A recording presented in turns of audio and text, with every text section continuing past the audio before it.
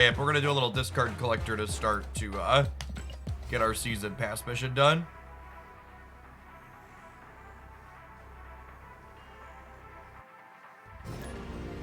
Little Mo Dockerson. Hey, Butter. Thanks for the third of a year. Good morning, good morning. Yeah, we just got a Modoc on Wog one time and we'll be good to go.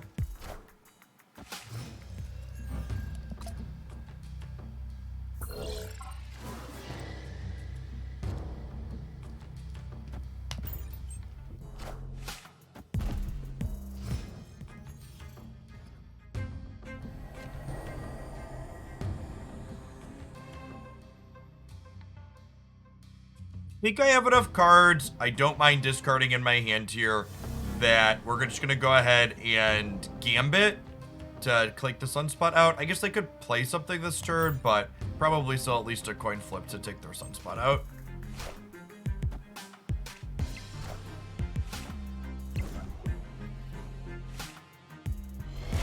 Oh, running hot to start the day, friends.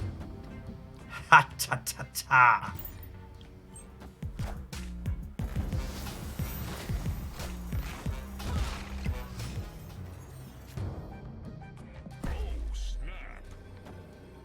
Oh gosh, we even have priority here?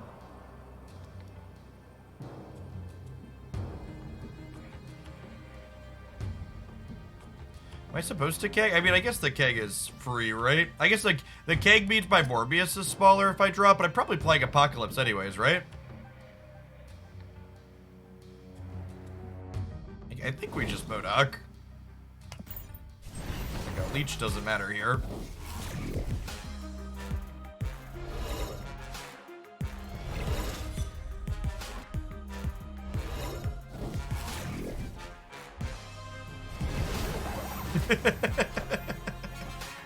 Oh no! My cards don't have text anymore!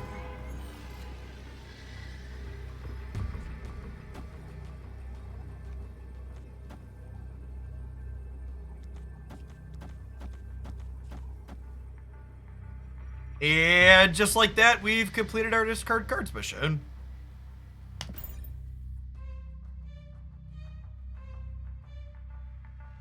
We'll play a couple more with this. Hey, I'm cool. Appreciate the 5 months. Welcome back. Appreciate it. Having priority here was huge. The Gambit picking off the Sunspot was a big deal.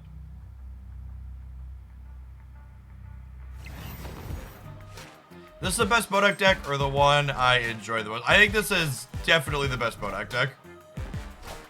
I think it's a kind of a low bar, but as someone who played a lot of them, this build is pretty good and fairly consistent. Bud, we knew how many swarms I had. We knew how many swarms I had. I'll take the cubes, I guess, but... You got hired by second dinner. That's sweet, Timmy Hawk. What are you going to be doing there? Good luck on your new adventure.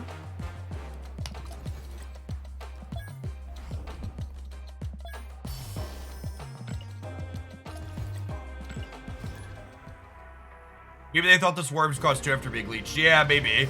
That's a good thought.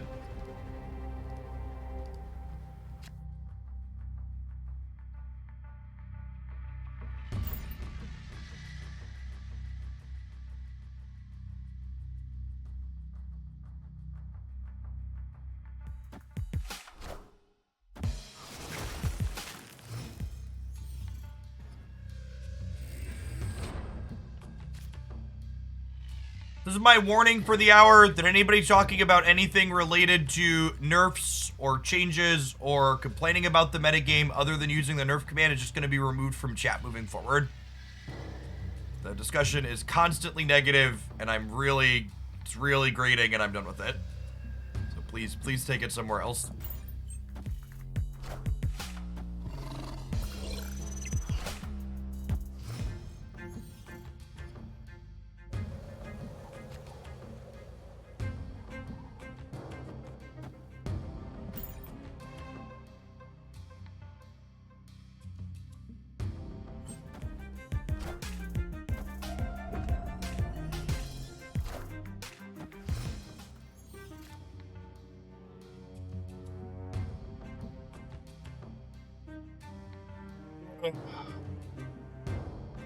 Mystique is just so bad, even copying the Morbius into the Shuri's lab.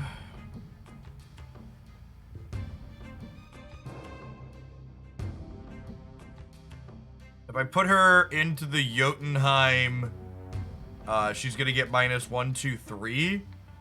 But I probably still end up ahead in the long run with that, right? I think I just need to play her on curve.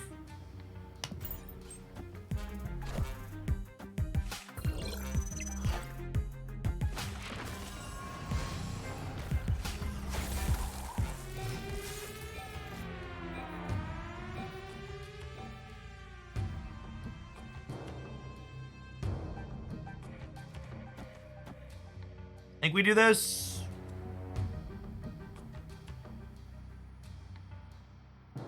I could also, rather than gambiting, just Lady Sif to guaranteed at the Apocalypse. It's probably better.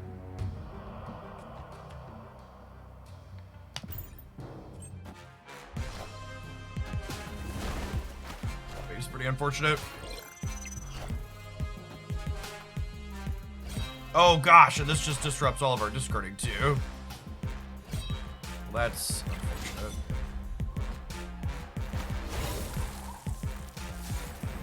MODOK?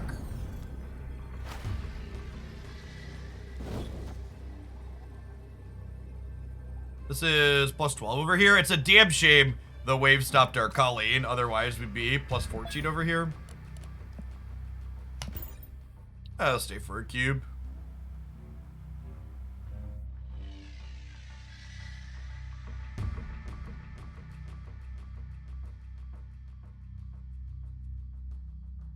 How are magic numbers yesterday? They're about half of what we usually have for Snap, which was still a little bit higher than what I had when I was streaming magic stuff last year, but not great.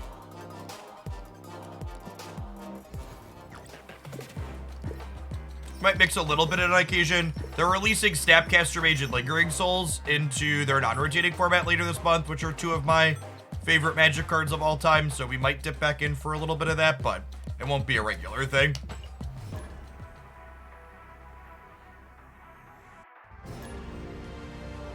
I would expect the next series drops to happen slightly before the upcoming variant rush, because I would bet they probably need to patch in order to tee the rush up, and they currently have to patch to do variant drop or series drops. So I would expect whatever the patch is like mid-month in the next like week and a half to have drops in it. But Magic more or less fun than I remembered. The current Magic formats are actually pretty good that we played. Well, we played one format. I've told the others are good too. But the big thing that was different going back to Magic is I'd forgotten just how slow it is. Like the pace of play compared to Snap is just so glacial. It really hammered home that one of the best things Snap did for this genre of game is just like be snappy, pun intended.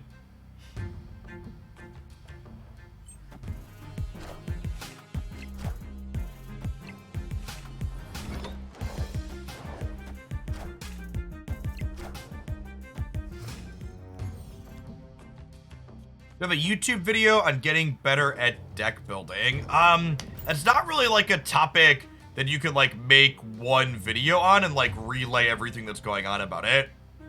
There's a lot to dissect there, essentially. Friendly neighborhood Spider-Man here. That's annoying.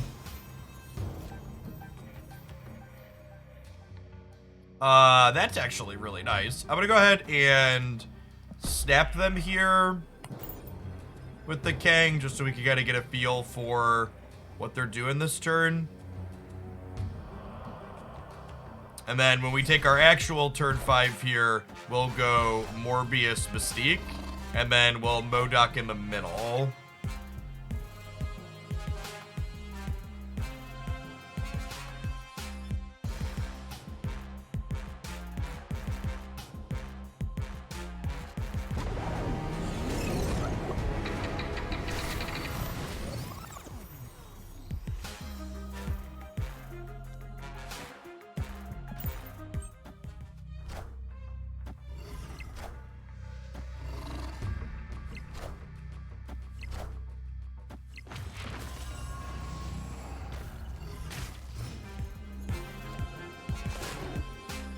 Our lack of priority sucks here, but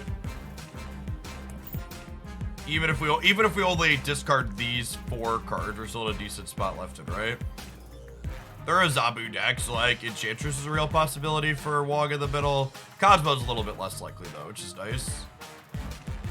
Playing Maximus, they're probably the Sarah. Probably a Sarah Zabu deck.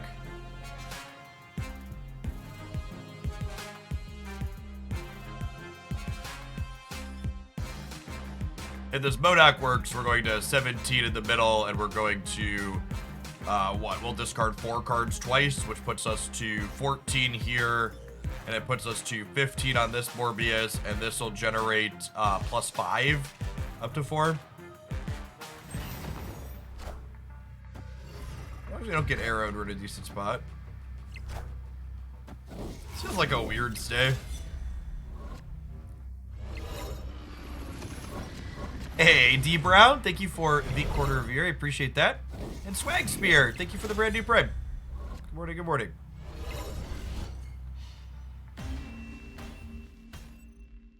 Victory.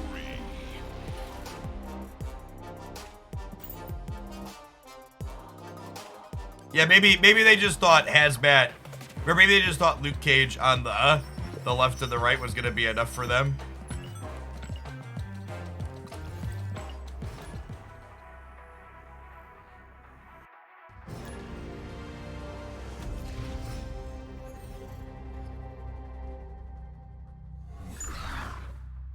What's a good substitute for Captain Marvel in your Hella Modoc deck? Vision's usually the go-to substitute.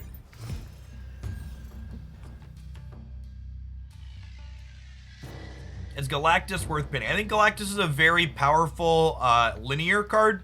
My number one recommendation for anybody when they ask about pinning Galactus is that you should go watch like an hour or 2 of Galactus highlights on YouTube and like make sure that you really like the idea of how it plays, because Galactus does exactly one thing.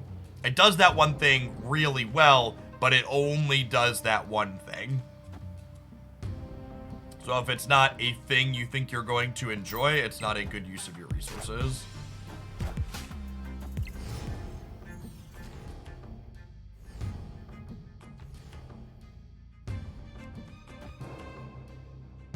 Well, Mystique in the middle, and then we'll tee up Wong on the right, and we're just hoping to draw Modocerson in our last 2 draws. Those are the decks I plan to play today. Nah, I don't really plan in advance anymore. We're just kind of like, go with the feels.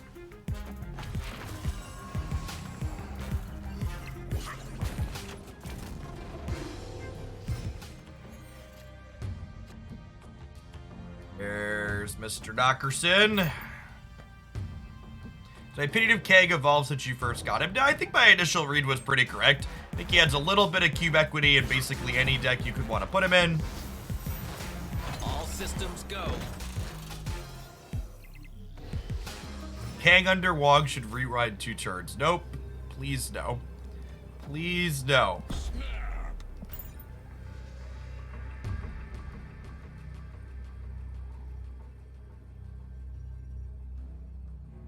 I don't think I'm smart enough to play the bounce deck without being crunched for time on turns 5 and 6. It makes you feel better. I also often feel crunched for time on turns 5 and 6.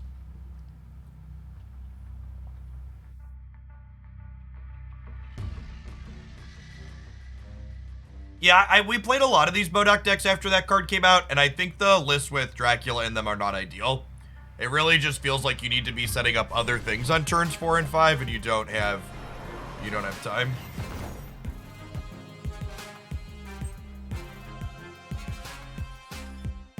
Whoa, it moved the Wog animation to their side of the board. Weird.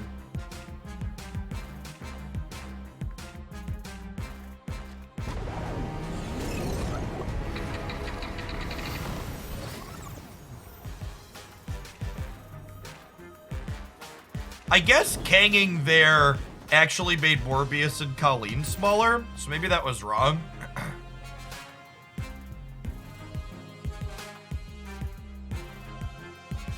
Yeah, I'm just supposed to YOLO the Modoc.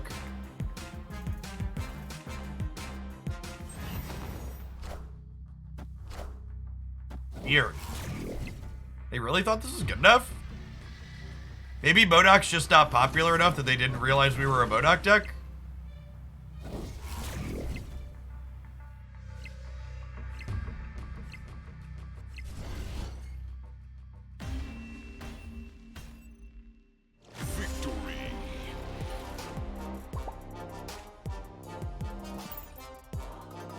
You're looking for a deck to do your discard 10 cards mission, chat. This one is great. Keg's completely optional. One of the things that's important to note about Keg is that Kang is optional in every deck list that plays him. He's never a key card. He simply supplements what you're playing in your deck. One of the nice things he does for this particular archetype is he lets you kind of see if they're gonna screw with your Wong or if you're about to get leached so you can like play cards out proactively. My hand's actually pretty bad here, so I'm gonna leave what they snap us on too. Hey, Azuri, thank you for the brand new sub. I really appreciate the support. Tasted Donut, thanks for dropping off that Prime. There's a ton of great places you can drop that on Twitch every month. Thanks for sending your Bezo bucks this way and keeping me around.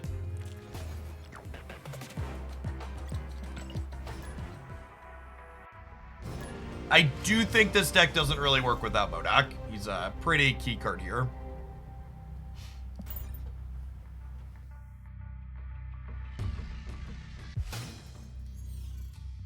Yeah, the basic idea of this deck is you're just like playing Apocalypse for 6 energy on your last turn frequently. Hey, Namoth, thank you for the 2 months. Welcome back.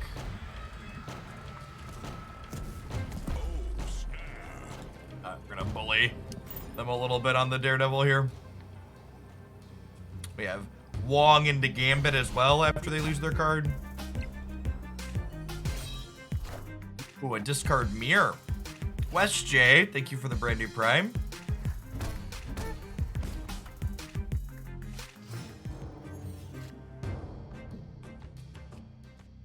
Nice. We could morb into Gambit next turn.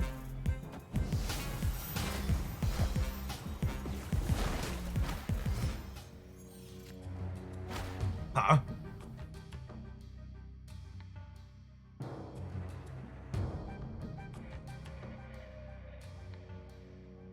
It's really unfortunate. Think they're a bot? I don't have any bot splits so far. These are all human cards.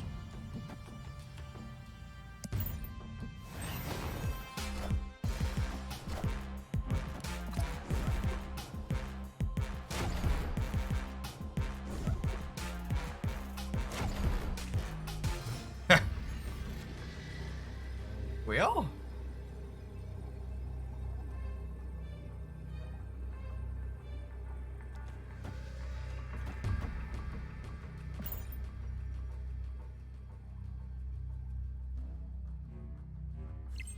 maybe I was supposed to Mystique the Wong last turn and then Gambit plus Morbius on this last turn.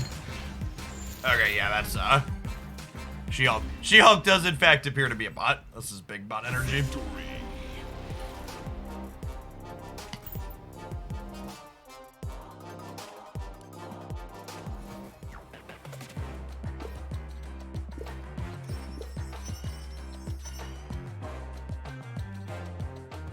What's a bot split? Yeah, I have a video talking about bots here. The things that are bot splits right now is humans. It's not a guarantee, but generally speaking, humans don't have splits where your border effect with no background or your background with no border effect. So like a Kirby Crackle with a normal background or an ink or gold finish with no border effect. I do not think Helicarrier is replaceable in this deck. Helicarrier, Apocalypse, and Swarm are the only 3 cards in Marvel Snap that work with both Collector and Morbius. The standard format was fine. I definitely didn't play it enough to have a, like, super informed opinion on it. My biggest takeaway from playing a little bit of Magic yesterday is, good God, is Magic the Gathering an incredibly slow game compared to Marvel Snap. I had forgotten how glacial the pace of play is there. And the games weren't bad for reference. Like, I enjoyed the games I played, but it was just very slow.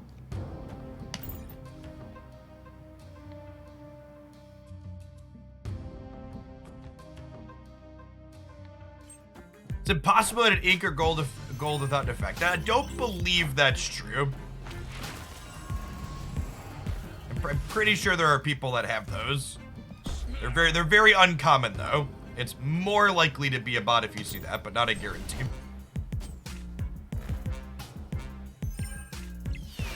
Yeah, I saw they announced Huntmaster for the upcoming Magic set. I'm hoping they add Bedlam Reveler is the other one.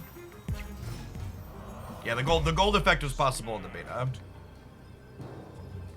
This feels like I'm ahead on 5 bot snap, right? It could also be a human about to Cosmo me though, so I'm gonna go ahead and Kang here just to confirm.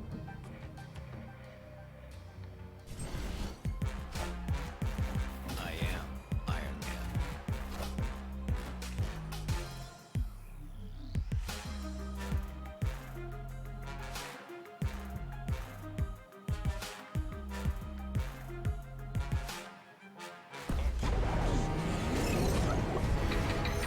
Yeah, they re-snap before the animation. Definitely a bot.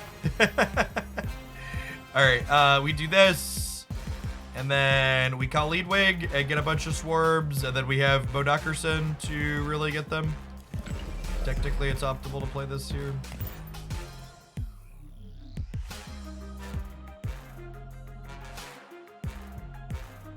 Do bots change their behavior on King? I actually don't know the answer to that.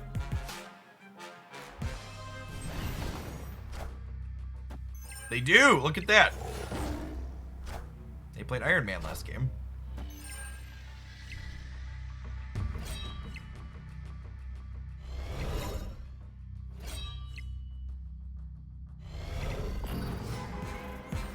Hey, Loxandir, thank you for the quarter of beer.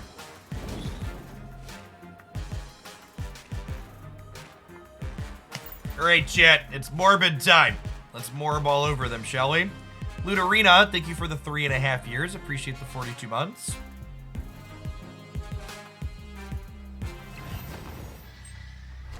I am of the opinion that Dracula is not good in this deck, yes. You just don't really have time to fill your hand or whatever.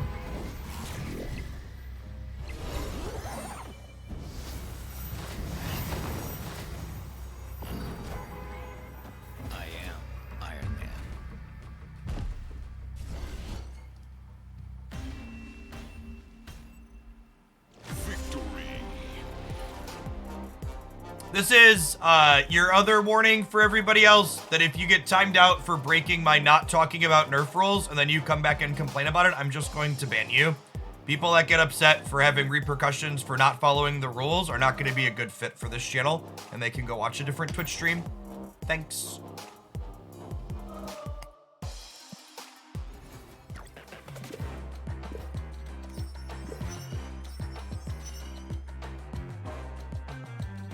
Is there a way to initiate the fast forward?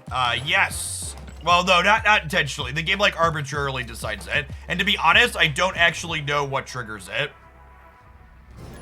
If you haven't seen this deck before, it is, in fact, a ton of fun. I posted a highlight on my YouTube channel last week with this, calling it my best Bodoc deck, which I definitely stand by. I think it consistently puts out some pretty big numbers when your cards have their text boxes.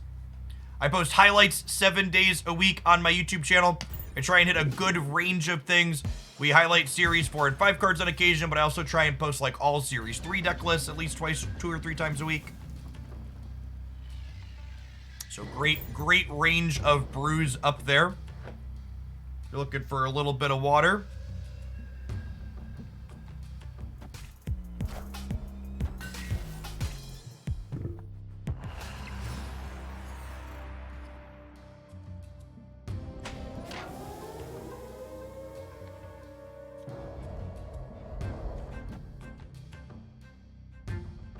probably gonna end up being a retreat. Our hand's pretty bad. You really need a collector or a Morbius in your first like 3 turns of this deck typically.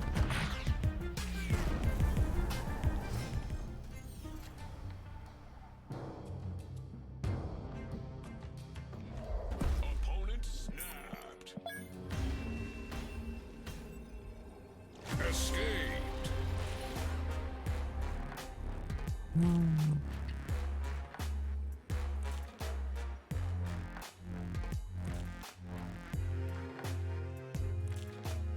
No, I turned the comments off on the Nerf video by default.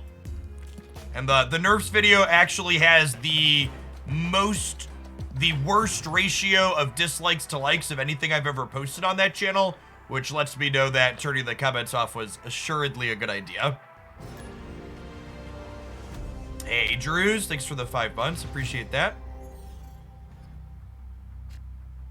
I think we'll see another dump of cards like when we saw Series 4 and 5 hit all at once. No, I don't think they've kind of communicated that they don't ever intend to do that again. Them dumping a bunch when Series 4 and 5 first released, or them just kind of kickstarting their release system.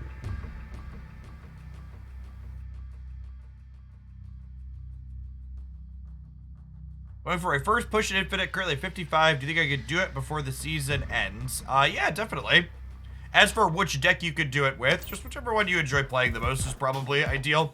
I think a lot of people undervalue how much better you will do in games like Marvel Snap just from playing a deck that you like.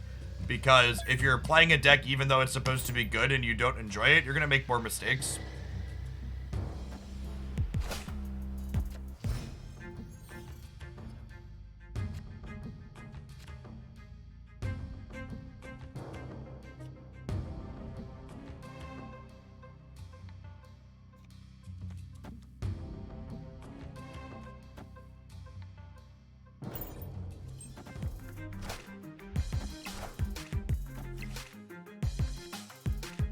How do you feel about this Dwarfblade versus Thanos deck? I think in the games where your cards have text boxes, you're pretty reasonable at racing them in a linear sense.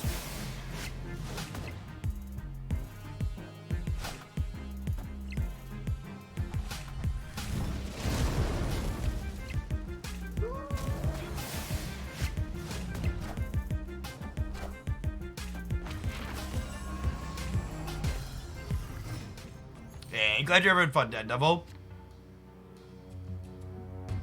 That's a helicarrier.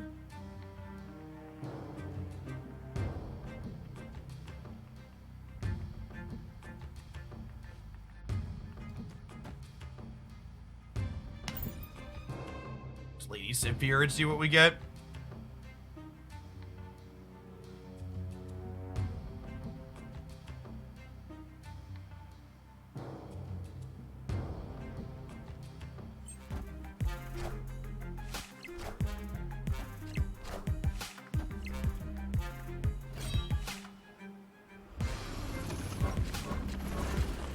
I keep the Mystique gold, or I try Frank. I think the golds are my favorite split, so I'll probably leave it as is. Generating the Apocalypse as well as a discard card off of Helicarrier feels like cheating.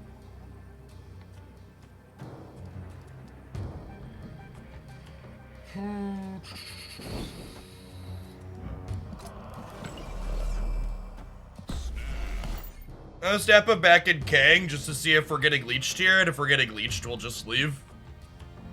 That's the big upside to Kang in this deck, is you just get to like check why they're snapping in these later turns and then bounce if it's not good for you. Yeah, cool.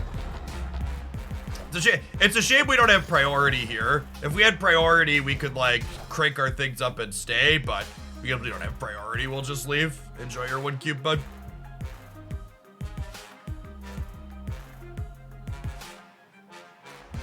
The turn 6 Reality Stone wouldn't have mattered. We would have been huge on either side.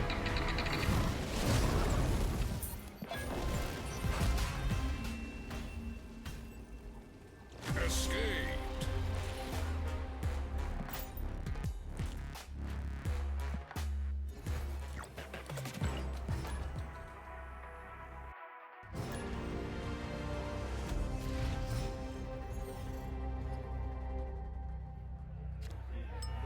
I think the list of decks that don't really want Kang are things like the Beast Bounce deck, where you have like a really specific set of engine cards you need to draw early in the game.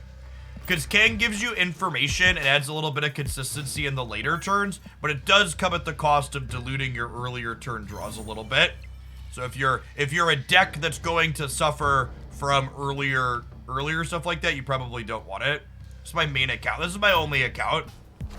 Marvel Snap's way too expensive for me to have multiple accounts.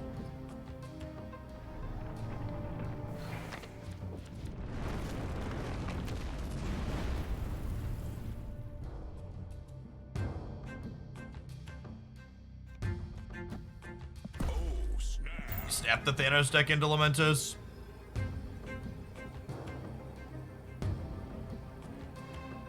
I should consider a free-to-play account. You should consider not telling me how to enjoy playing Marvel Snap. And I'll do the same for you.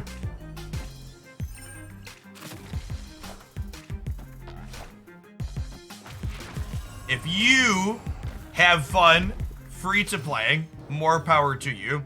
I, however, do not have fun free-to-playing games. So I'll chill over here.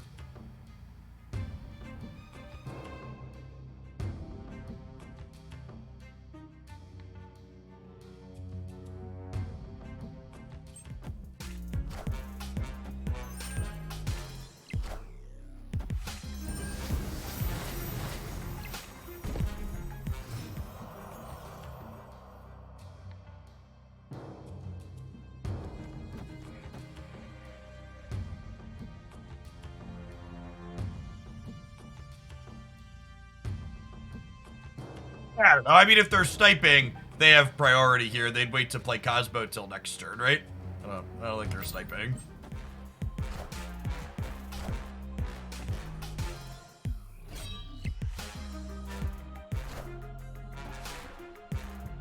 One thing I know people love is when you show up to their workplace and tell them how to do their job. Yeah, exactly, right?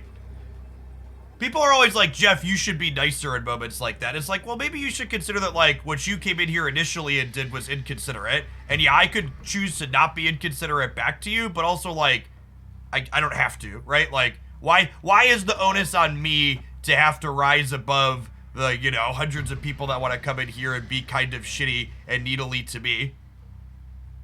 They could have a reality stone for left. Yeah, that's true.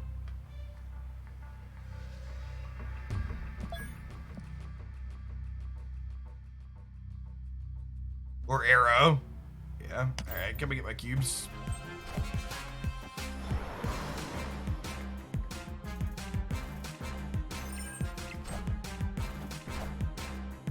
You know what's interesting? Maybe I'm just supposed to play the swarm so we beat the arrow. That's the next level.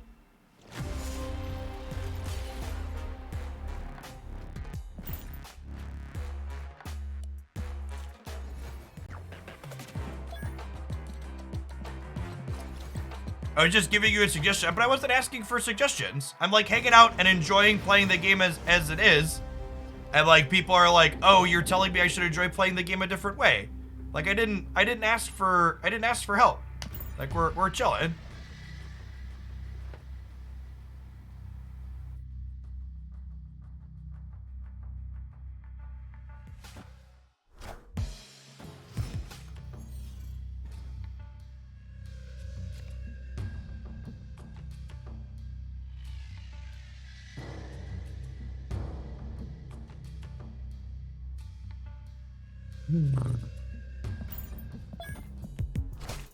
Zane's probably a bot.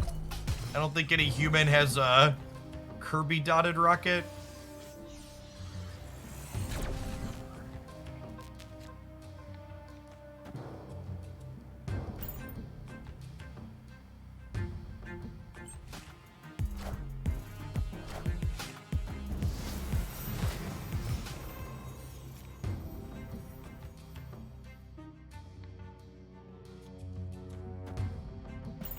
Hitting helicarrier is not great here, but they have an infinite split on every card. I don't, Jern.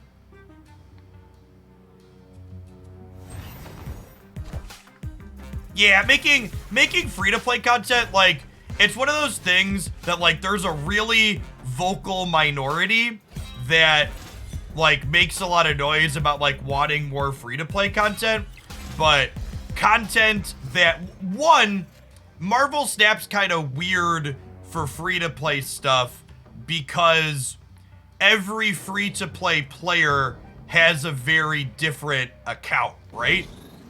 Like, you can't just say, okay, these are the cards free-to-play players have, so I free-to-play, and then everybody has, like, this content's relevant to people, right? Like, even if you make a free-to-play account, there's still going to be a lot of the content that you're making that's just not relevant for a lot of humans.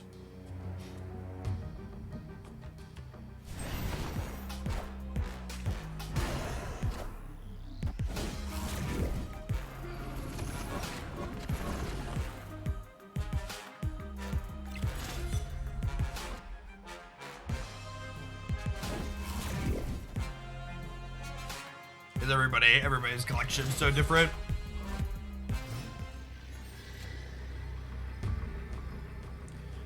Double check what the bot's doing before we embarrass ourselves and lose the cube here.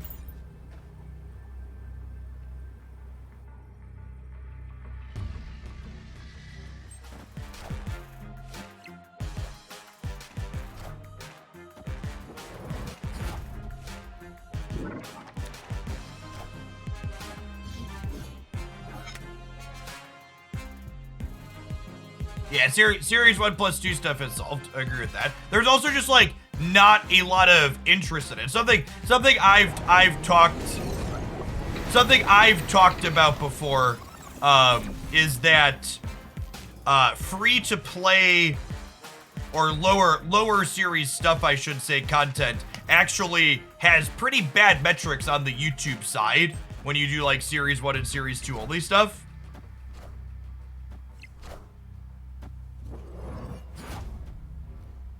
Yeah, I've often seen people with free-to-play tags, and then they're playing Thanos and Galactus. They've been free-to-play since the beta. Yeah, exactly. Victory.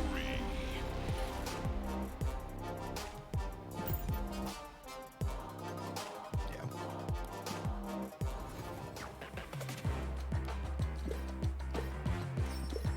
And part of that too is like Marvel Snap's free-to-play experience is actually relatively reasonable. Like, obviously it doesn't hold a candle to like Runeterra or whatever, but compared to like Hearthstone and Magic Arena, if you understand what you're doing and you use your resources appropriately, your decks that you're getting aren't going to be that different than fully powered things once you get into it, right? Like, but like we've highlighted a lot of time, a lot of the series 4 and 5 cards just aren't very good. There's a very small number of them that are, but you could focus your resources and pick those up.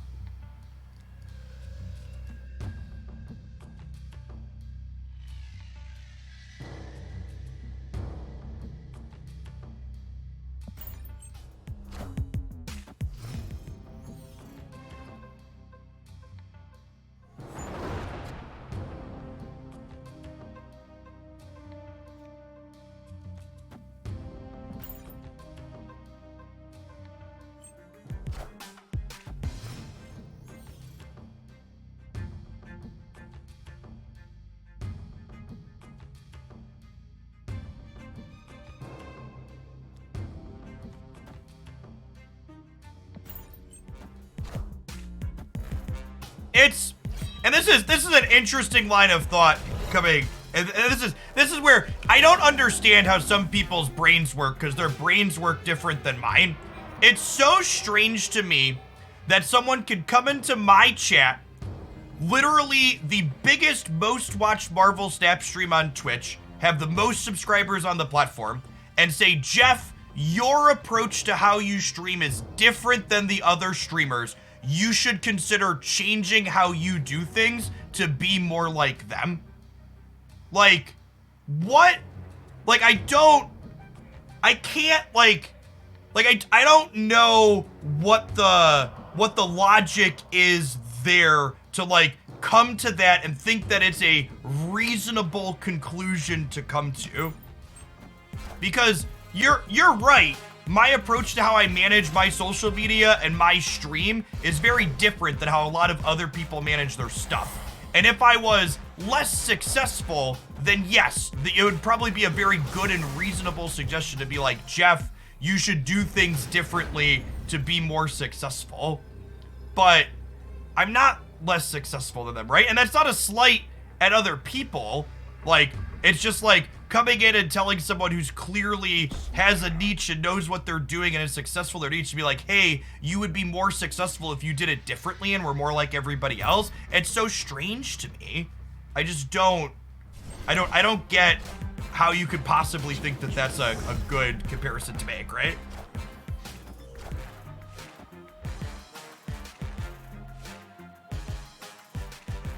I don't know.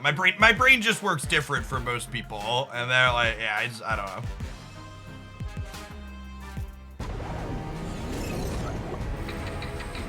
Not just fun. Thank you for the sub gifts. I really appreciate that. And Jackie and the Faceless One, appreciate the Prime.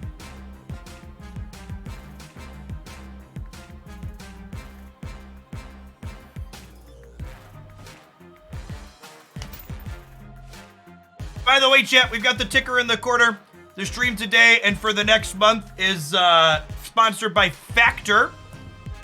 They will deliver delicious meals ready to make directly to your door, and you can check them out there. We Valkyried my Morbius. Okay, interesting plan. I think they're a human. I don't think I've seen bots play Sentry.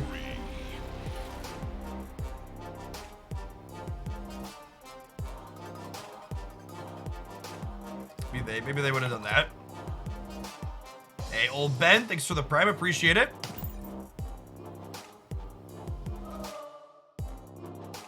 We do still offer free timeouts.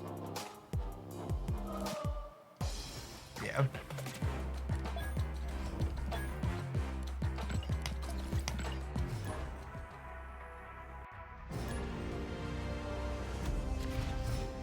All right, chat, after this game, it's gonna be time for our hourly ad break. I'm gonna run to the restroom, and I think we're gonna change next when we get back. This one's been good this set, but I think we're just gonna change things up before things get stale.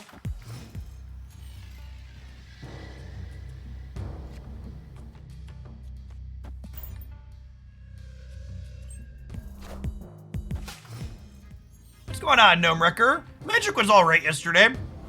I think the people I've heard talk about Magic's current standard format being good are accurate in their assessment. The game's really slow compared to Snap, though. I actually hadn't played any Magic in the last 5 months, and I'd forgotten just how glacial the rate of play is. Do D9 and I have any history together? No, we just watch each other's content. D9 is someone I've watched for a long time, and I did Magic the Gathering before Snap, so D9 watched a lot of my Magic stuff, because he does Magic as well.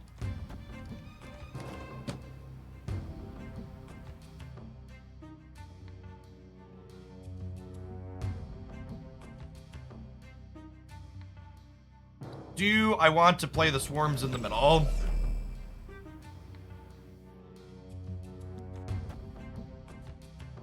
I think I do. Man, it's close. Part of me wants to just, like, put the Collector in the middle. And then, like, Wong into MODOK over here, potentially.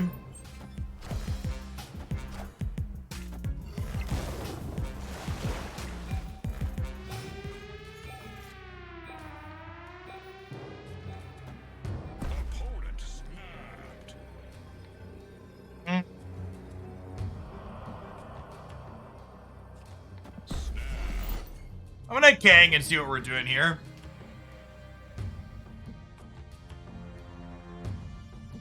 No, I don't have any coverage or really knowledge of anything related to Magic stuff. It's been a hot second since I played that game. Okay, so they're Ultroning. I think we're supposed to leave here. We'll just bounce for a cube. Hey, Balrog, thanks for the 5 bucks. I appreciate that. Welcome back. All right, chat. I'm gonna hit the ad roll. I need to run to the restroom. When I get back, we're gonna do something else. I think we're gonna play Viper. I think I would still like to farm another Viper split at some point in the not too distant future. BRB.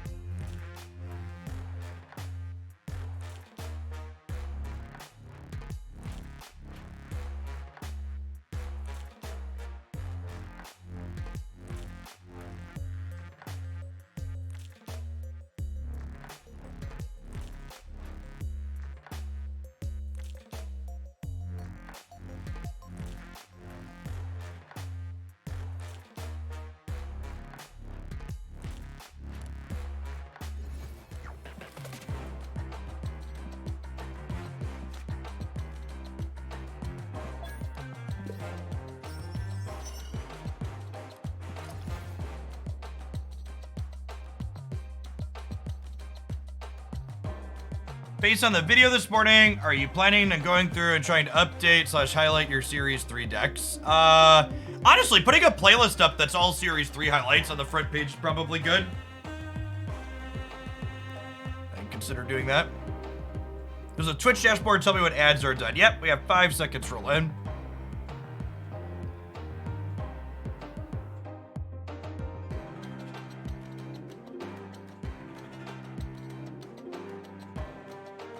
Just other ongoing things would be the best ones, Koopa.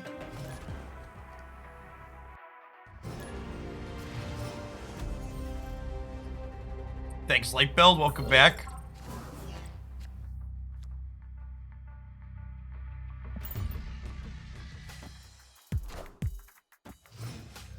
Hey, glad you're enjoying the bounce deck theme. Yeah, we're definitely gonna play some of that today. I agree that archetype is a ton of fun. Green Goblin. Rats.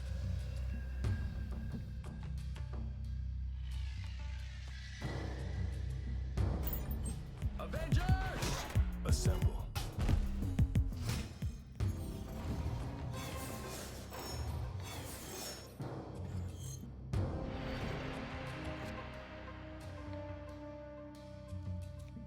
The Magic Lord of the Rings collab has been in the works for a little while. That comes out this year finally, right? We've known about that one for a hot second.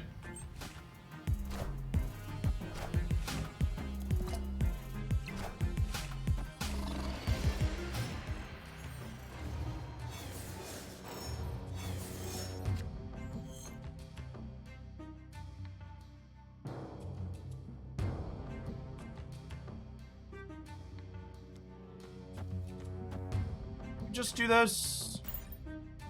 I guess I could do this next turn, but my only other play this turn is Shuri. I think we'll hang out. Hands alright.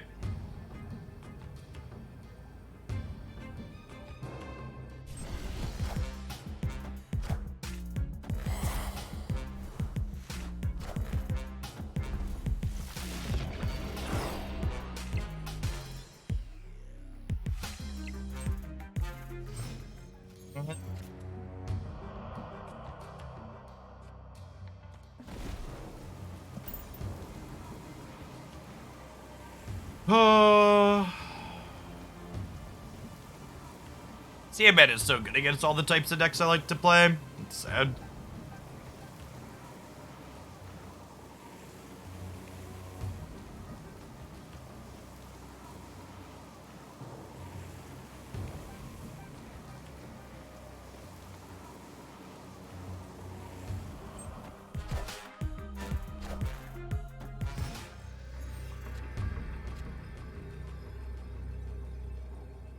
Yeah, we just can't beat Dr. Doom here, right? So we gotta leave. we'd win. We'd win against it if we had the ability to play cards, but prisoned out. Escape.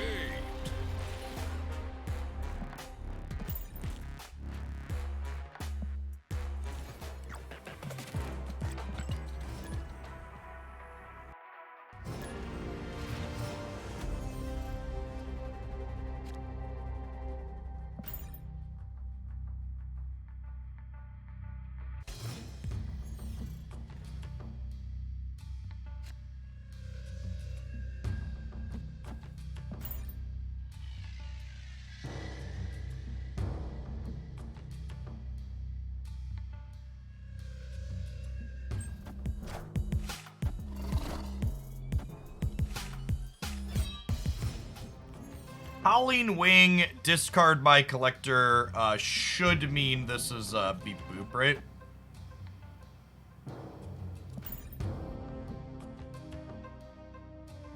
We play Titania in a lot of decks without 0 on this channel. The basic idea with Titania is that she's a turn 6 play. You're playing her out in the final moments of the game. You'll note that our 2 top end cards here are Captain Marvel and Arrow, which are 5 energy plays.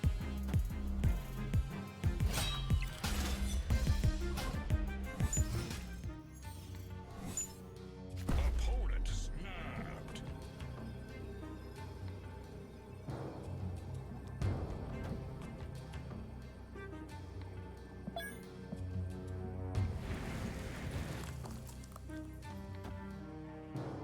I think this is fine. Grab an extra Titania here.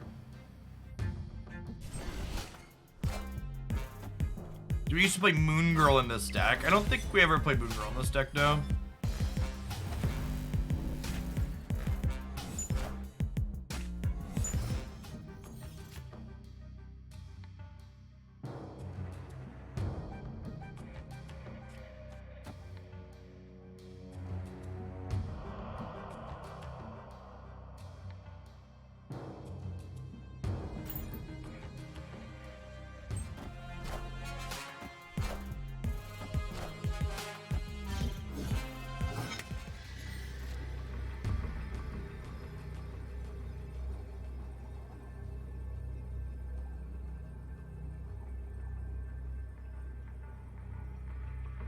Their Apocalypse is 16.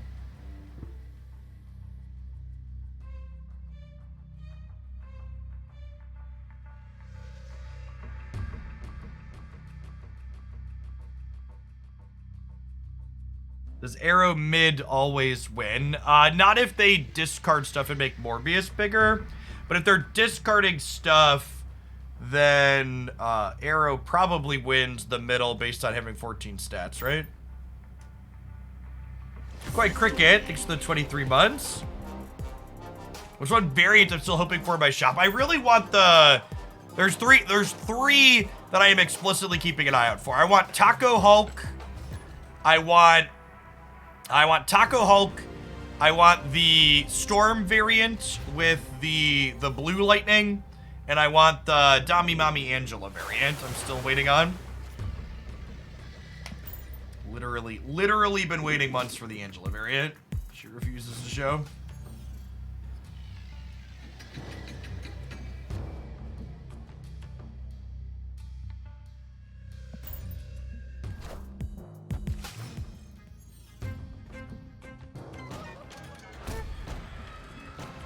Why does he keep saying error subscribing? I wonder if Twitch is having some problems this morning. I'm gonna Green Goblin the center because they haven't played their Lockjaw yet, and this would be the location they're most likely to play it into, based on the board.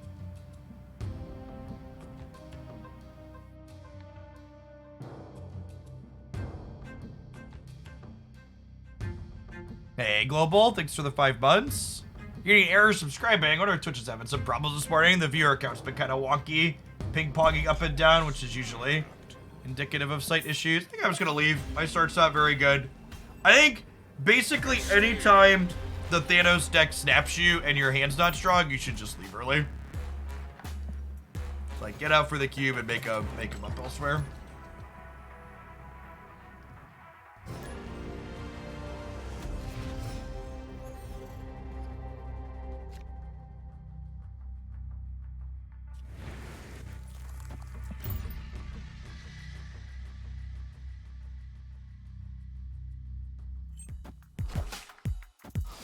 Nerf command.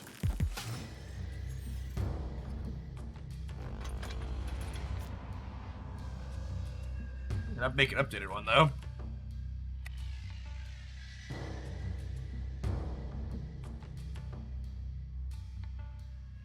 Yep.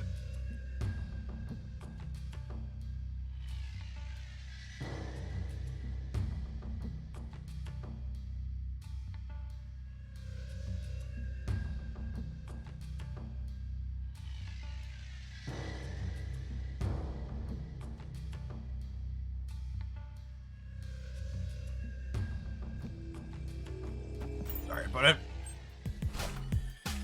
And this deck is able to hang out with the more meta Shuri deck. So the thing to be aware of, Stopticals, is that most of the decks that I play here on stream are new deck ideas that I haven't played before. So these are the first games I've played with this. The deck in my deck editor is literally titled Cards I Like. It's probably awful, but it's just a bunch of Marvel Snap cards that I kind of enjoy playing games with. So I'm gonna play some games with them this morning.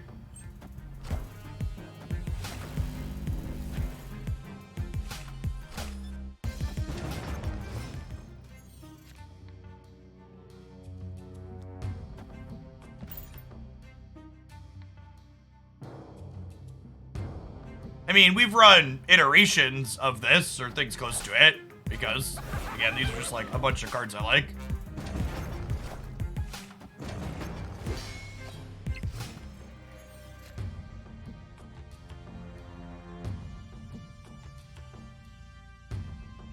Imagine playing cards I like for fun. Alright, I think this is like Viper into Vibranium here in the center. And then we're hoping to peel a Vibranium off the top, so that way we could go Vibranium plus Arrow on the last turn to win.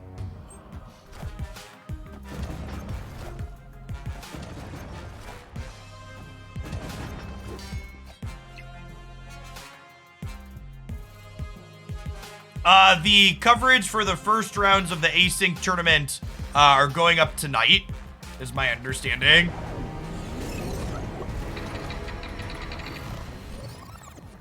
So I'll share posts of that on Discord and YouTube and probably Twitter when that happens. It'll be on the YouTube side, I believe.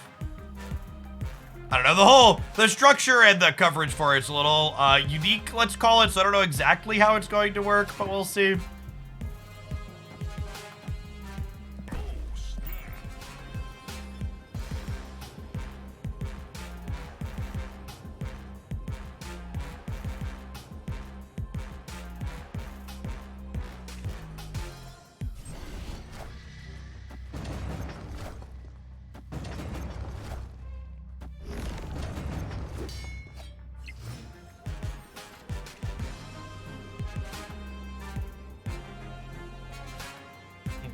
Unfortunately, I don't think 11 wins the race, so we gotta go here. Professor X was not a card I was really expecting out of a deck that wants to not have priority. It's an interesting inclusion. The tournament's already been played. It's technically in progress. It's not finished yet. It's being played asynchronously.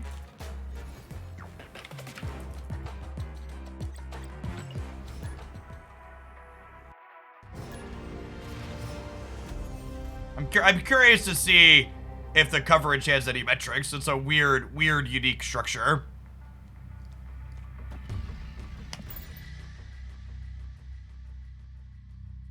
Thanks for the 53 months, Beck. Eric is probably a bot playing Mantis on one.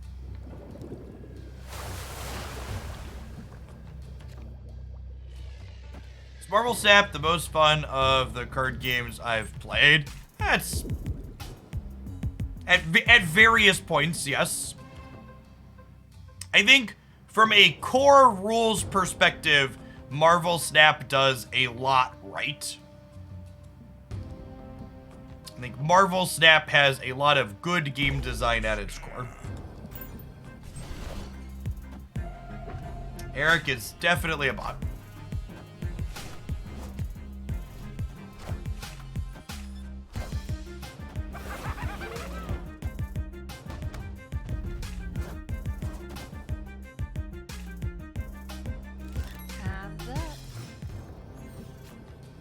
What was my favorite time for Magic the Gathering?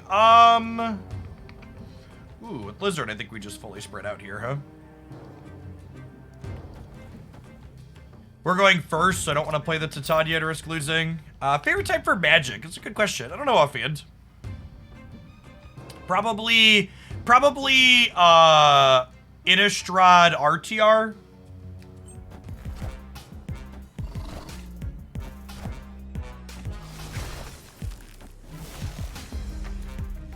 I think that Jeff the Shark will have enough utility.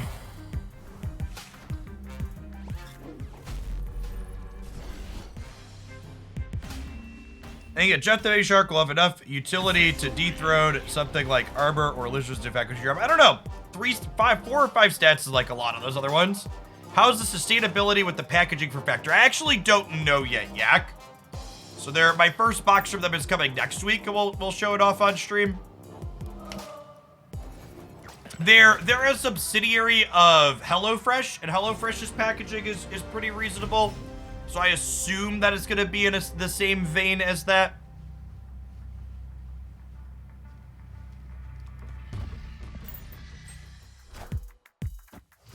I'm interested to see how they compare. So Factor is different from other meal services like HelloFresh, their parent company, because they don't just send you ingredients. You get their fully prepared meals that you heat in the microwave or the oven for convenience.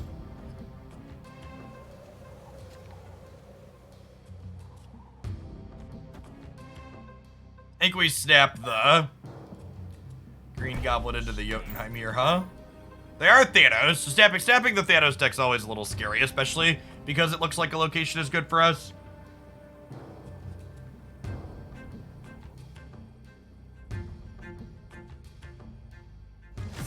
Airlex, thank you for the brand new Prime. Am I into cooking? I do enjoy cooking. My wife and I try and cook like 2 to 4 times a week, depending on what our schedules look like. It's a big time commitment, right? You have to like spend the time preparing the meal, and then you gotta like clean all the dishes up afterwards too.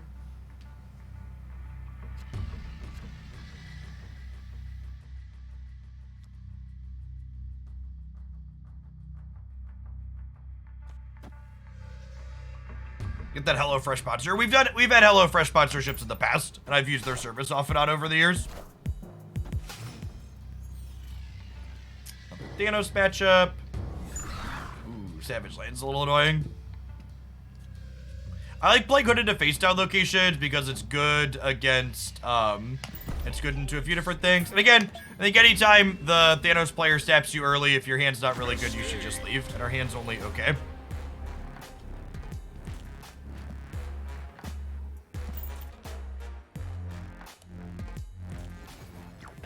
Yes, the Factor promo is just for US. As an extra added bonus, if you check out Factor and you sign up using my link, you could get a 6-month free sub gift to the channel. I get a little bit of a kickback every time someone signs up using my promo, so I like to pass that kickback on to the people that are supporting me in an easy way that I can. You signing up for that is similar to subbing for 6 months to the channel, so I just turn it into that for people.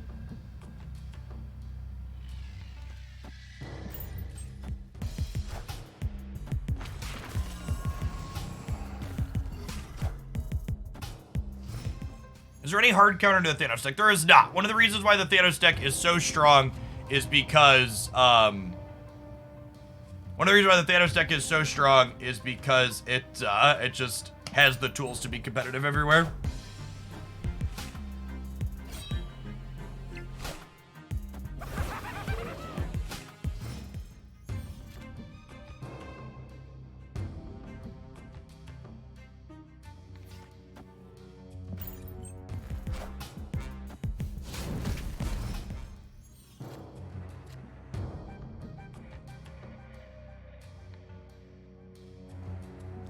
Yeah, the Thanos deck just kind of does a little bit of everything. It goes tall, it goes wide, it can leech the interaction.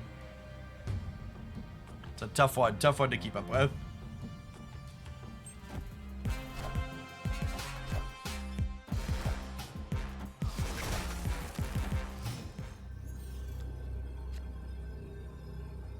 Okay, so they binned MODOK. Which means this lizard here is probably a win, right? This is a bot? No, I'm pretty sure this is a human.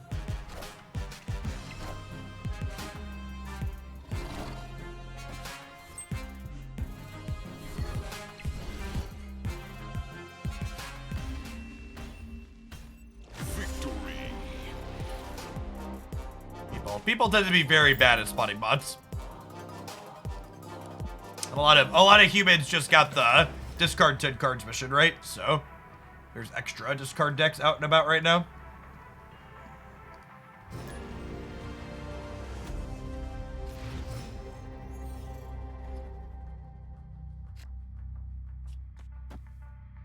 Hey, Goat Colin. Thanks for the 5 months. Welcome back. I don't believe bots currently have MODOK decks, no. Like, bots don't currently have Thanos decks either. So if you queue into that, you know it's a human being for the time being.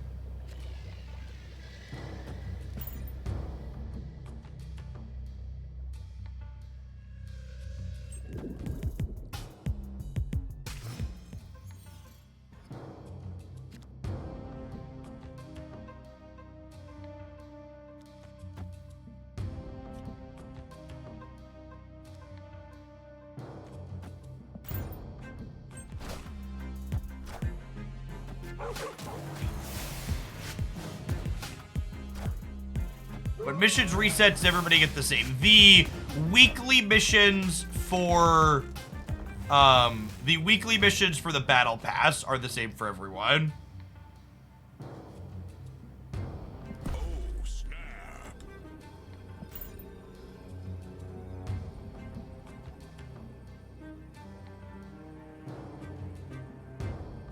Oh, there's an untap button on the overlay for when we did magic yesterday. I can turn that off real quick. Hopefully they will have a snap overlay here soon. But yeah, we were using it for magic yesterday. It should be off now. No, I appreciate the heads up.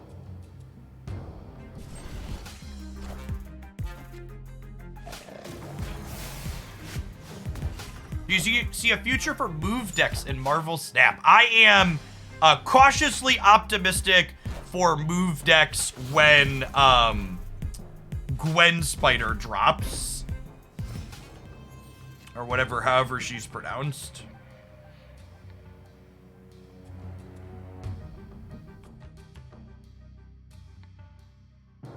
Ghost Spider, yeah. They play Arrow. I mean, sure. Is it crazy, Call Me Baby, to just like Viper try and hit the hood here, and then like next turn Shuri Demon Titania?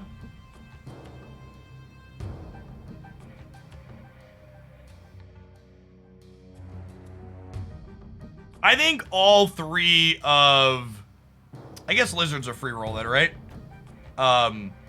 I think all three of the upcoming Marvel Snap card releases have a lot of potential. Oh, well, I guess with Leech I should have Shuri'd this turn, huh?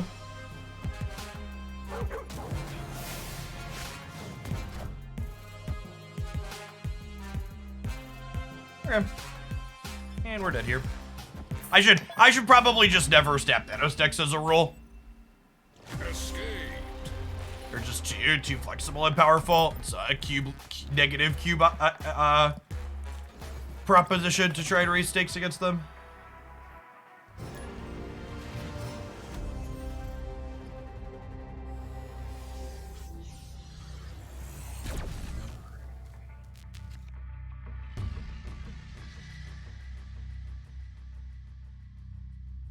I don't, Beck, that was a bad timeout. Could you be a little bit less aggressive in general, Beck? You have a lot of misses. If you could fix that one. Especially when people are subbed.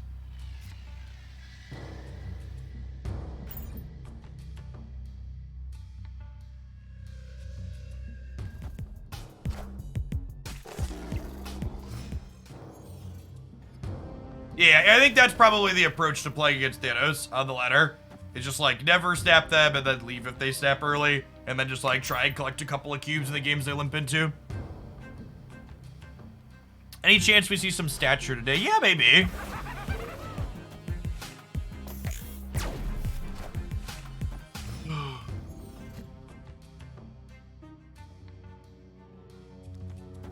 Man.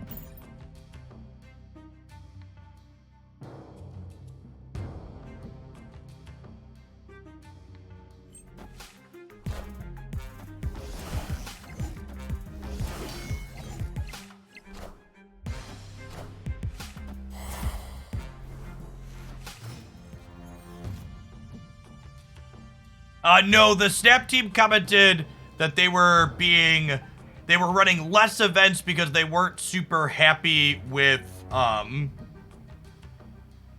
some of their events were, the quality of the events that they were running. Okay, so the Nova here is rough because it means that there is a Killmonger in our future, most likely.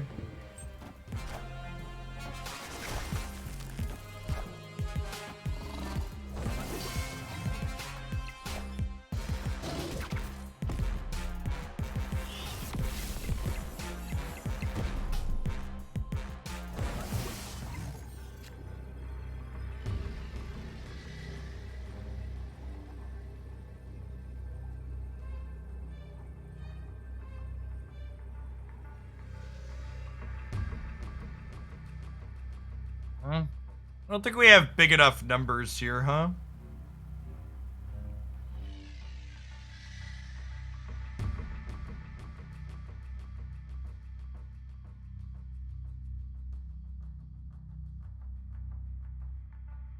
Yeah, so the problem with Arrow plus Demon is they have priority, meaning that even if I do this, they could put 2 triggers into Angela, getting to 15 here, right?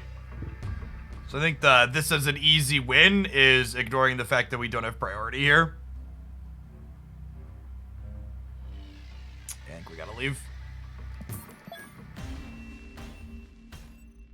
This deck is probably bad even with Shuri.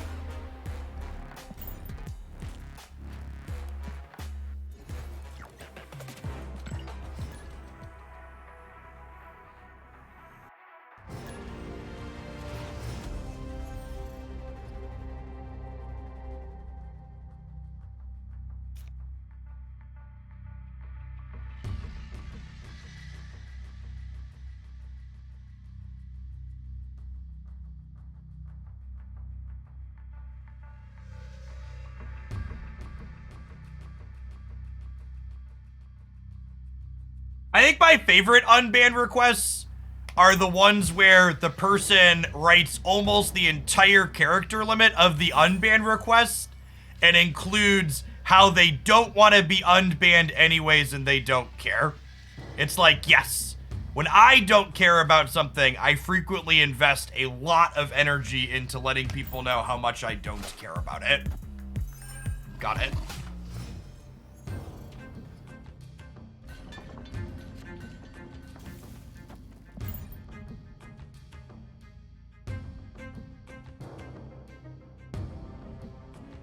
You ordered Factor with the code. As long as you use the code, that should. It takes a second for it to pop up on the thing.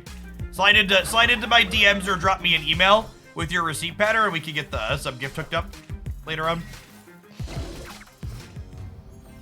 Hey, glad you're having fun, ZXCV.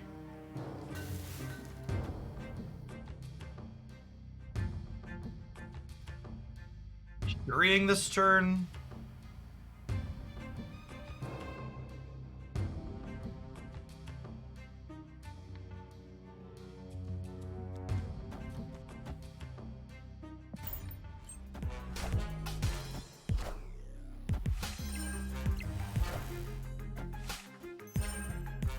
Yes, you'll need to wait till your current sub expires to collect the gift sub for Factor, because Twitch doesn't let me gift a sub to someone that currently has one active, unfortunately.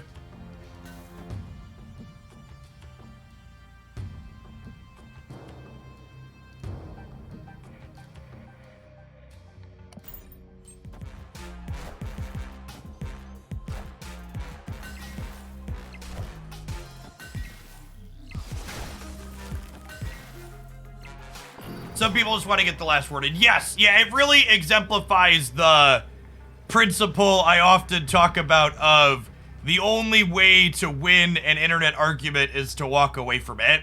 Because most people aren't really there to have a discussion about anything. They're just trying to win whatever is going on. So, like, you walking away from it is the best thing you could do. It's honestly why I think so many people have such a vocal problem with how I block people on Twitter and stuff like that, because they're just like big mad that they can't continue yelling in my mentions and making me see it, because in their mind, someone taking away their ability to continue yelling at me is like a big affront.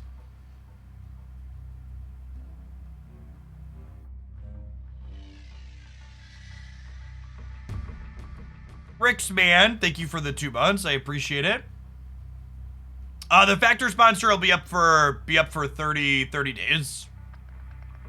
So Captain Marvel's gonna be 12, which puts us to 10 here. I think I might give up the Nidvaler and just play for the left and the center.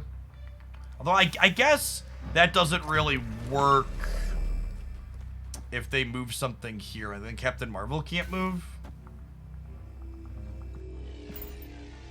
They're just leaving, sure. Retreat later, gamers. Is it better to hoard credits to save up or just not open reserves? Thank you for how you approach certain things. I understand your logic and I respect that. What are you trying to maximize by saving credits or opening reserves? It's pretty much the same, because your collector's reserves don't generate until you actually open them. So if you're like waiting for the variant rush or whatever, it doesn't matter if you're saving credits or saving boxes. The end result's basically the same.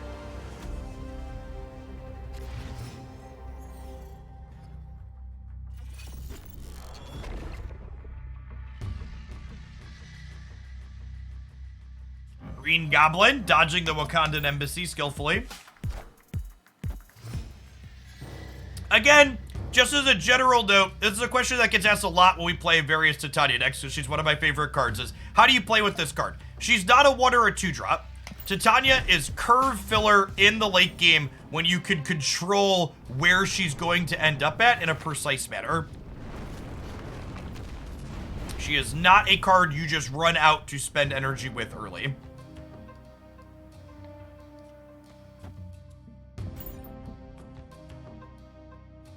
That was changed, right? I thought at one point they generated after acquiring but before opening. So it was communicated by Second Dinner that their eventual goal, was to have it generate when you claim them. However, that is not currently the case. So they want to have it work that way eventually, but it doesn't currently work that way now.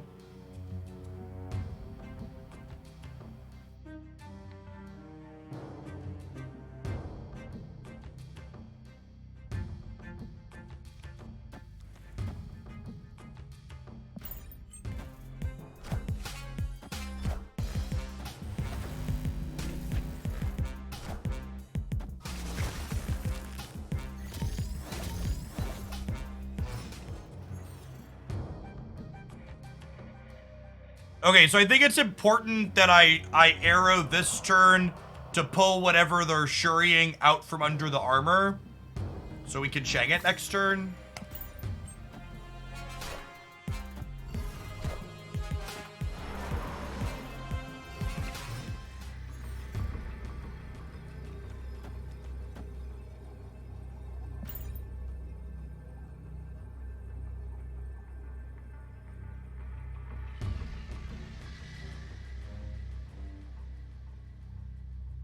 Hey, Rix, yeah, if you missed it, the answer to your question is it doesn't really matter. It'll work out the same way regardless. Hey, morning, Krazoa. Welcome to a live one. We're gonna lose to Titania mid. Possibly. They got Lamentus this game, though, so, you know. They get arrow plus 1 drop left. Yeah, maybe.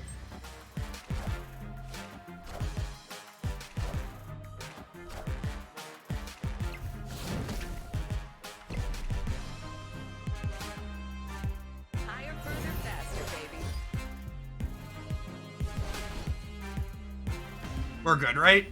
Yep. Victory. Morning, Saucy. Viper boosters. That's what we're looking for today, chat. We have 8 Viper splits without Kirby Crackle, Ink, or Gold. So we need to get 90 boosters on her so we can get another roll at that. Boosters, if you will, exactly.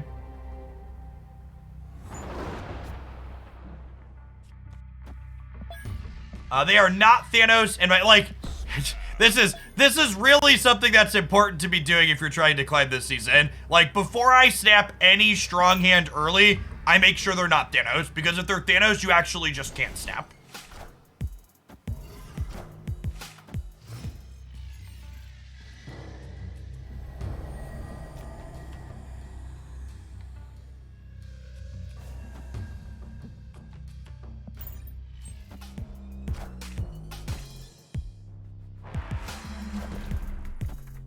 What does curve mean? Curve is a TCG term that refers to using your energy or resources that you use to play your cards every turn.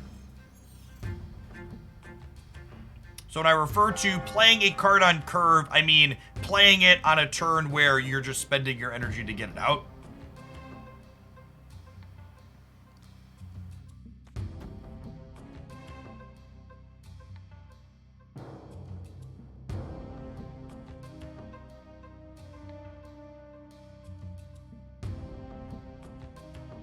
Isn't that every turn? No, so one of the reasons I actually really enjoy Marvel Snap as a game is I think Marvel Snap is actually the card game, the card game I've played where playing on curve is the least important.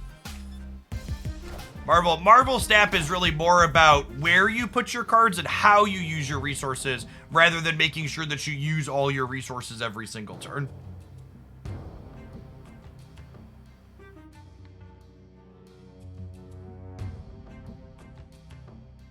This is definitely not the best Shuri list, it's just cards I like.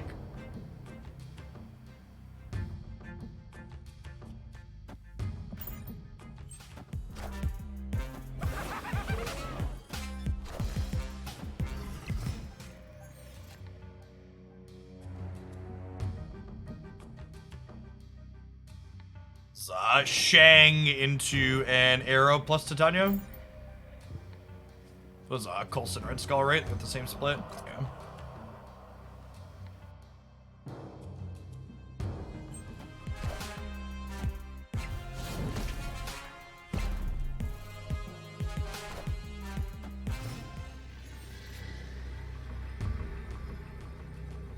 Huh.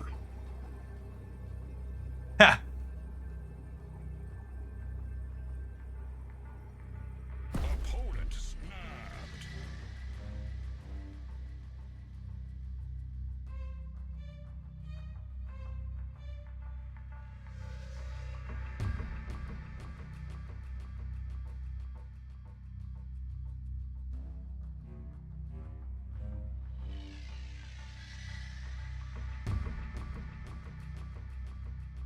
It's a King Snap. Feels like a King Snap.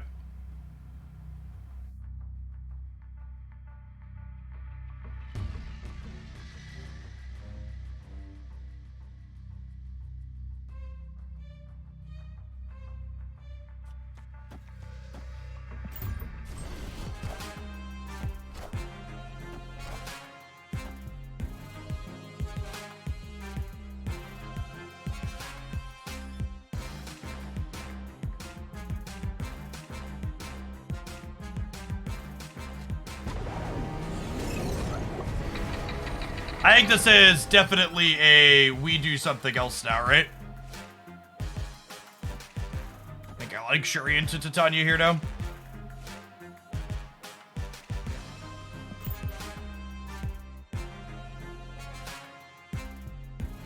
Just leaving. Victory.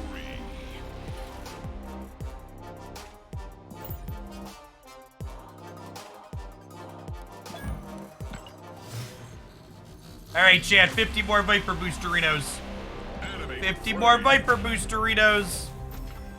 Alright, I think we're going to change decks up again when we get back from the break. Non-subs, I'll see you in 2 minutes. As always, you're not going to miss any gameplay. Appreciate everybody hanging out today. We're going to be playing a bunch of different step decks over the course of the day.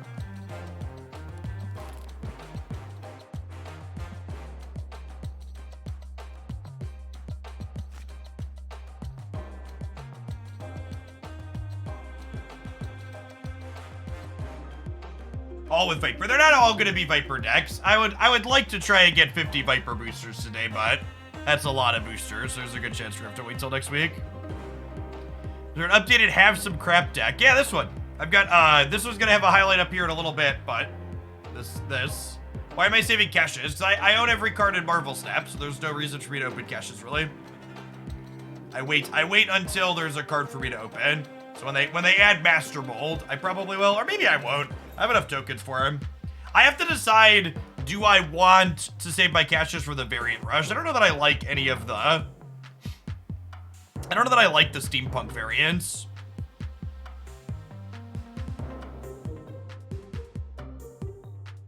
Hey, what's going on, Bad Robot? Welcome to a live one. By the White Queen. I leave her pinned there to tempt myself occasionally. I think I'm gonna stay strong.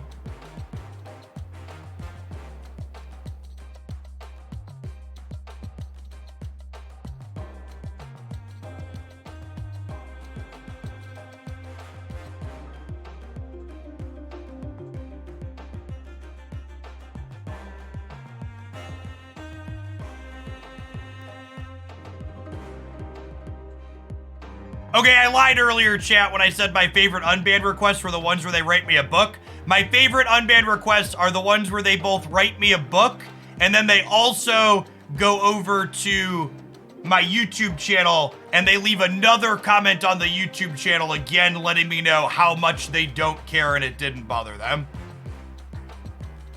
Nothing really says I don't care, like writing me a book and then letting me out know on another social media platform how much you don't care. I believe you. You have a P.O. box? We can write how little we care to asking the real questions.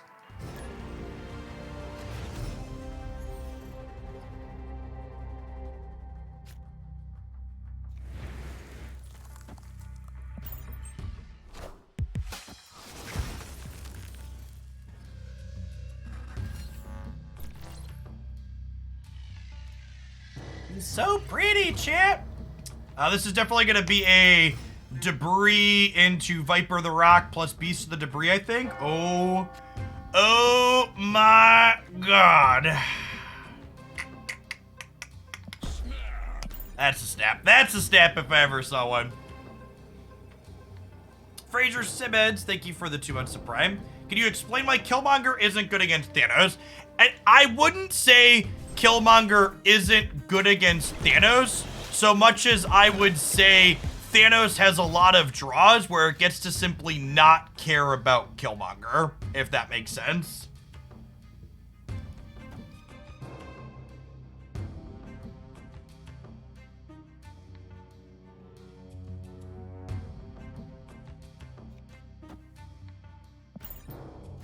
And Killmonger is a card you often want to play late, which means that it's not stellar against some of the things that they do. What's what I'm searching for? It's not necessarily stellar against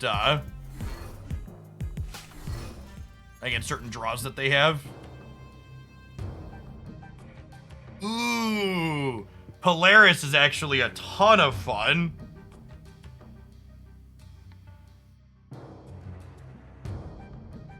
The Debris Rocks are gorgeous on this split, yeah?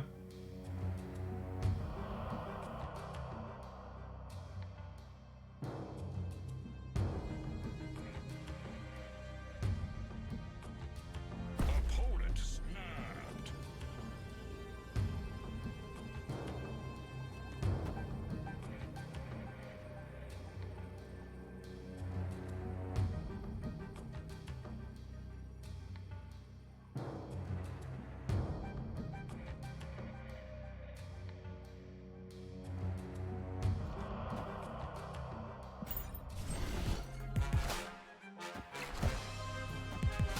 This is probably a bad play, but it's kind of funny, so I'm gonna do it. We're gonna spend 2 cubes to move some cards around here.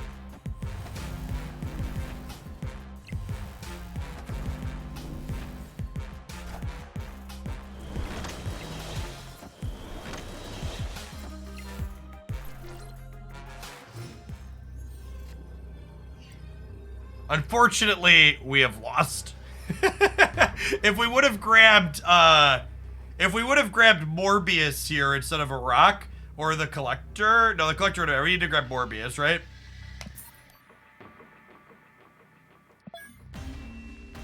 Hey, Truck Stranger, thanks for the 5 months. Appreciate the prime. Today's going swell, Frasers. We're keeping things managed. I've definitely realized that a lot of my frustration while streaming recently was related to the kind of constant negativity that's kind of been oozing out of a lot of the community. So I think shutting that down is a good way to have a better experience while I'm here all day.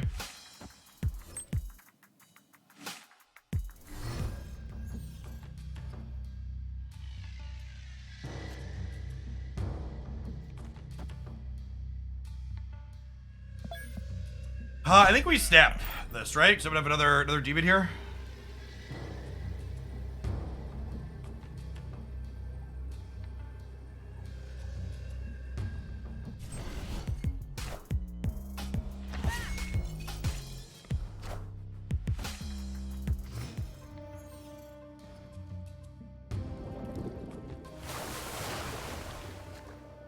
Oh, that's so unlucky.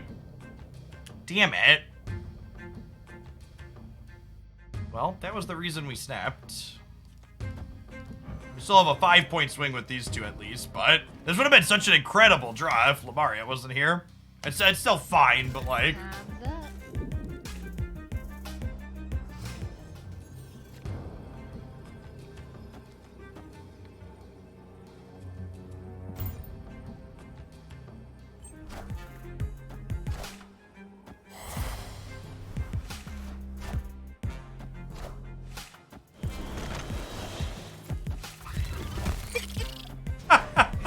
Do we die anyways?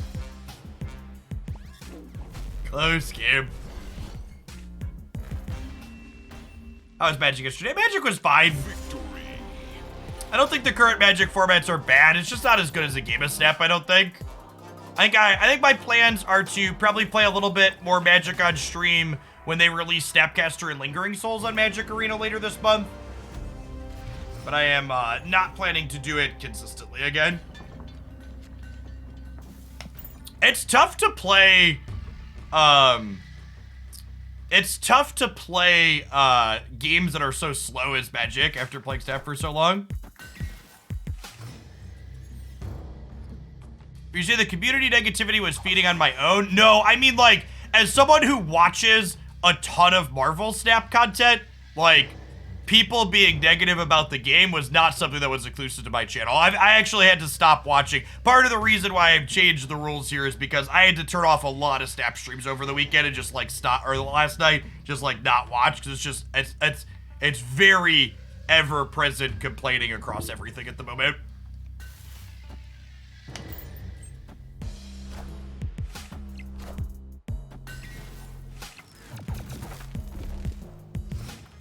Ah, Spell Stutter Spray. Ah, Spell Stutter Spray. Let's get rid of this ninja.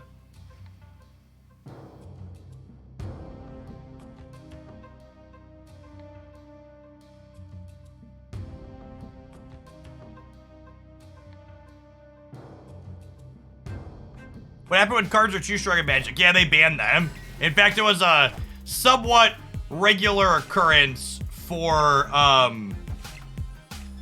cards that were really strong and cost like hundreds of dollars to just get like outright banned.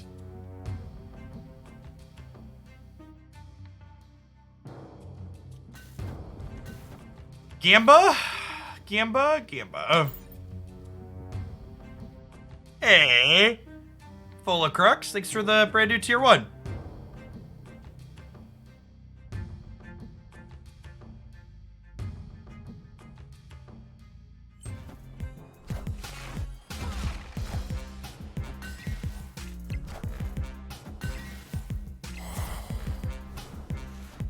Yes, this play has a good chance to brick Space Stone. Is the upside here. I think I'm gonna need Shang-Chi for the left, right? We play these here and play into Shang the left, potentially. Depending on what they do.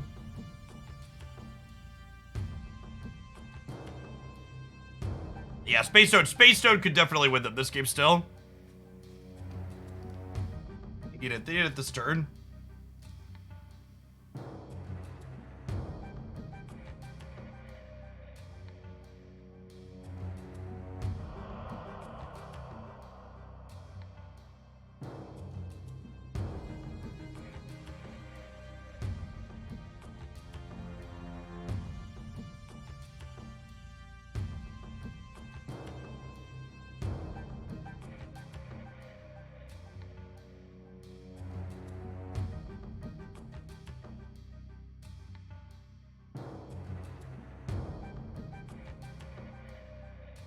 Opponent.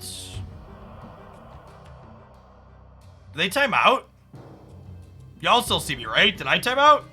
I'm still cooked. Did my snap client time out? No? Okay. Weird. They must have timed out in the animation, just lagging behind. We're still here. Yeah, I haven't dropped any frames or anything. Okay. They actually have priority here, which is great for us. I go Shang-Chi and Titania on the right.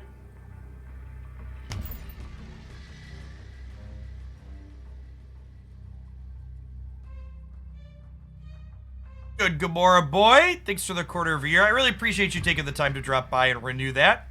Oh, it's a little annoying to have to do it manually every month. You know what else is a little annoying to have to do, chat? Cook and prep all of your own meals. And with Factor, you can get ready, freshly prepared meals delivered to your door to heat and eat in just minutes. Check them out using my code / my link. And if you sign up using my link, you can get a 6-month free sub gift to the channel.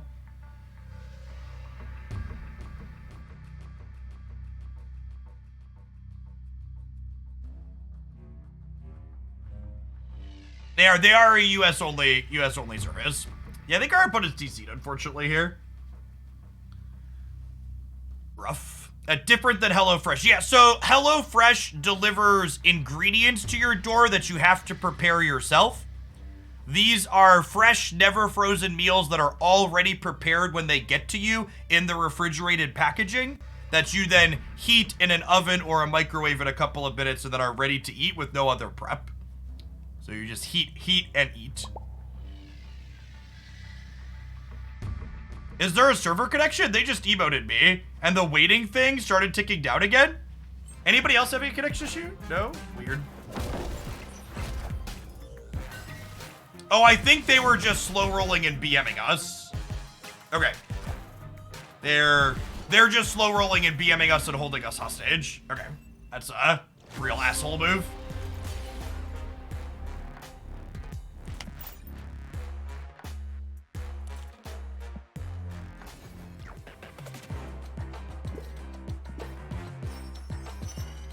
Yeah, probably being ghosted there and then emoted at the end, for sure.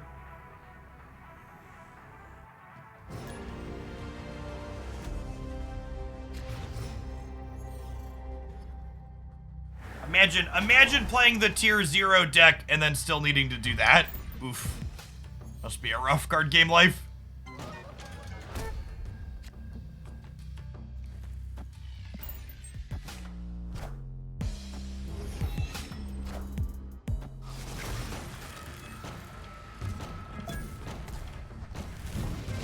I think we snap on pulling the Invisible Woman into the Isle of Silence, right?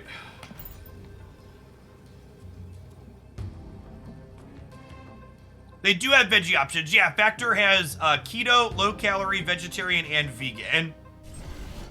They have 4 different vegetarian meals coming next week to show off on stream and eat. Okay, so they are a hella deck.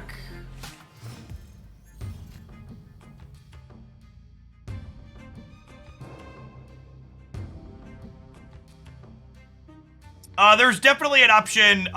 My link takes you right to a sign up thing, but if you go to their website directly, Helig, you can see what the meals are before you sign up and give information.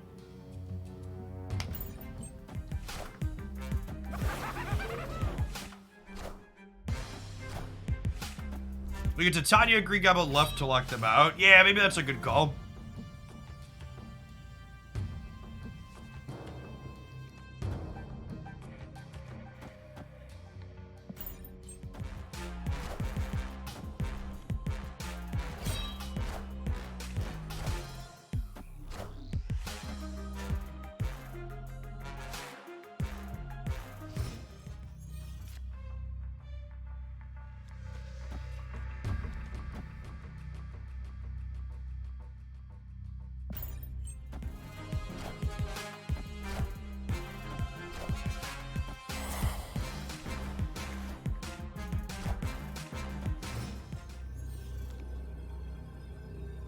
We'll go... We don't have priority here, which makes Shang-Chi a little bit better over here if they peeled the Hela.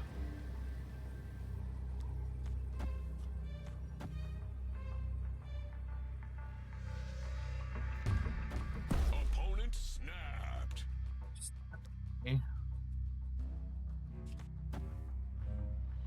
God, I feel like we gotta be in a good spot here, right? Is it Kang Snap?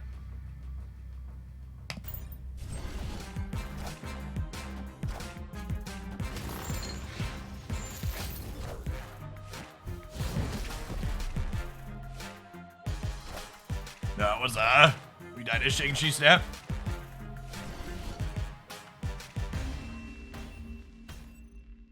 Victory.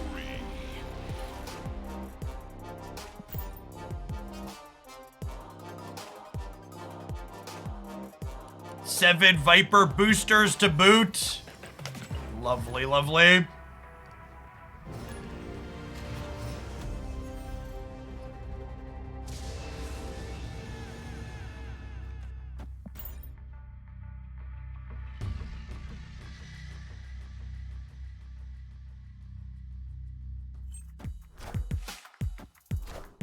The Hawk Bounce deck may be the most fun I've had playing this game, but I've never felt dumber either, so maybe it's a wash. Yeah, it's a good one for sure. Do I know Mogwai? I do not know Mogwai on a personal basis. He is someone I chat with occasionally about content, however.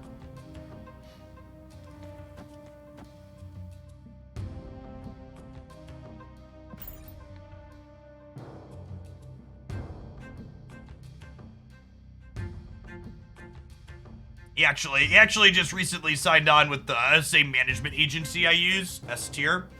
They work with a lot of card gamers.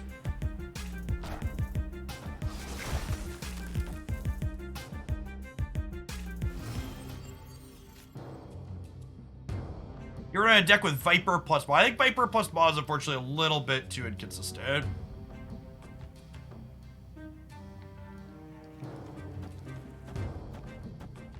I want to do this because on the off chance they beat us in Asgard, they get Widow's Bited and don't get to draw the cards.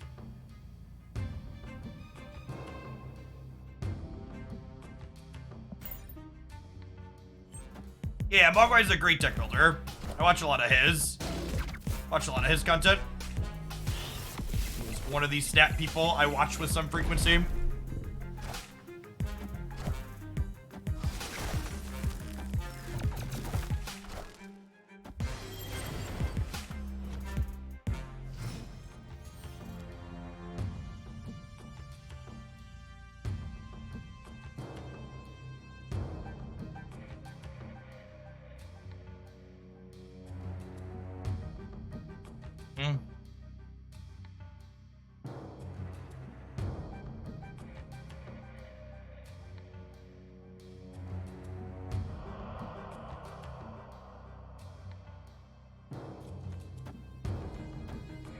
Do this. This locks up Asgard, and then we gotta try and win here or here.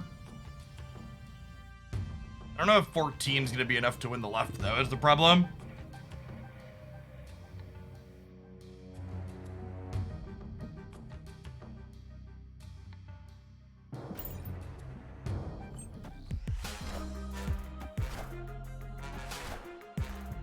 Them playing Widow's Bite Center is great for us.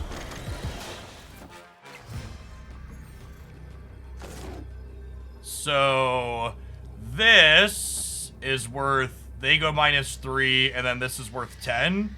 And then I can demon on the left here as well to technically be ahead in this path also. I think we stay for a cube for sure here. Victory. Yes, basically 10 individual servings of meals, Helican. So, food for one person to eat 10 times, or, you know, 2 people to eat 5 times, etc. You just heat them up in a microwave or an oven. Where and when is Churning covered? They actually just announced that the stuff will be going live at 6 p.m. Eastern tonight for the tournament for the first 4 rounds. So the first 4 matches they're posting are Frodan versus Brian Kibler, Cozy Gamer versus me, KM Best versus Specimen, and Freddy Babes versus Mogwai. Speaking of Mogwai.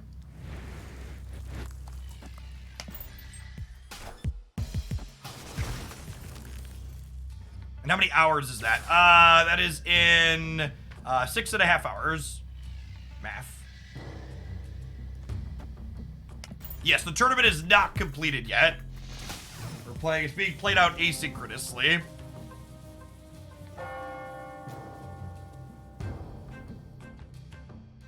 So, with Shang in my hand, I don't really feel compelled to play more than one thing into the Gamma Lab, so I think I'm just going to Polaris the Carbitage to spread out some stats. Yeah, Kibler actually stream Snap on occasion, too. Yeah, the tournament's got a great lineup. Amaz is playing in it. Dare is playing in it. Raven, Blevins, Casanova, Fino, Dexter.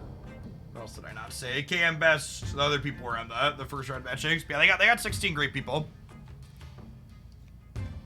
And again, as is the case with any of these smaller kinds of tournaments, like this tournament is, we have a $3,000 prize pool and we have like good people playing in it, but it's more casual than not, right? Like, I don't think you're gonna see 16 people with Thanos and Shuri decks all trying to like spike and play the most competitive thing possible, right? Which is good, in my opinion. I think it makes the tournament more fun to watch and play in, but it's not like the pinnacle of like hardcore competitive stuff, right? So if you want an entertaining tournament to watch, it's a great thing to tune in for. What's the perspective? I actually haven't seen what the actual coverage is going to look like yet. We've all recorded our matches on both sides, and they're editing something together and doing commentary over the top. In fact, part of the reason why the bounce deck is something that a lot of other streamers have been playing is I brought the bounce deck as one of my decks for that tournament. I think it is quite good.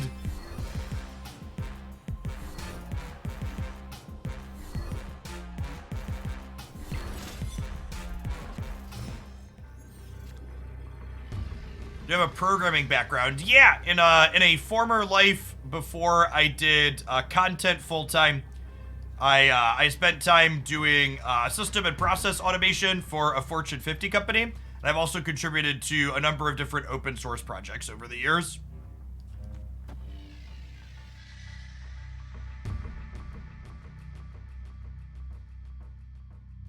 I have a graduate and undergraduate degree in mathematics, a very technically inclined individual.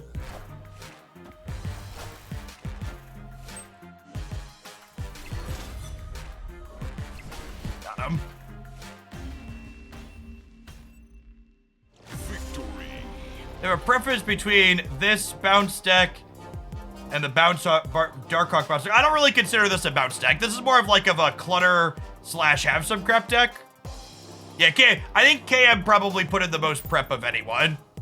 He was working really hard at it. And that's not to say like some people weren't trying, right? And like when people play the games, they're gonna like play well and try and do their best to win. But it's not like everybody tested a whole bunch of hours for it and like picked all optimal deck lists. I think a lot of us are just trying to have fun with it.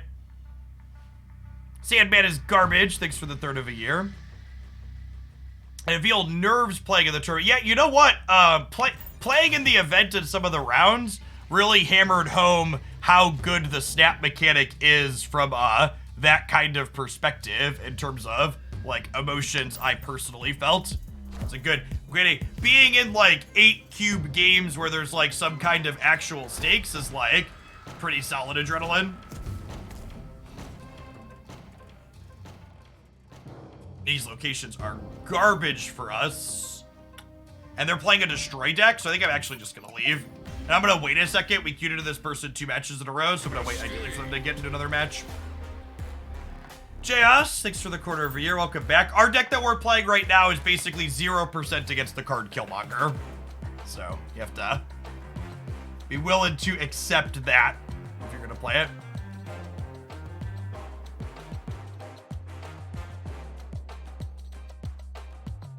What's the biggest difference between the untapped paid version of their stats and the snap.ban free version? Well, the places the data sources are coming from are different, right?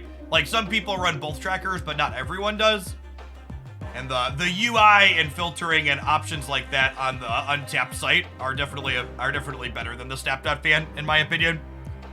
The untapped people have been making tracker software for, you know, literal years. They did Hearthstone and they did Magic Arena and others.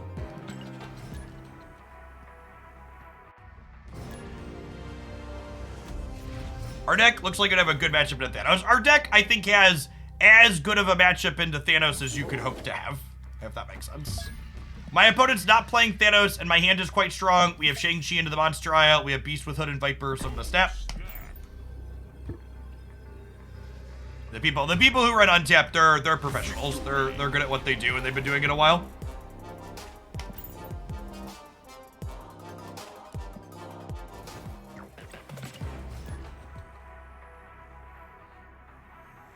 I think it's also fair to include that I'm technically sponsored by Untapped.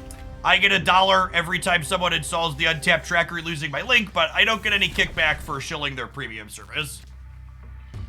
But they do give access to me in for free. It's pretty reasonably priced though, like $4 a month. That's less than a Twitch sub. Yeah, it's a good tracker. Like the UI that they have is easily the cleanest of any of the tracker UIs, and I think the same is true for their website. And that's, again, just part of the experience, right? Like, all the other trackers are just, like, community projects that are new to it. And UI design is not easy. As someone who has written software, like, anytime you have a programmer try to develop their own UI, it tends to mostly be a mess. They are very different skill sets. We're just vibing here. I want to get some utility with Beast later. Ooh. Not Thanos. I have Green Goblin into Sinister London. Let's go.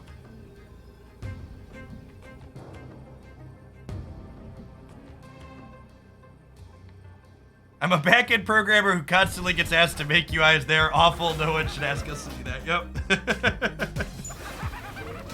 My user interfaces are functional. Functional is a good word for them.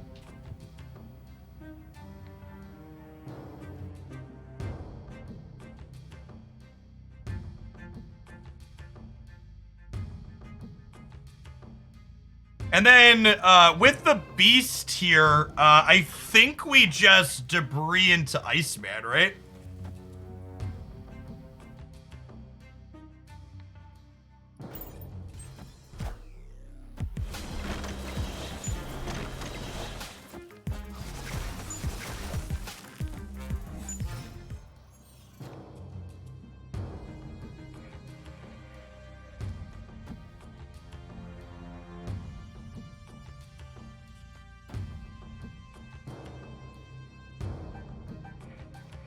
Do I want to control where this ends up at? This wins the left, right? And it forces their thing not to go into the armor. So this is kind of absurd, right?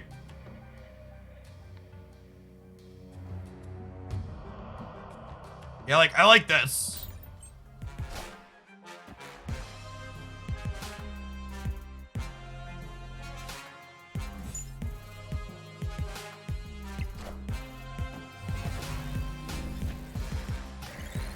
Oh, shit.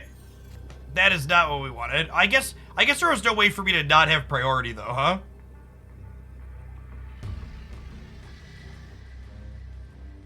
Huh? We actually can't win, right?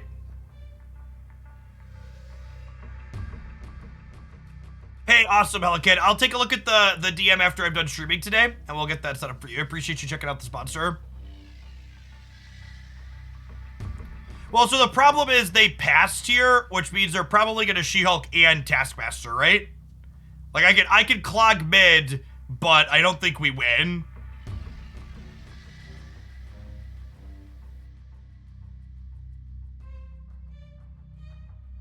Yeah, they're gonna have two big things. I assumed I played like they were possibly gonna play Red Skull, and they didn't have Red Skull, so we lose. Chat, yeah, the chat, they're playing two cards, so we're gonna lose. Opponent snapped. And I don't think I can sit here on 8 cubes for sure. I'm just gonna leave. You just gotta accept that in a lot of these spots you're gonna be dead to the two good decks if you're playing off meta things. Just how it goes. It's gonna make your climb slower, but it is what it is. Chris Gearley, thanks for the quarter of a year. Welcome back. And J.O., thanks for the 3 months as well.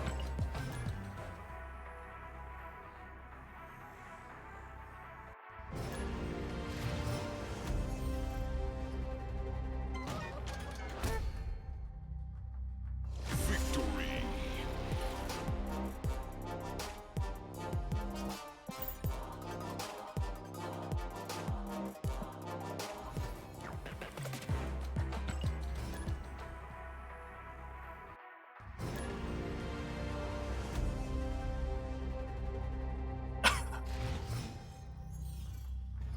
You have 176 caches. That's so many caches.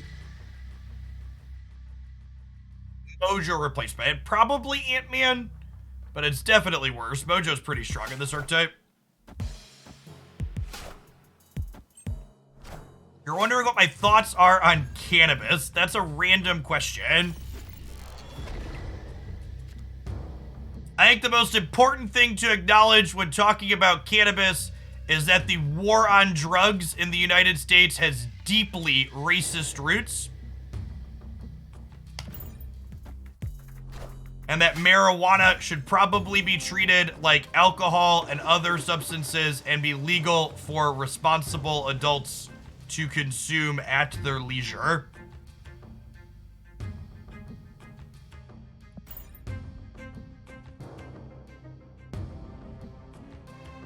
It generates a lot of taxable revenue. I have never smoked, and I probably will never smoke. I personally don't enjoy the concept of it or the smell of it.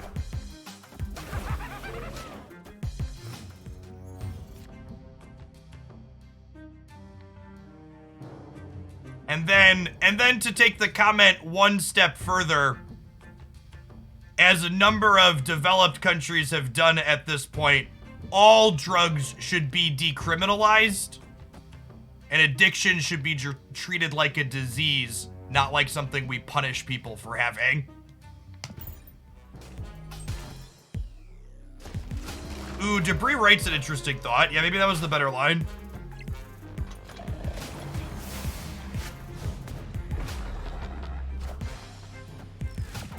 Punished for waiting on the Shang-Chi. That's my bad.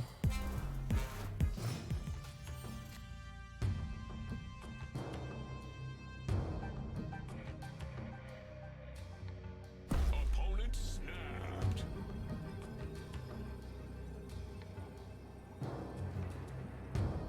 For people that aren't familiar with the concept that I said, decriminalizing a drug doesn't mean you could go start a heroin store or a cocaine store and sell it without repercussions. It simply means that you don't put people in jail who are addicted to it.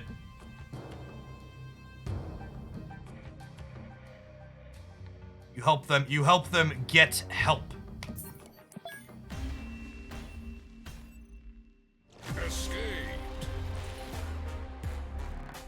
Thanks for being a party here. Part of our community, Harley.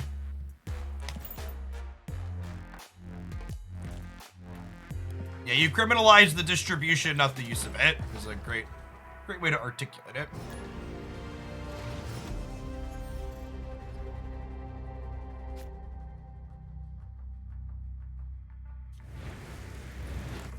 Do I have a move deck? No, the move decks just aren't really competitive at the higher levels. The numbers they make aren't quite big enough, unfortunately.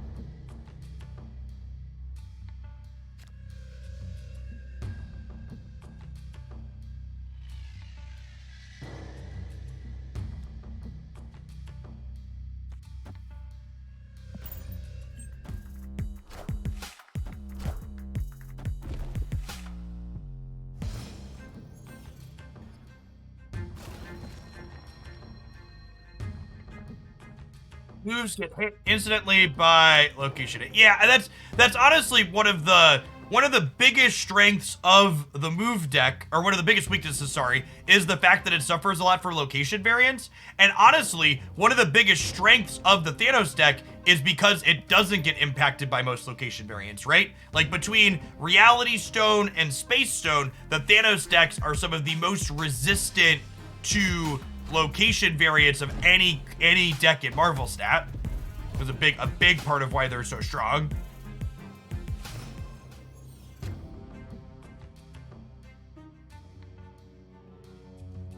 Unfortunately, I can't Polaris the Hood into here.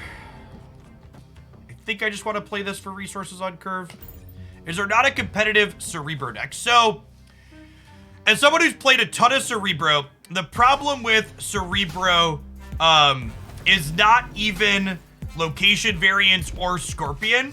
In my experience with Cerebro, the issue with the archetype is that it can't keep up with Soul Stone against Thanos, and it can't keep up with Red Skull against Shuri. So like the two best decks in the format have cards that they're already playing that incidentally just like make your deck not work, which is rough.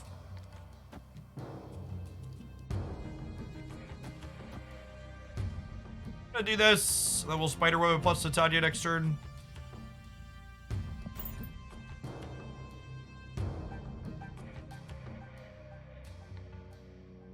On my YouTube channel, how many views do you consider on your videos to be successful?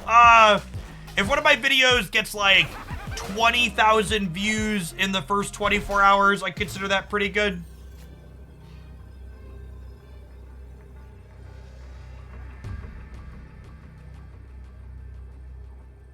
I don't know. YouTube is very much a secondary platform for me.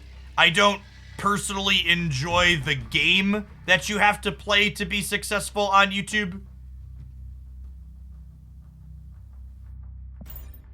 The primary purpose of my dedicated YouTube channel is to drive people to my Twitch channel and create videos that I can link as stream commands so I don't have to repeat myself as frequently while streaming. I believe our opponent is a bot. I probably should have stepped them. Victory.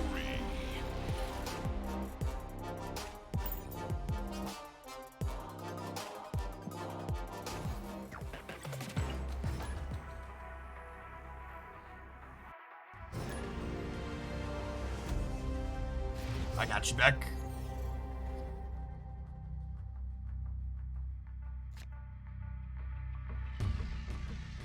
All right, we're gonna take our ad break for the hour after this game is done.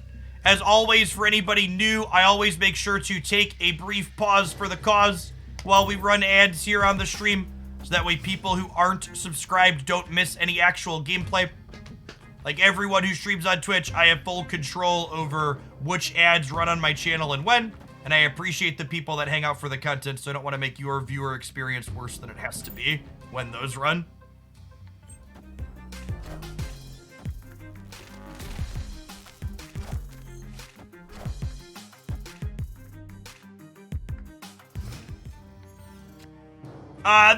That one was fine sporadic. Let's fix that. That's not like related to the direct complaining. I think Spider-Woman's fine. I think the fact that Spider-Woman has 9 points of toughness, or 8 points of power is pretty good in the current format, just by virtue of what's the word I'm searching for? By virtue of words and stuff. It has nine points of toughness, or 8 points of attack. Let's just not Shang-Chi. Sorry, words are hard. This looks like a Galactus deck, so I think I'm gonna snap them here.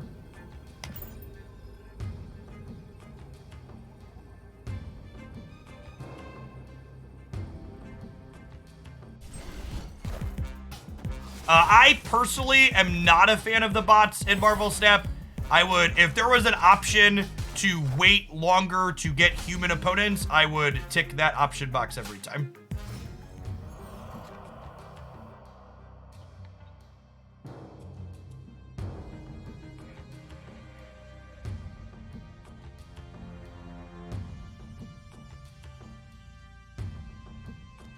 Oh, probably dead to Sandman.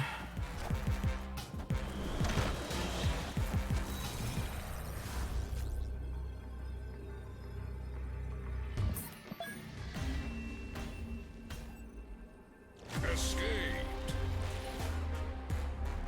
All right, non-subs, we'll see you in 2 minutes. Thanks everybody for hanging out today.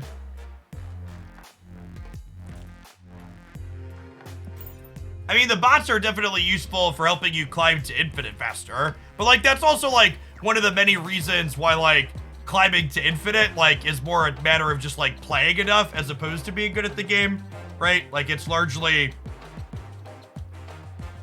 just like understanding how to leverage those things.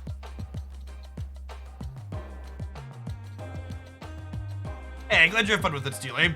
Someone asked if I'm planning to try Magic Kids today. I am not. So the magic numbers were not great. We're going to be vibing on Snap stuff. We have a new sponsor today, Factor. Be sure to check them out. I like to make sure we do our best metrics on new sponsor days. We'll have them for the next month here. I'm going to switch to another Viper deck. Do a little bit of this, and maybe we'll play some Beast Bounds. As Factor. Factor is a meals to your door service. So they deliver freshly prepared, never frozen meals that include a wide range of dietary options, low calorie, keto, vegetarian, and vegan among them. And they get delivered right to your door in a cooled container that you just have to microwave or heat in the oven and are ready to eat. How long does somebody need to watch a YouTube video for you to receive revenue on it? Well, there's a ad roll right at the very start of a YouTube video, right? So just that.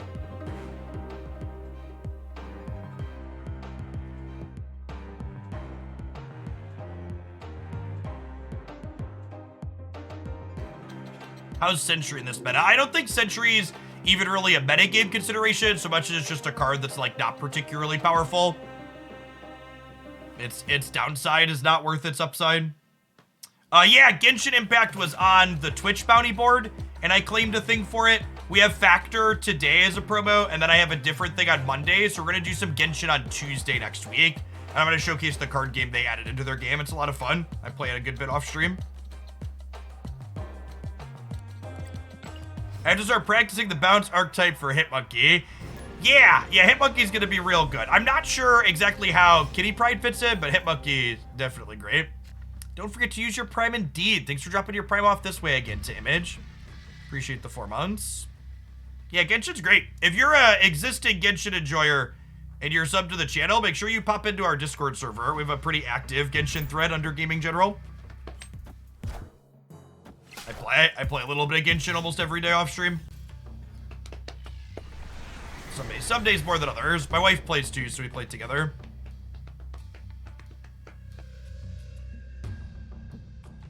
If you Sentry Shuri's lab, does the void stay at -8 or does it go to -16? It stays at -8, Curlmaster, because it technically wasn't played there.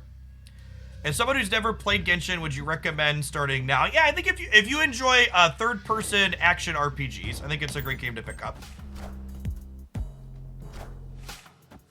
Genshin has a co-op mode, but there's no PvP vested to it. So, like, if you're playing it, you're only ever competing against yourself, which is nice. Damn it, Goose.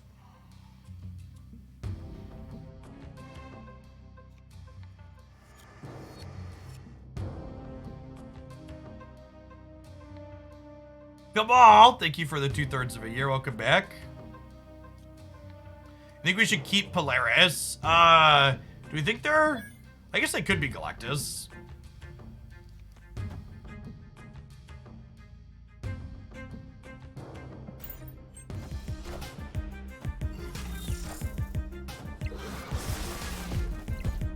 Enough said, bub.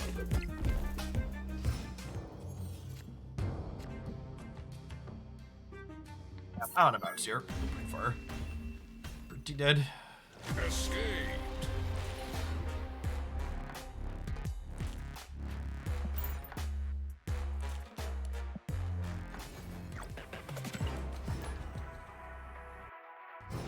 Ba-da-da-da-da. Do-do-do-do-do-do.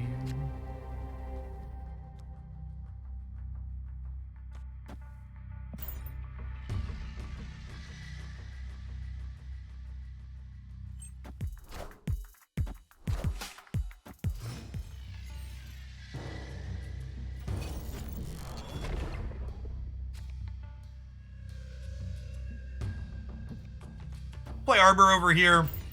I'm hoping to peel Viper and be able to send the hood across. It's a gas human torch. Just played a lot of that card.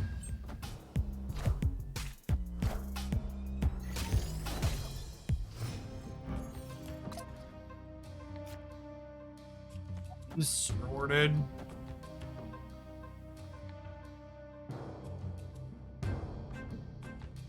I don't know if they're a bot.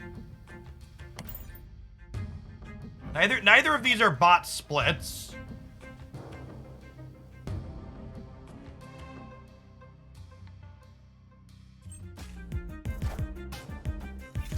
I really don't think the Beast Bounce deck needs to output more power.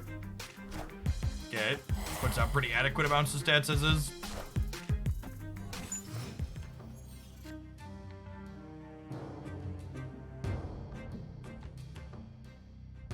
Well, we don't want to Polaris these around, so we're just going to play Polaris here in the center, I think.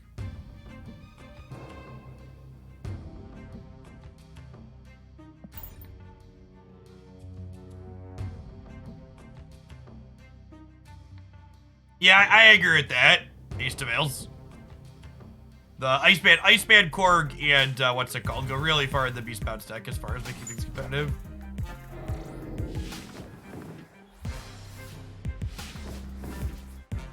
Please go center, Doctor Strange. Please go center. Damn it.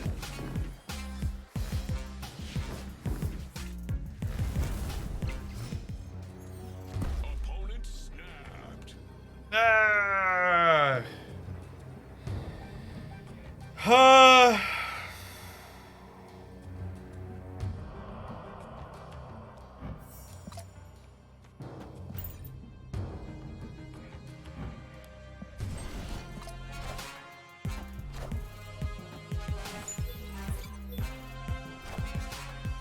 Okay, this is a beep boop.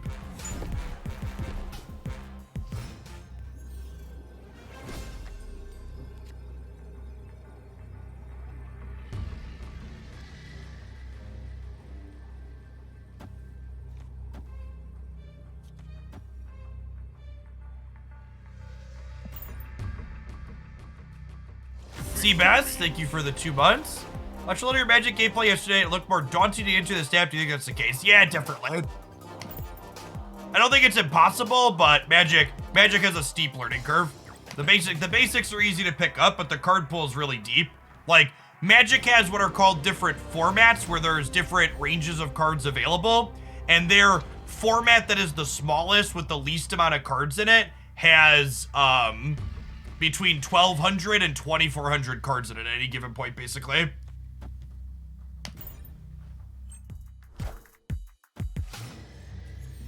Magic releases like well into the 4 digits worth of cards every year.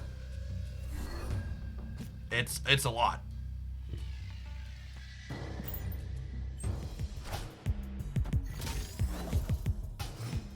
It's like when there were a lot of people when Marvel Snap was ramping up their release model that were like, man, a new card every week is a lot. It's like 50 cards a year is nothing compared to like what Magic pumps out.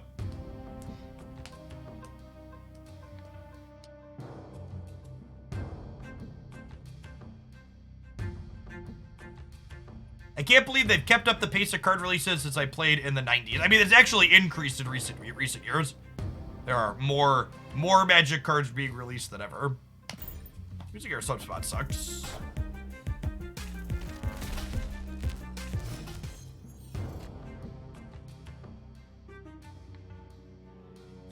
Punished for not playing the Quinjet out. That's true. A lot of Magic cards aren't playable. They are not competitive.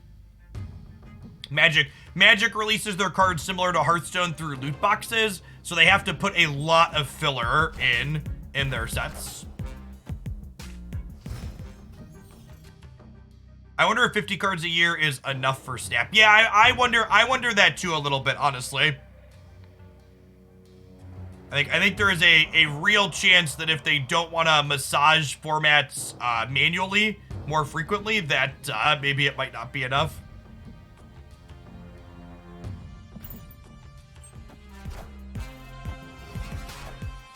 Interesting to see how it plays out in the long term.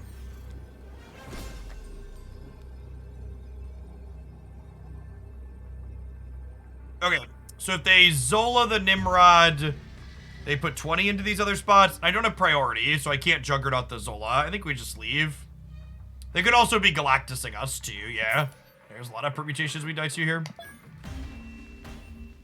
Yeah, Magic is one of the original, this is a loot box as game purchases. For sure. Are there enough Marvel characters out there? Yeah, there's over 8,000 unique characters in the Marvel IP. There are a lot of Marvel characters.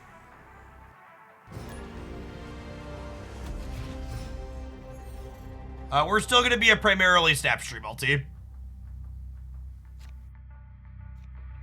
I'm going to do some Magic or some other stuff sprinkled in here and there, but the bulk of what we do here is still going to be Snap. What's the best card game in my opinion? I think Snap gets more right than most other card games do, but there's definitely things that other card games do better than Snap. Like, for example, I think one of the strongest things that Magic the Gathering has going for it is the fact that it has a 30-year catalog of cards, allows it to have a lot of different game modes, right? So there's 5 different ways to play constructed Magic on Magic Arena. And those 5 different ways, a lot of them have best of 1 and best of 3. And then there's 2 or 3 different ways to play draft or sealed or limited formats. So one of the real strengths that it has is, okay, if one way to play the game tends to be a little bit less fun for a little bit, you could jump over to playing another.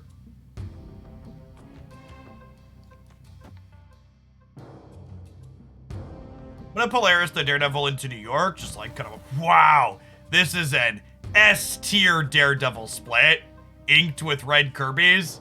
That's gorgeous. Is Runeterra fun?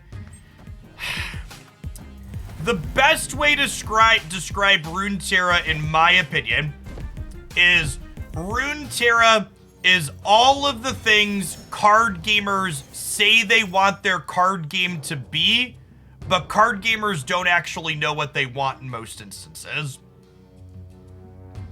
I think Runeterra does a lot of really good core game design things, but I think one of the things Runeterra really struggles with for a lot of people, myself included, is that Runeterra never gives you a brain break. Basically, any time you're playing Runeterra, you have to basically always be on and calculating things and counting 4 to 5 turns ahead to be playing anywhere close to optimally, and it makes it a very mentally taxing and draining experience. And a lot of people don't want to constantly be mentally taxed and drained when playing the thing they're doing for fun. Friendly neighborhood Spider-Man here.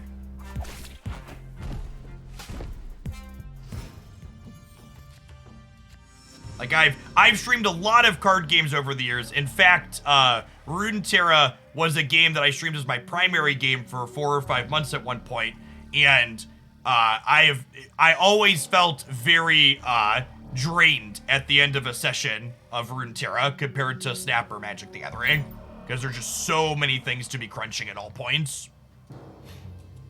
Does Titania and the Viper end up with the Titania on your side or theirs? It ends up on your side. Titania's jump across the board trigger happens after all on reveal effects have happened with whatever you've played.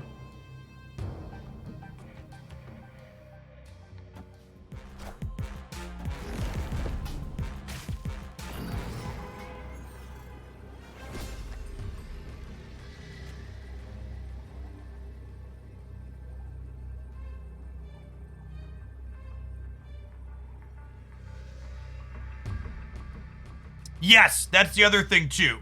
And that's one of the things Snap does better than other games, in my opinion, is with Snap, because the games are fast, it's easier to shrug off variance that occurs in it. And like losing a 20-minute game of Runeterra or a 50-minute match of Magic to a bad beat feels really fucking terrible. Whereas like variance never feels great, but losing to variance in Snap is less offensive, in my opinion, a lot of times because of how short the games are.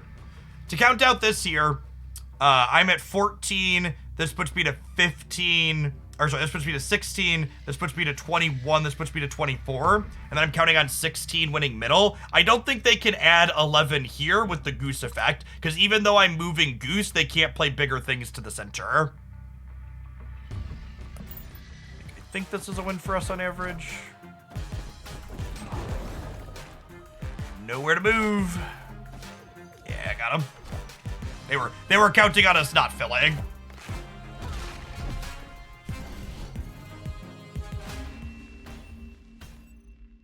Victory.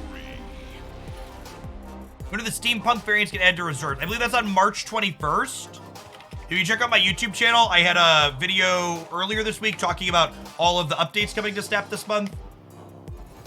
That covers the steampunk stuff.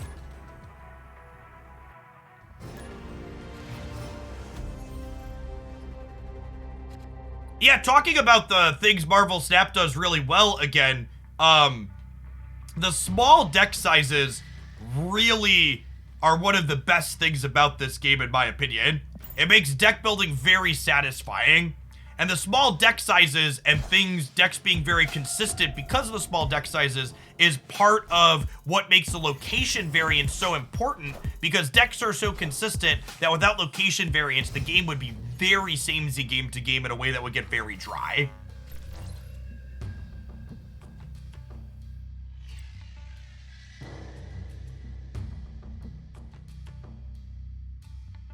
Once you hit Series 3 complete, should you save your collector's caches until a Series 3 drop? It mostly doesn't matter. You're gonna get everything eventually anyways. You'll get them slightly faster after the drop if you save things, but if you're gonna be playing consistently, I think it's mostly a wash.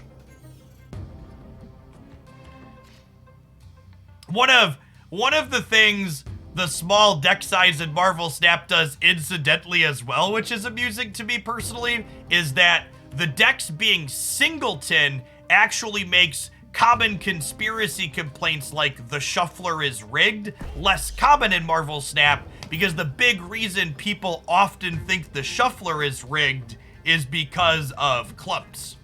So you automatically get rid of people that are thinking in that way by making there not be multiples of cards.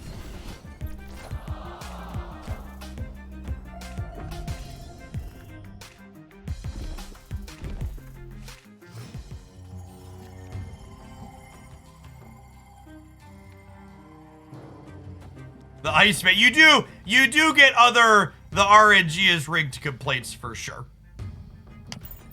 But you cut down on some of them.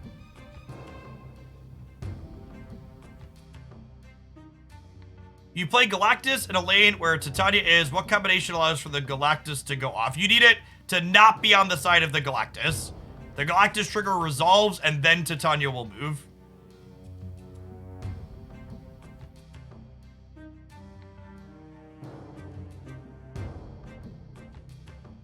Yeah, we could get Dinoed or something in Hala, and they could get us. This play could backfire because of the Elysium, but we'll see. We'll see, I believe. Ah, there's armoring, fair.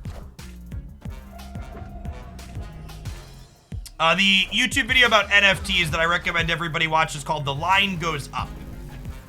Very, very good documentary that articulates the many problems with NFTs.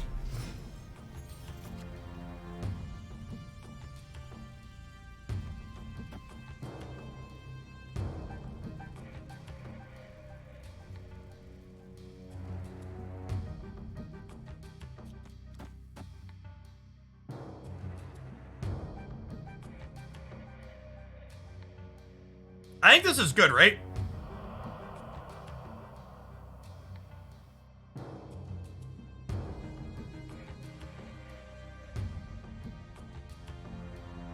If they play one thing into the center here, they get locked out. Okay, they played two things, which still locks them out.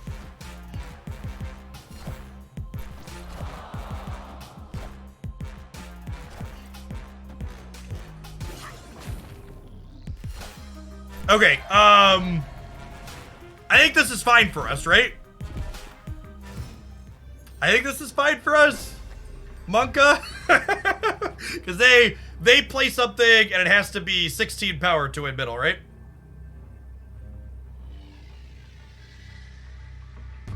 And then I think I just Chavez right?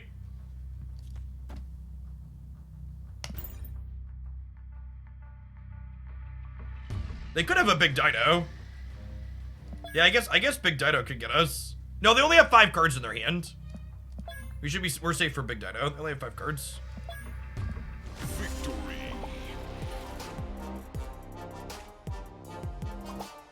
I don't think I want to play for the left. I think there's a world where we could lose if I play for the left. Maybe there's not. We're probably fine regardless of where I play.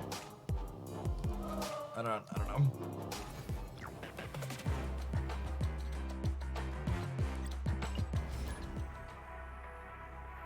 Hey, thanks for the drive-by prime, Spinnerad. Folks like you make my job possible. Thanks for keeping me around. Appreciate the support. Blevins. They are not Thanos because they just got Subterranean. Our hand is pretty good. I'm going to sap them. Again, I like to make sure they're not Thanos before we snap on turn 1. So I think snapping Thanos turn 1 is basically always wrong. Our opening hand being strong makes Subterranea better for us, so it makes the snap better. Our hand's probably a turn 1 snap into not Thanos regardless, and then Subterranea makes it even better.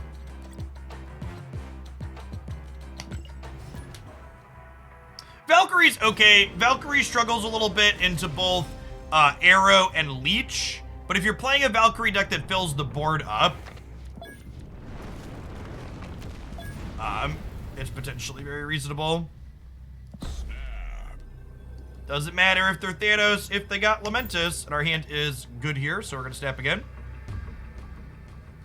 Hey, thanks, Senpai.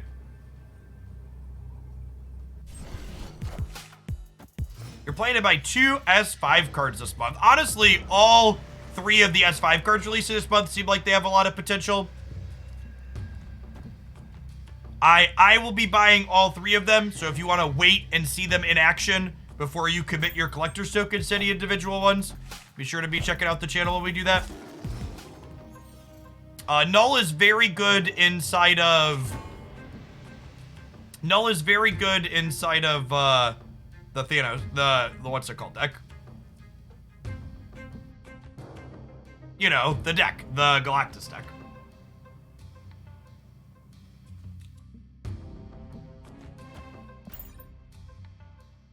I'm gonna play the Polaris here because we'll Moon Girl on 4, we'll pass on 5, we'll She-Hulk Juggernaut on 6.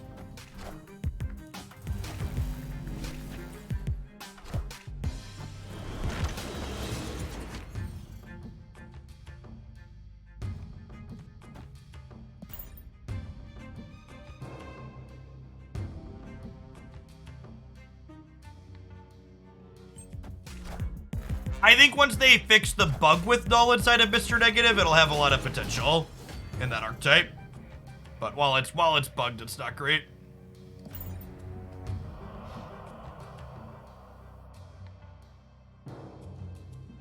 They did not fix the bug.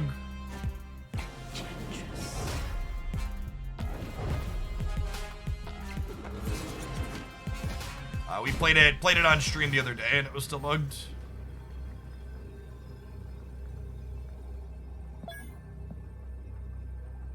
Two cards in hand.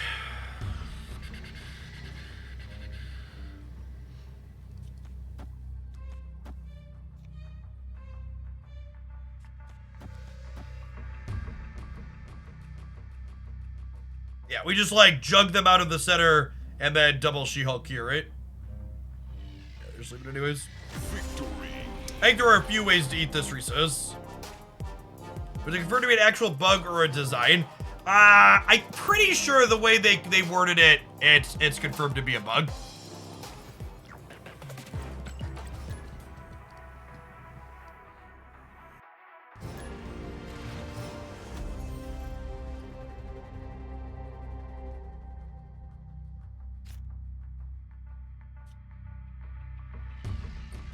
Without a Viper teed up to start, I'm going to go ahead and hood the Rickety Bridge proactively. Just get that on in there. Noteworthy here that demons are a little bit bigger in DC, more powerful.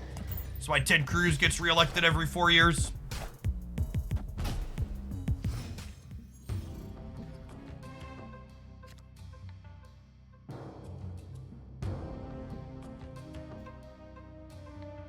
I played Super Auto Pads. I have not.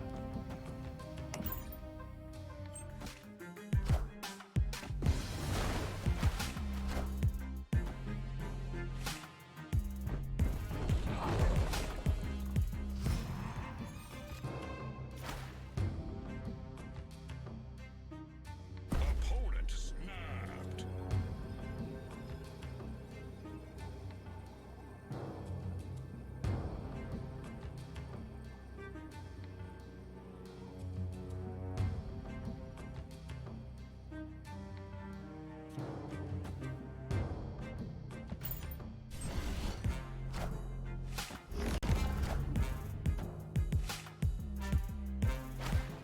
Clear for takeoff.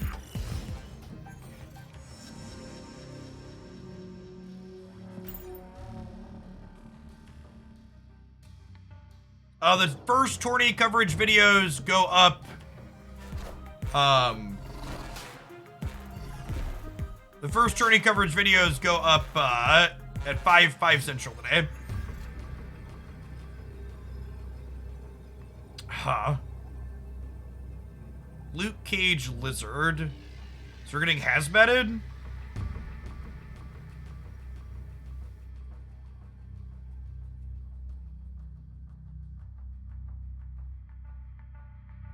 Hey, Bakes, if you check out this link here, you can sub in your browser there. Apologies, give any issues. Yeah, this kind of looks like the double Professor X deck we posted a highlight with yesterday. What's the best thing they could have if that's the case?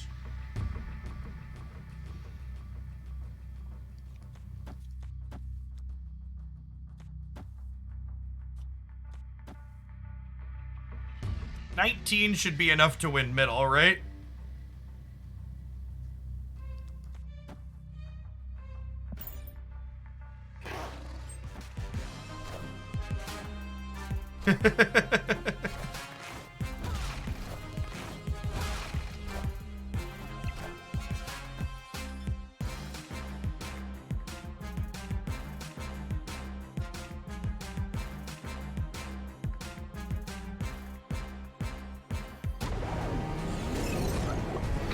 They already snapped, chat.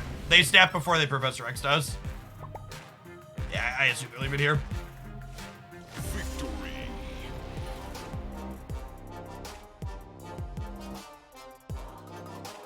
Okay, so here's the comment on the null bug we were talking about.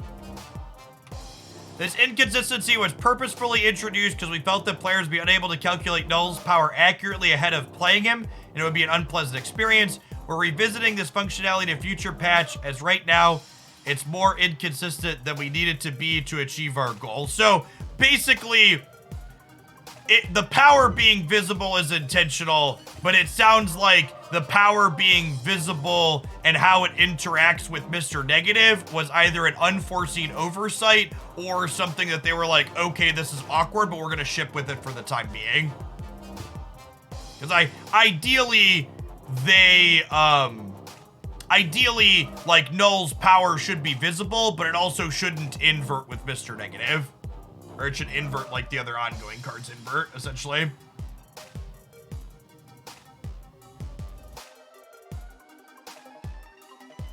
Yeah, it is a little bit, St. Lovejoy, if we could just, like, not complain about the decks. Please and thank you. If you're a sub and you want a wonderful, safe place to complain about the current balance patch, we have a thread under the Marvel Snap channel in the subs Discord appropriately titled "This Balance Patch Fucking Sucks." Feel free to scream into that void to your heart's content with other people who will commiserate with you. Hey, Bootman, thanks for the third of a year. Welcome back.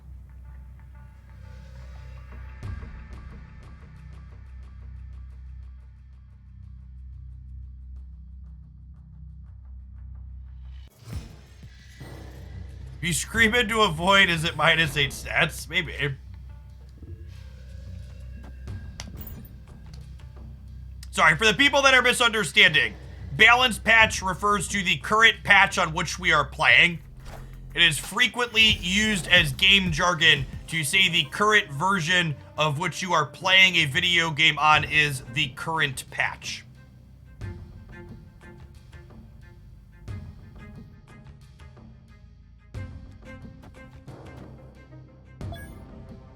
Oh, my hand is so good, and I want to snap, but they're playing Thanos. Oh, I don't think I can snap into Thanos shit. It sucks.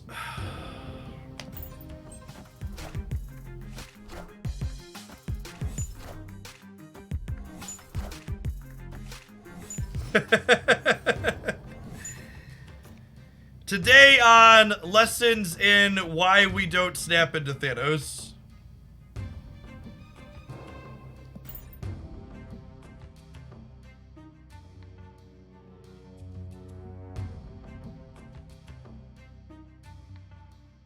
Why can't we snap into Thanos? Because their deck is so much more powerful than everything else. It is a negative cube proposition to try and raise the stakes into them most of the time.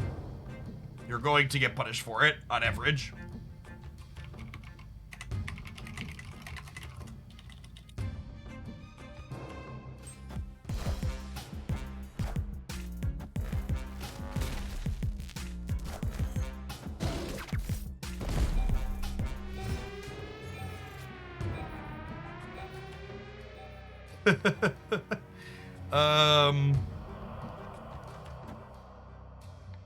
I'm gonna play Goose here and soak 3.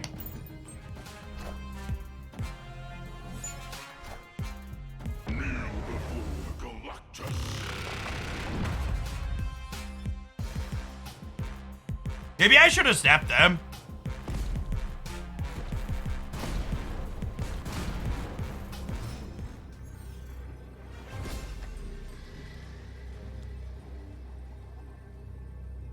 I mean, how do they win here?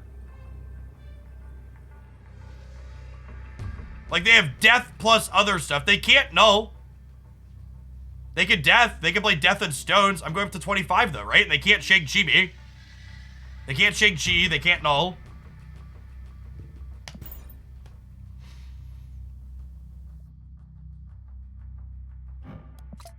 Arctic, this current deck that we're playing has a pretty okay Galactus matchup. We have Viper, we have Titania, we have Polaris, we have Juggernaut, we have Goose. We have a lot of good tools for this matchup. It's one of the reasons why I like this deck. This is my favorite deck that has a somewhat reasonable Galactus matchup. I'm not gonna say good, because sometimes they just get you, but somewhat reasonable. Victory. They were not a retreat later gamer. They were trying to figure out if they could win. Ooh, getting close, chat. It's today the day we get another Viper split. It's today the day we get another Viper split.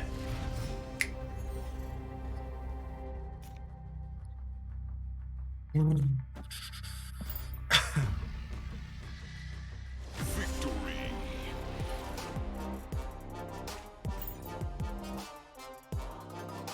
They got us to 85, chat. We'll take that for a free cube.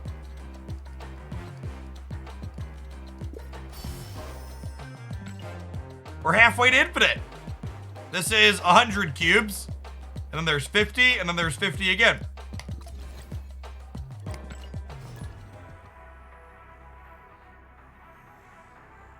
What does Pog or Poggers mean? Pog and Poggers are an internet meme for expressing excitement.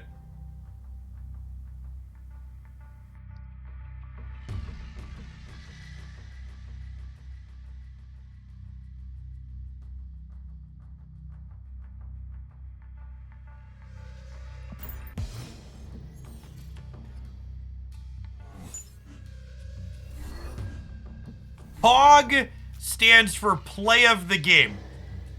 I have literally never heard that description used for POG. It has definitely evolved beyond being an acronym. Yeah, that sounds like it's probably a backronym. I think it's a good reasonable take.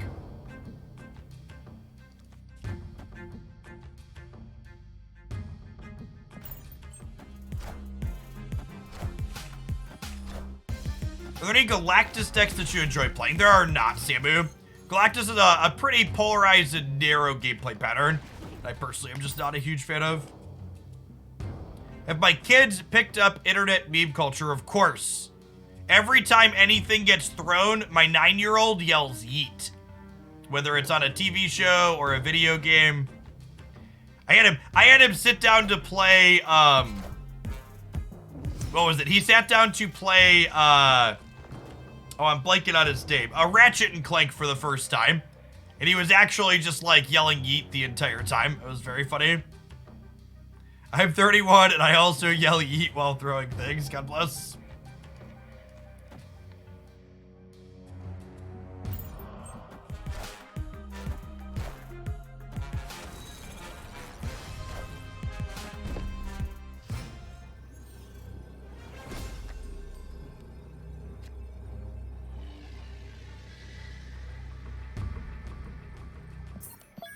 Give up one of our free cubes here. Escape. Should yell yeet when you juggernaut. That is true.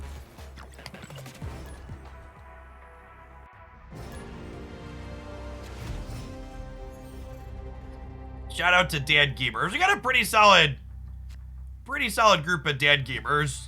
I'd wager here. Demographics of the people that watch my content. 25 to 44 is the biggest age group, and male.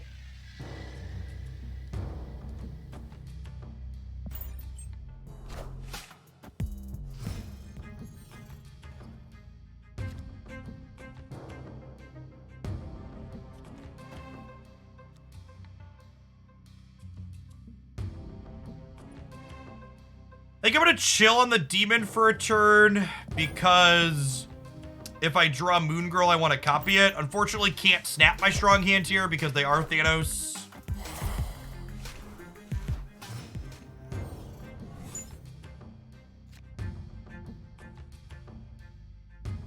Why do I say God bless? Am I religious? I was raised religious. I am no longer religious. Can I snap them now on the demon into Juggernaut your rocks? Yes. Yes, we can. Hey, hold on. Let me see if I'm doing this right. Hold on. Please hold. Yeet! Go mid. Damn it.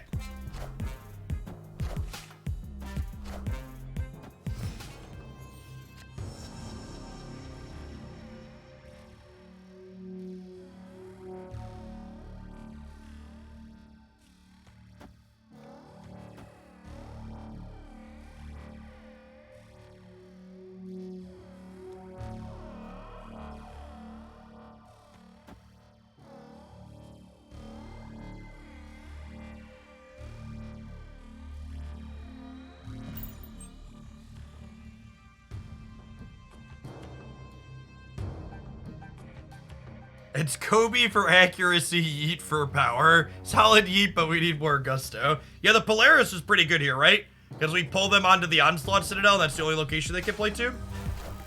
Do they have a Reality Stone here for the right? They might have a Reality Stone for the right. Spider-Man here. They're playing Spider-Man in their Thanos deck, and they have Space Stone.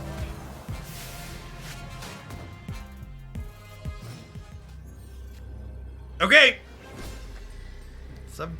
Sometimes reality is all right.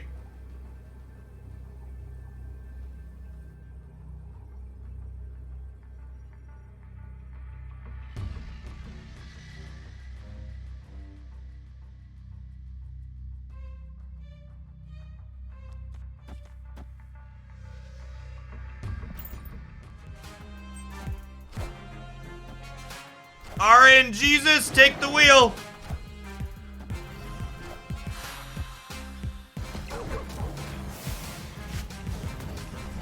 Sha!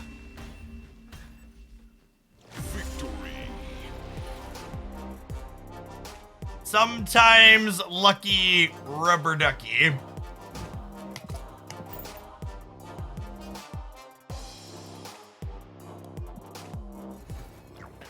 All right, chat. Looks like it's time for our ad roll. Non-subs, I'll see you in 2 minutes. I think we're going to play some more of this deck. I'm enjoying it, and we're getting close to having enough Viper boosters to split her again. Thanks, everybody, for hanging out. I appreciate you being here.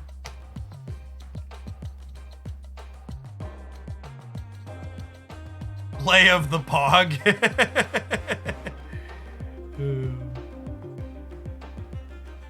We need a sometimes lucky emote. No, I'm never lucky. Can't have a sometimes lucky emote if I'm never lucky. Pog of the game.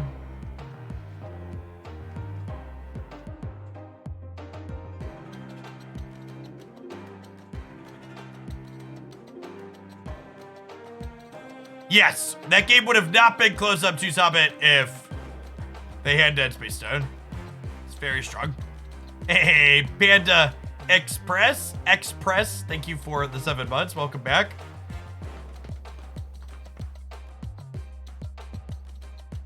Turns out in a past life, I was invisible and I married an invisible woman. I'm not sure what we ever saw in each other. Our kids were nothing to look at either. Oh, digital dookies. I hope you're one of our dads. That's definitely a dad joke. Thanks for the 5 months.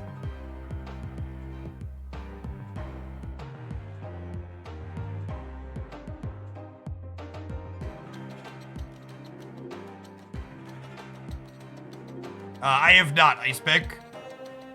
Yeah, I agree, right, Nova. This is the tournament that has the first rounds being published tonight. We had to submit 2 decks for it, and this is one of the decks I submitted. This is the bounce deck, are my favorite 2 off meta decks. They are relatively reasonable as far as B-list decks can be in this format.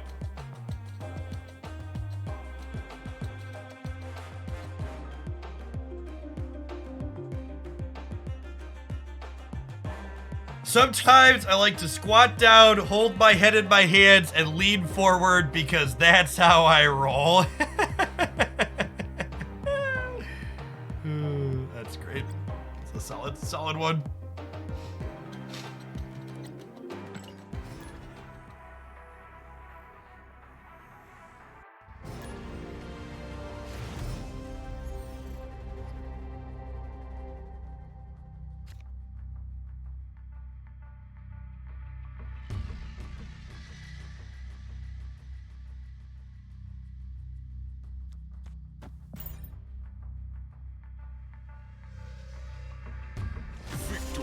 Oh, Sully, you don't have to retreat if you queue into me. If you want to be decent and reasonable, just like pause the stream or mute it and minimize it or whatever, but always feel welcome to play. Don't gotta pump me up. I'd prefer if you didn't watch the stream while we played, but you can definitely still jam.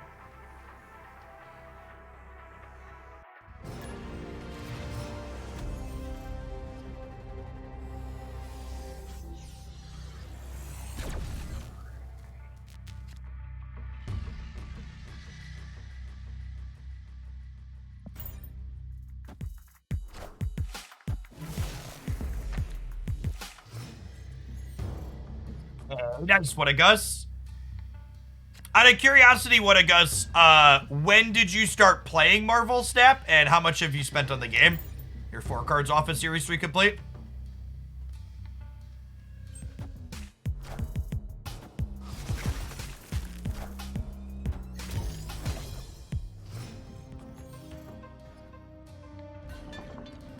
I think we snapped them on Polaris into the Space Third, right?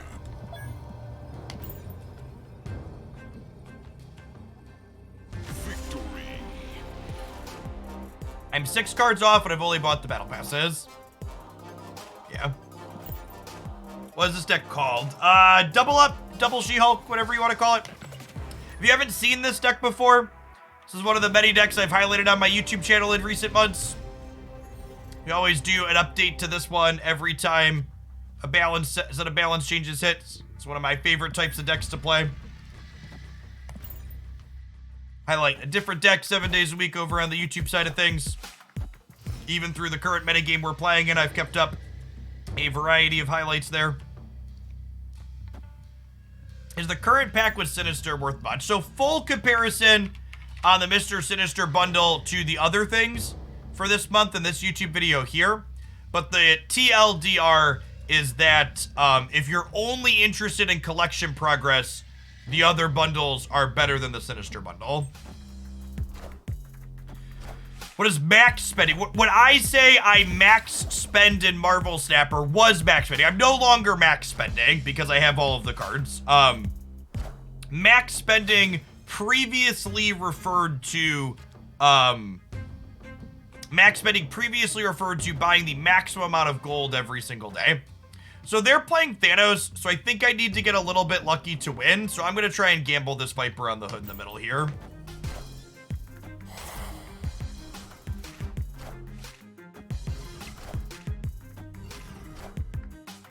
We'd have won this so hard if we hit that coin flip. And now we just leave, obviously. I think it's worth taking gambles like that for potentially high reward payoffs in a matchup where you need to get a little bit lucky to win generally anyways. They see the new 5-star in Genshin 3.6. I have not, Samu.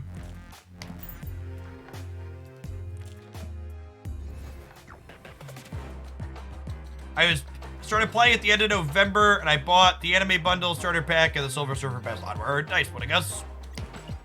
Do you not like any of the She-Hulk variants? I'm not a fan of any of the She-Hulk variants currently in the shop. The Peach, whatever her name is, I can never pronounce her last name, variant that's coming up, or is data mined. I really hope they put the Peach She-Hulk variant as a gold bundle. Yeah, Momoko or whatever the last name is, the same one that did the Mystique variant. I really hope they let us just buy her variant outright, because that's the She-Hulk variant I'm waiting for. I've got a ton of She-Hulk boosters waiting for that one.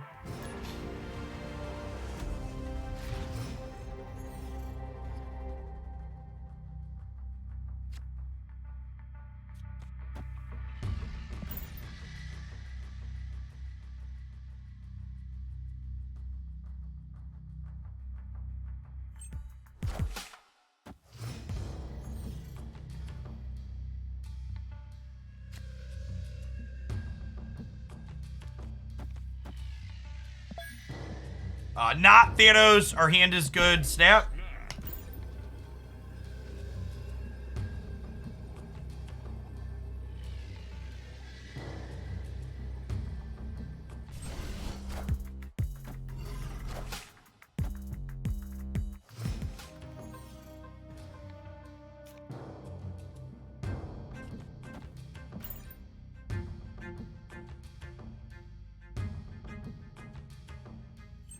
$2,000 Ironheart boosters. Holy crap.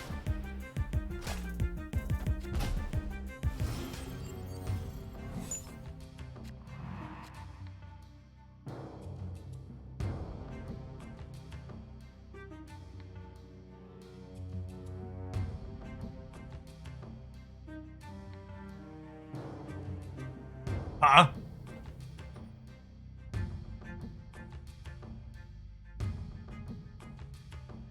Is it crazy to just play hard for Asgard here? I'm gonna play hard for Asgard here because I think they're going to with the Maximus play.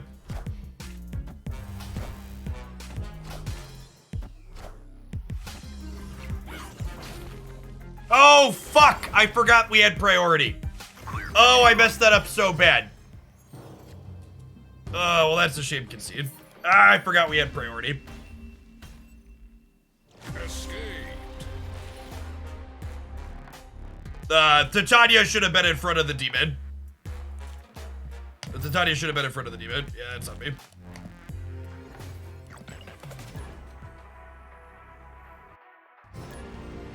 Have you thought of adding end videos or music to the end of your things? Putting extra playtime at the very end of videos means that watch time cuts off, which is not good. I should probably add end screen recommended videos to things, but it's just like more work for something that not a lot of people are gonna see, so I haven't.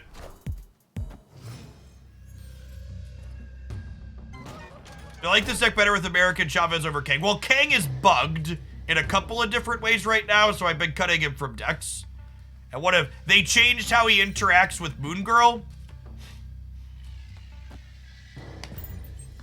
You can no longer get 2 copies of Kang with Moon Girl and play him on turns 5 and 6 like you originally could when he released. Which feels bad, man.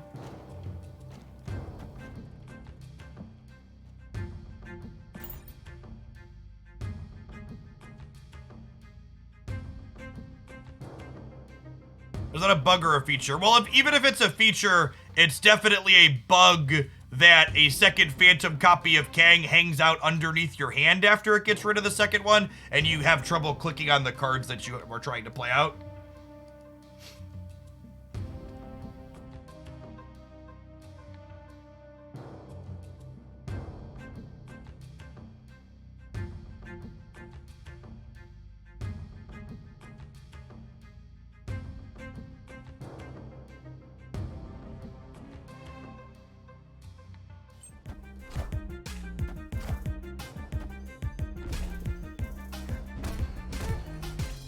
Oh, they didn't Cosmo the Hermitage? Interesting. I don't think I can snap here, despite our hand being good, because there's a real chance that they're gonna put a Shuri onto this Hermitage and then we're dead.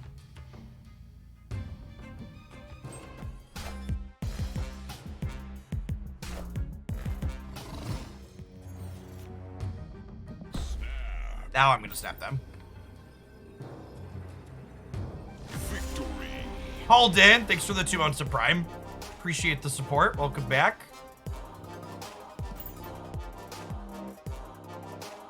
Thanks, Texas. I try.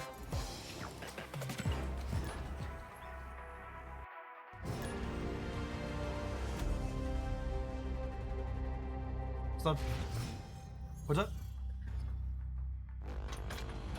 Take the fruit lips. They're good.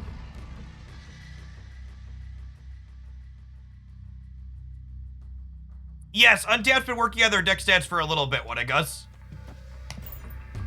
I was helping give them feedback on their current thing.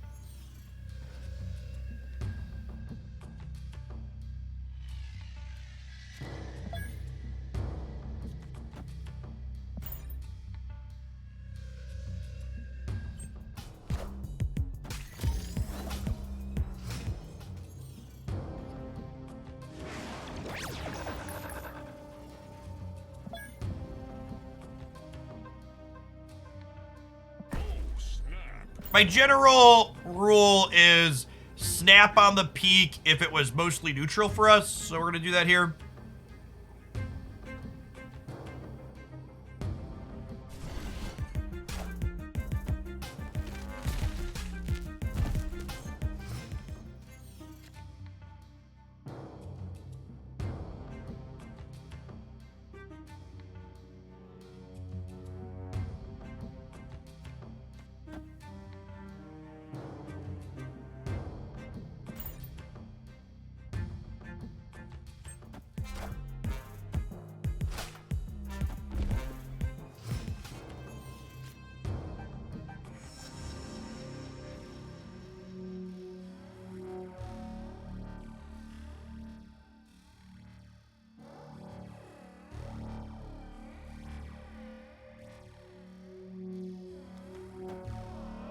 I think I have to do this, right?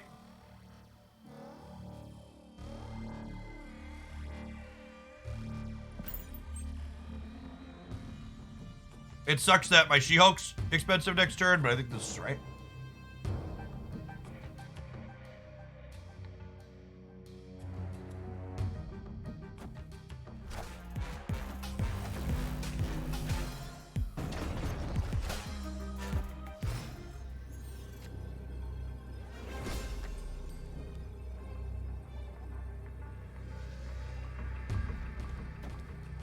Opponent snapped.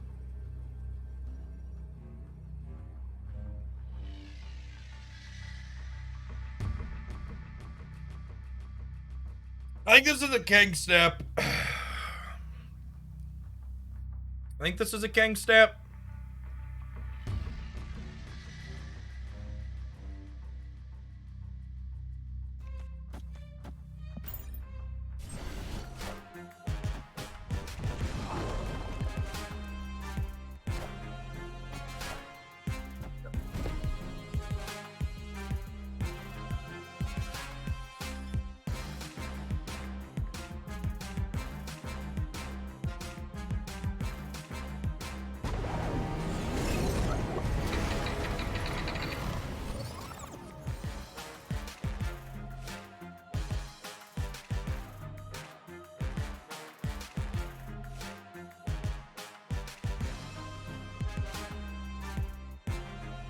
Victory.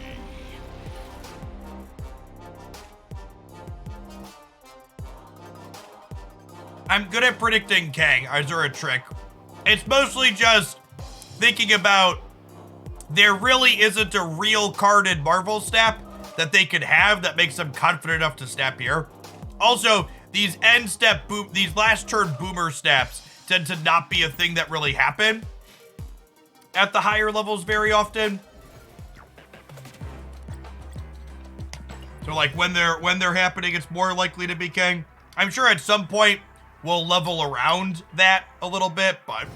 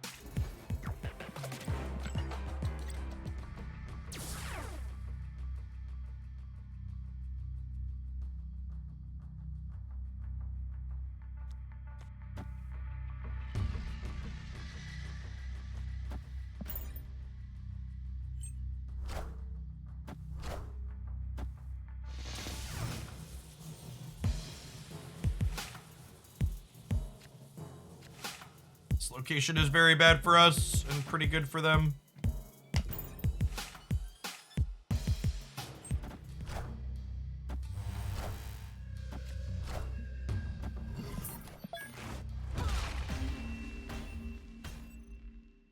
Escaped.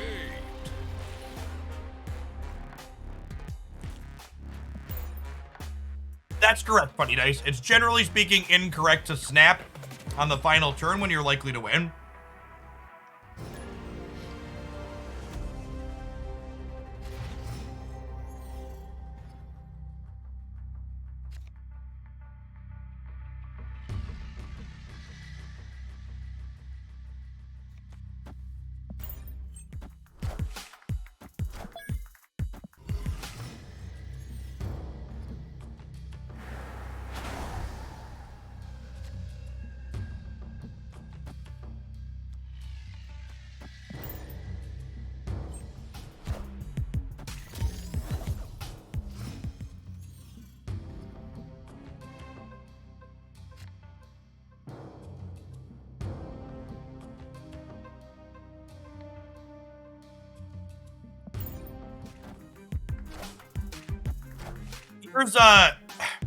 Here's a good bit of logic for snapping, chap.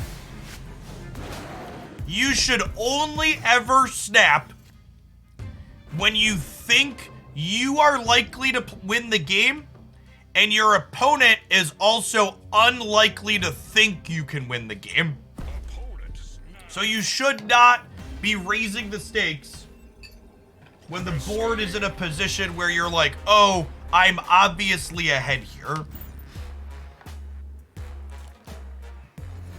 Listen, chat, I know we just lost to the same person with the same sanctum twice, but I got 8 Viper boosters from those 2 games. So really, I've come out ahead here. Some of you might be under the wrong impression that we are farming rank today. We're not. We're currently farming Viper boosters. I can feel it. Our next Viper split is gonna be an inked Kirby dot split. It's gonna be beautiful.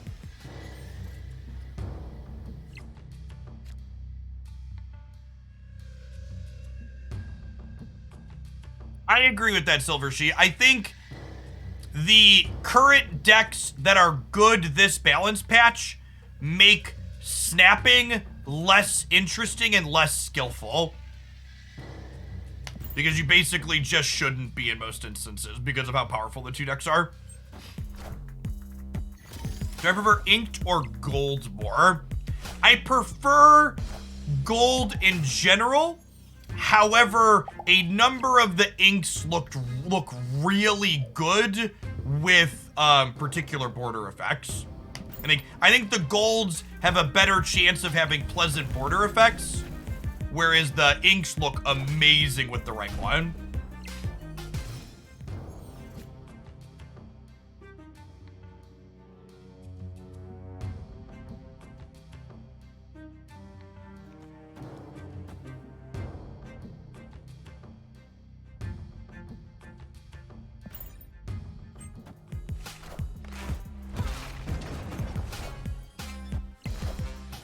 Yes, like we saw a Daredevil split earlier that had red Kirby dots on it that was just like chef's kiss perfect. It was so good.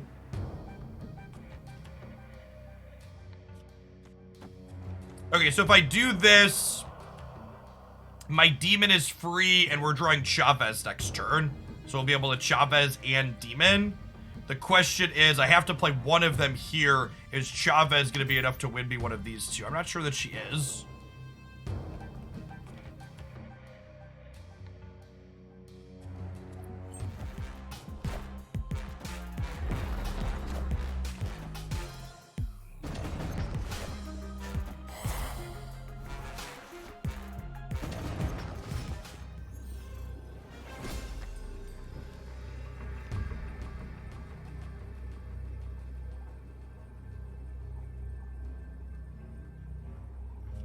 Well, this is kind of a coin flip. I'll stay for 1 cube.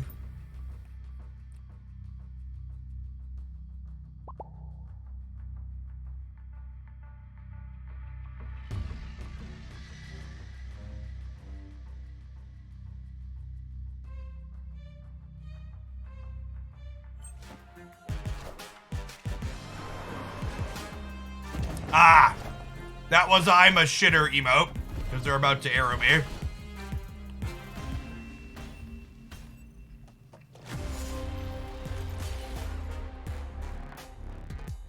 You played the best card in the best deck. Congratulations. I'm the real winner. I got 6 Viper boosters from this exchange.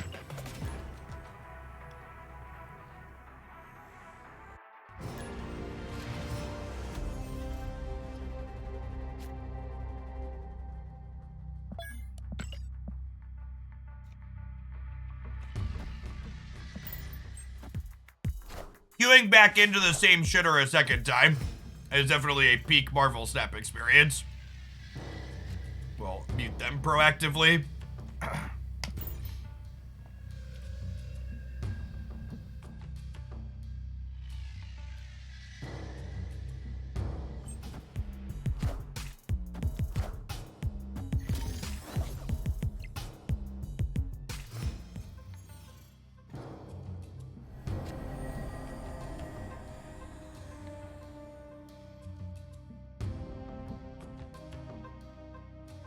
How do I get all those boosters on Viper? I PayPal Broad every month. Hey, Bassiticus, thank you for the 16 months. Welcome back.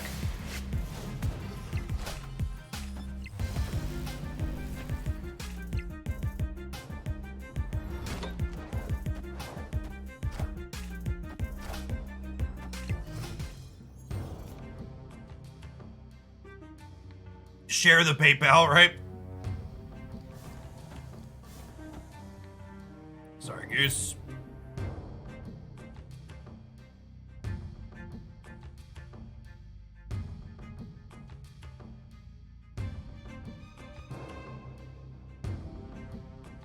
Pop it in. Say thanks for a little bit of magic yesterday. I don't know what the world of Snap is like, but I put my subs where I put my attention. 3 hours of magic was worth it. Thanks for dropping it off, Dr. Mister. I don't know that we're gonna do a ton more standard magic, but I'm definitely planning to do a little bit of historic later this month when Snapcaster Rage and Lingering Souls release. Never lucky.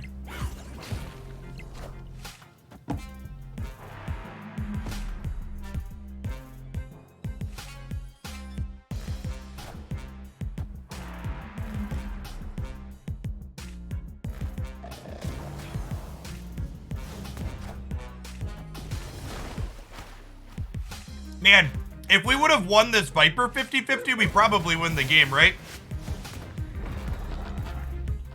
Even with the leech? Because they would have been locked in here. Yeah, that's rough. That's how it be. Escape.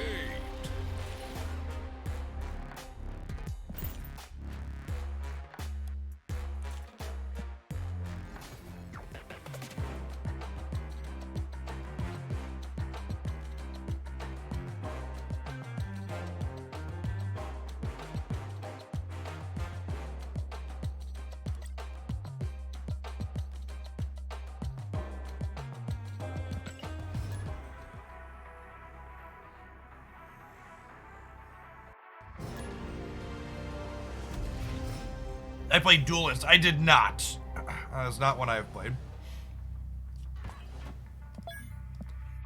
Oh, snap.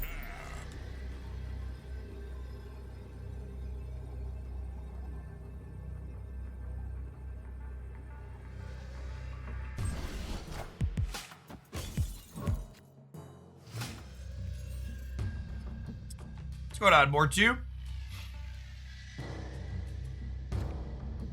Yes, yeah, that was me checking for Thanos before I stepped them on one. That's exactly what I was doing there. Genuinely think you cannot snap into Thanos on turn one.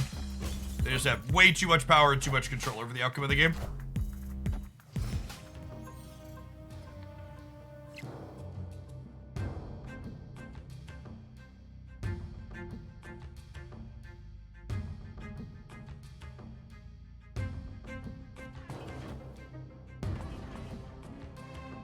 Am I arboring Rickety Bridge?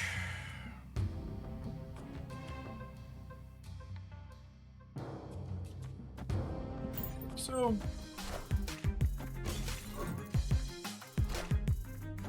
Oh, that's true. I could have kept Arbor in the left, is a good thought.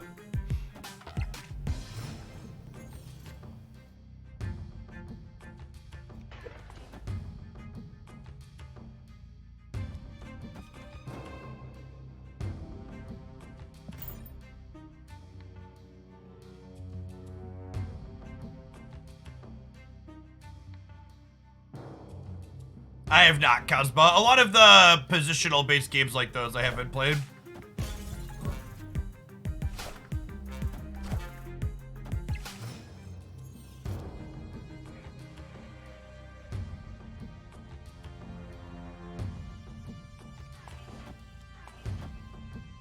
So this means Quinjet stays, right?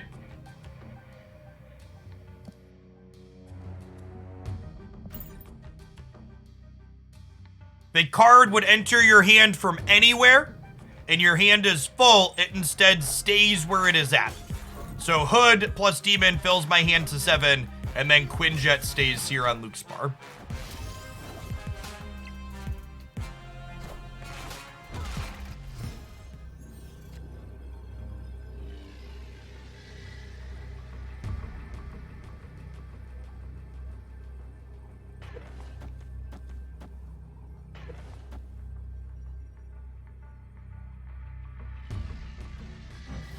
Oh, yeah, the Hood Kirby dots are real funky going in and out of my hand, huh? Victory. Do I have a preference between gold and cash bundles? I mean, I think the gold bundles are better for the game, right? Because they're accessible to people that are free to play. Holy crap, chat. We might actually split this Viper today, Copium. We've been running hot with these boosters.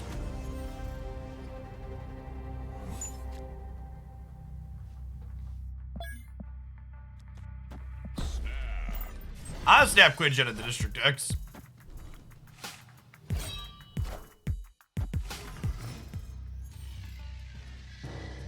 Are we stuck in 40 out of 50 for hours? Yeah, probably.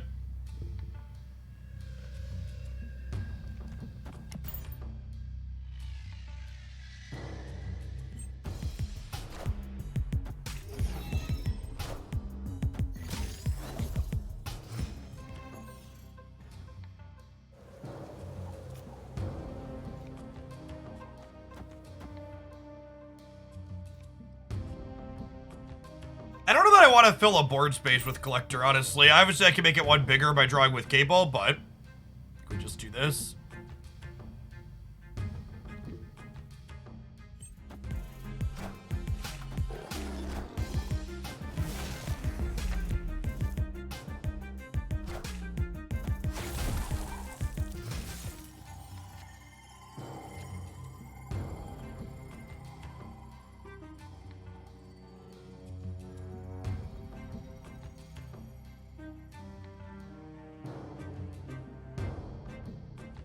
What a weird take. I take it as a sign of disrespect if my opponent doesn't snap an obvious win. Like if you're hoping I'm stupid enough to stay in and just give you 2, just snap, loser. What a weird mindset. Also, that kind of shit mindset goes both ways, right?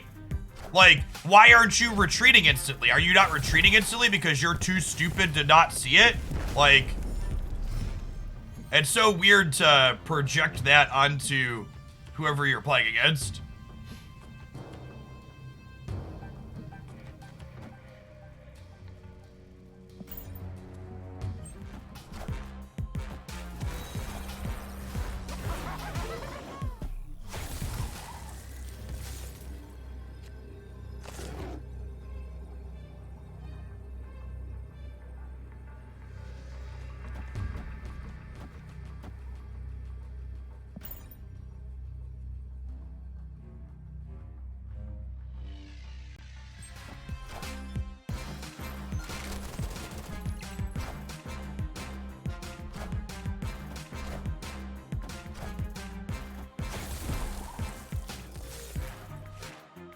I think we just died to the bot.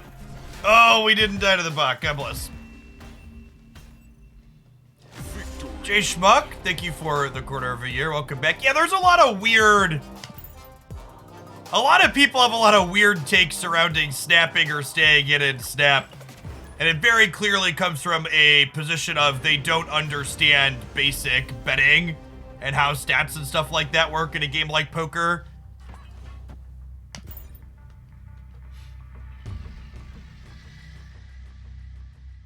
Yes, we've if this is Nicolina is someone that we've rated on a couple of occasions.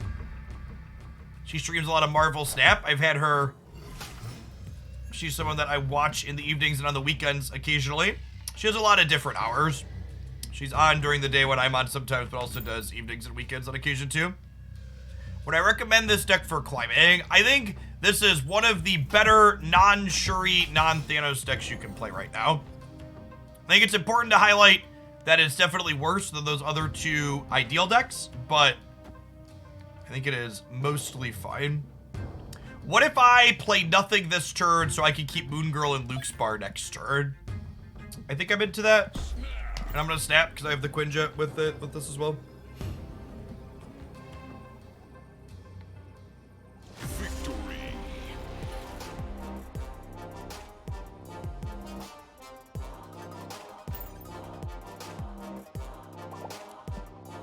I don't know. Even if the absurd message about taking it personally was a copy pasta, I also don't really want to encourage my chat to be full of copy pastas. I know that that's like a thing that happens a lot of other places on Twitch, but I find it annoying and obnoxious, so I don't really want it in my space regardless.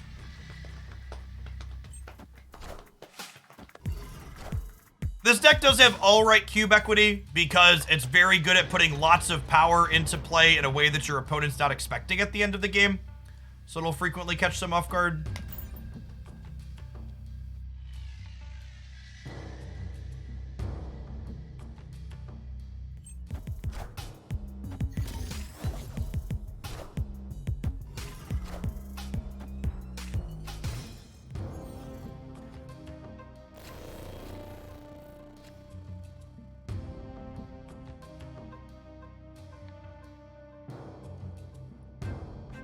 And sporadic. I just saw your thing in the I scrolled the subs Discord just now. The I love Ted Cruz comment from earlier today was unironic. Oh, human beings. Oh god. I almost didn't ban them, thinking it could maybe be ironic, but the follow-up confirms that that's a good decision.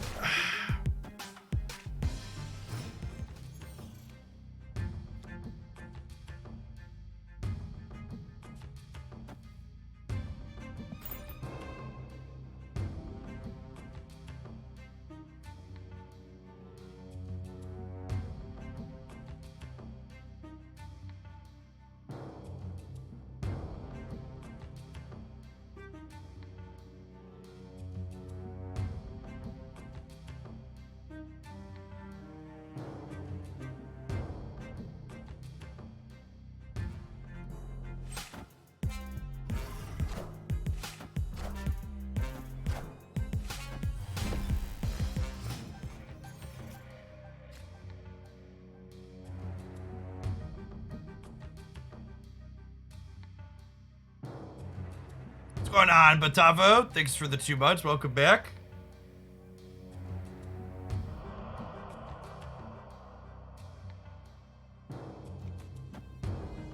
And we're guaranteed to draw Chavez next turn, so it doesn't matter if we put rocks in our deck. I think we just Sunspot Man and vibe.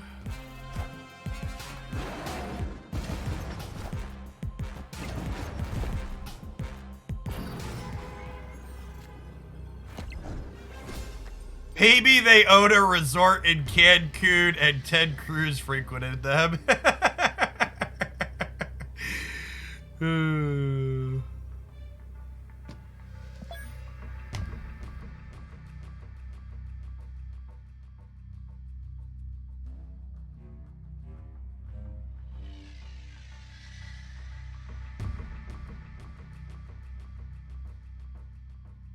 Them soaking on Sunspot makes this a little awkward.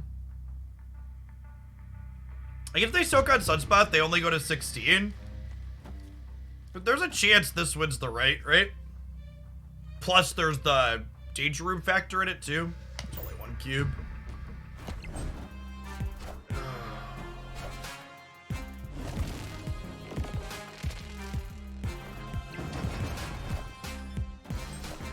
Damn.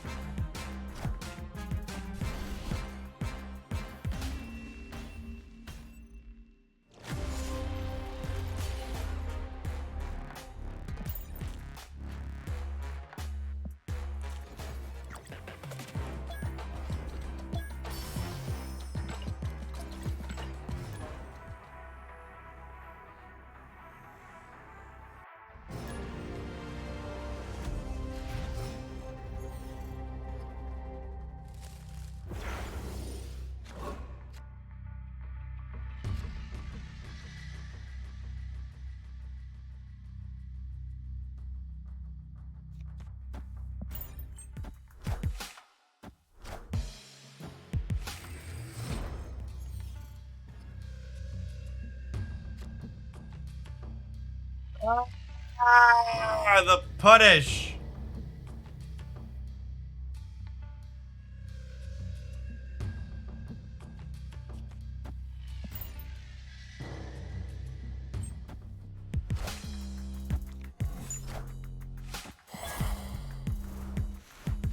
Ooh, their hand was full, so they didn't get a Viper. That's great. Sick. I was gonna Viper and then jug their Viper out of here so they couldn't do it. But that works out great for us. I think we just Polaris the middle and try and lock this up, right?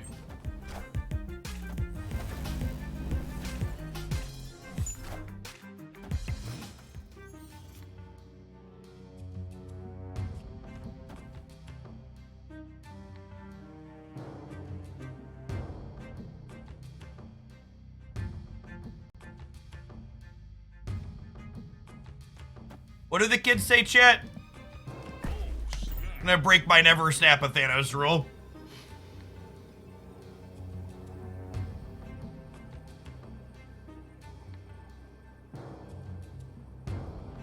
Yeet! Ah, I wanted that to go middle, damn it.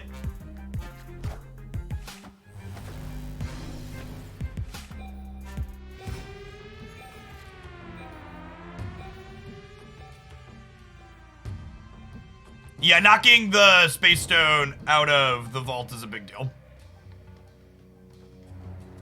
It's a real shame we don't have a sunspot here. Jodo Yodo, thank you for the third of a year. Welcome back.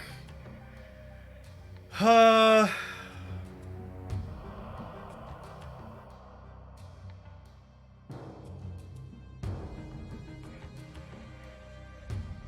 don't know how hard I'm supposed to play for the left. I think it's Goose mid. And I don't know how hard I'm playing for here. What if I do this? This will put them to 11 and me to 12, so I'd win here.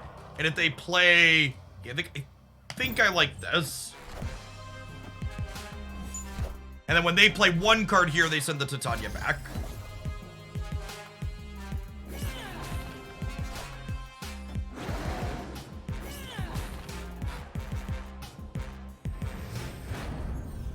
Oh, their deck just does everything. It's so good.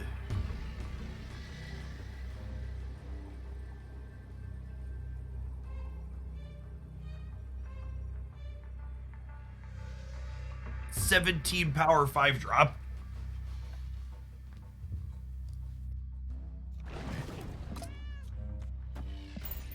Got 2 cubes on the throne room. They had Space Stone there. That would have let them move out of the vault, not into the vault. The Space Stone was the previous turn, so they could move out on turn 5, not out on turn 6. Yeah, Dino's relatively stock in Dinos.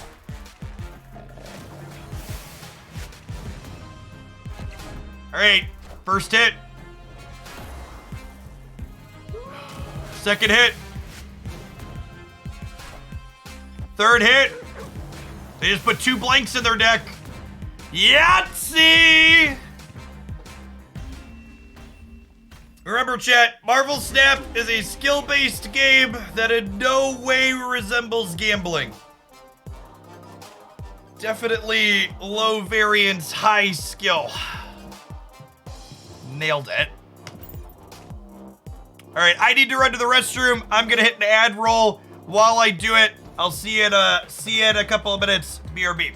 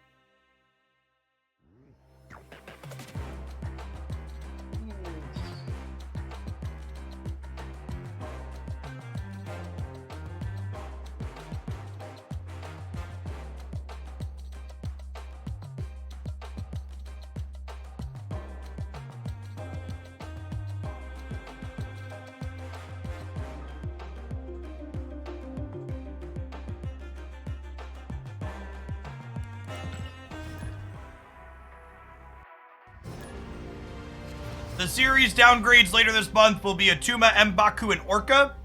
And then all of the January cards. So Zabu, Shauna, Shadow King, Sauron, Dazzler. Most of these cards are unplayable, so I had to think about it for a second there.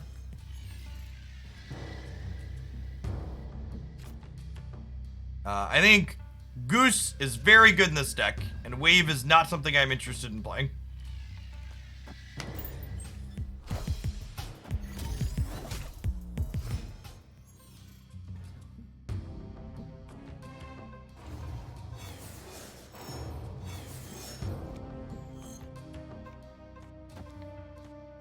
Goosing Shuri's Lab sounds appealing here. Hey, Venkex. Thank you for the third of the year. Welcome back.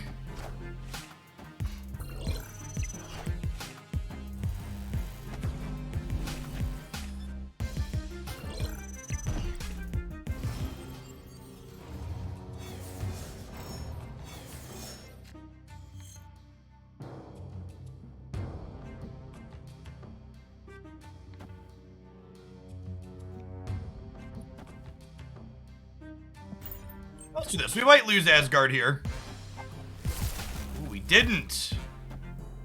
Oh, it's a tie, right? That's better than them drawing. Hey, Bez. Magic was fine.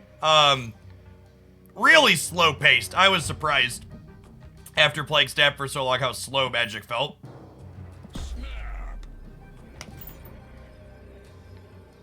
But the gameplay itself was good. Is this a bot? I don't know. Probably a human with double green borders here.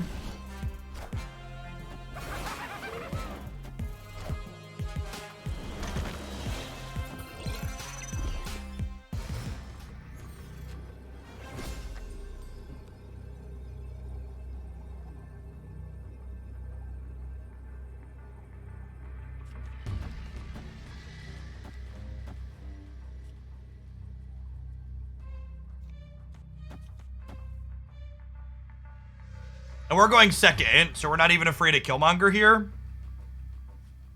Shang-Chi doesn't get us. We're filling the board, so Arrow doesn't matter.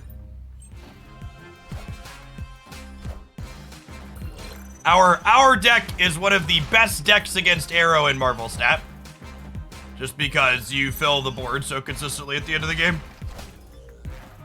Also, Arrow in your Debris deck feels questionable.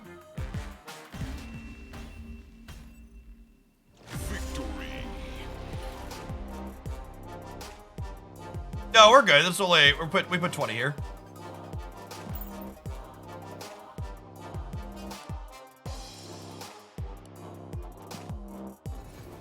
A board fill deck with no Dazzler. Dazzler's just not really a playable Marvel Snap card. You don't always fill 100% of your board in this deck. And in the games where you don't completely fill, Dazzler's just nowhere near good enough. Dazzler's one of the cards that I feel should get a more sizable buff. Like, I think it should even be as much... I think it could even be as much as, it could even be as much as, what's it called? Like, you're making her 3 cost. And Specimen's deck, they have Killmonger to make space for Arrow. I guess, but you can't Killmonger and Arrow on the last turn, right? So you're, like, uncluttering them on turn 5?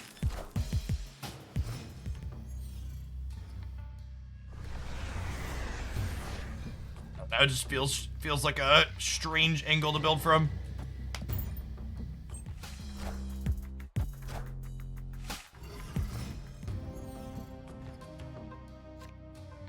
Yes, that's a good way to put it. Dazzler has a pretty strict deck building requirement while not being that high of a payoff. I don't think Shauna is playable.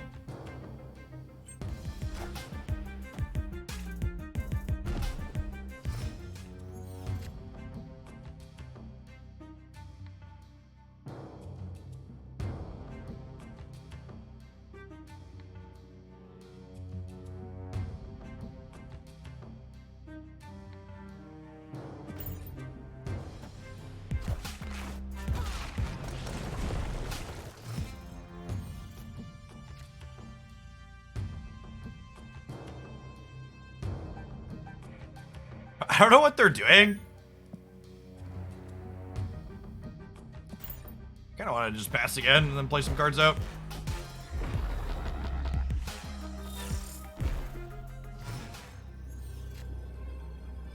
What's the punish for that?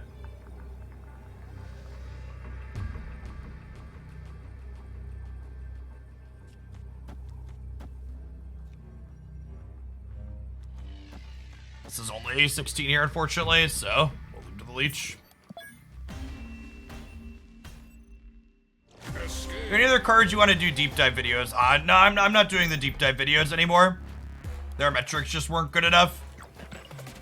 Moving forward, my focus for YouTube content is going to be the daily deck highlights and then mostly just like game update style things, balance patch reactions, things going on, etc. A lot of the other miscellaneous types of videos I experimented with trying to make ended up falling pretty flat, and they take more effort to make than other types of content.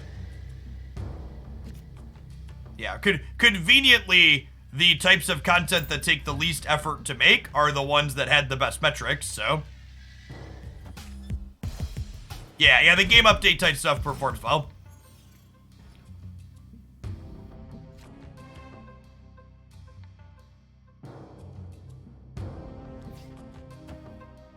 We're lucky, we'll kick them into the Space Throne here. Face the might of Asgard. Mjolnir.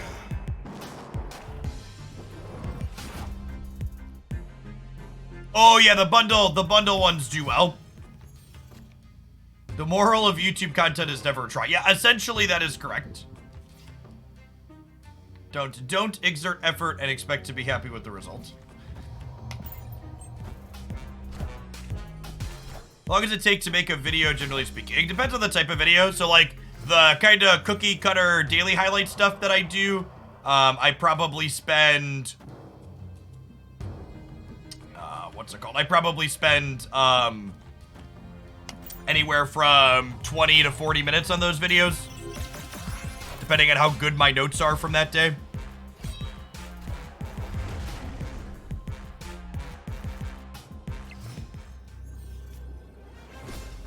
There was still a Chavez in my deck? That's funny.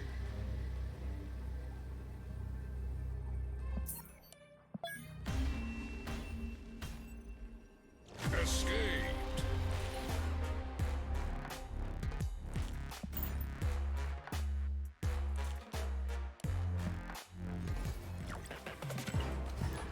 Is thumbnail creation included that time? Yeah, that's like me sitting down at the computer to me having the video scheduled to post between 20 and 40 minutes.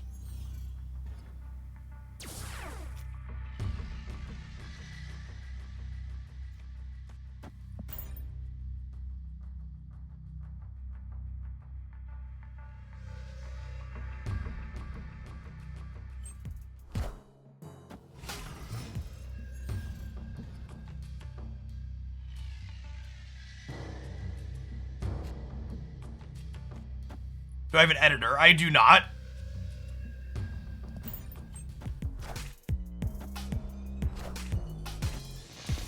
Sometimes lucky.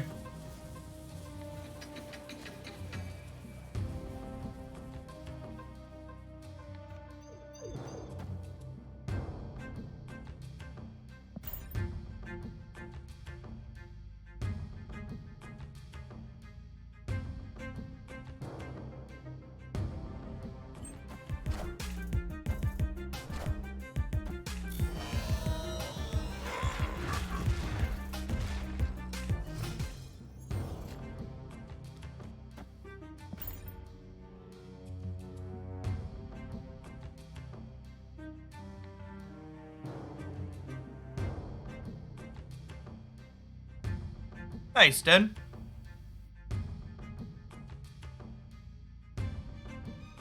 An okay-ish spot here. No Sunspot to go with our She-Hulk's a little sad. Less of an okay spot.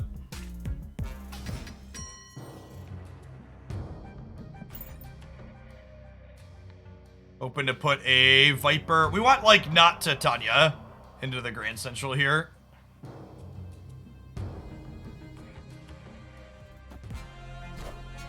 Nothing feels better than using a Shang-Chi on a 4-card Gamma Lab. Yeah, most players at the level that I play at won't ever put 4 cards into a Gamma Lab for that reason.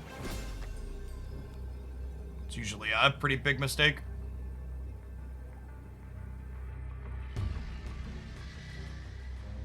Got diffed a little bit in the Grand Central.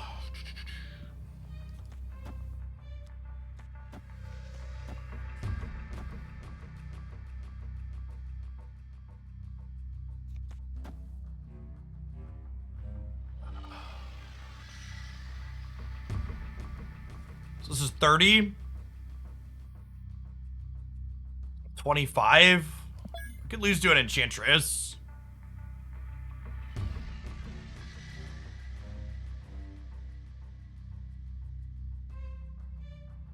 Stay for a cube.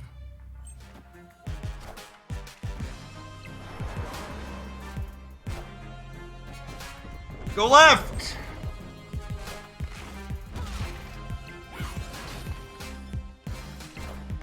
We're good, right?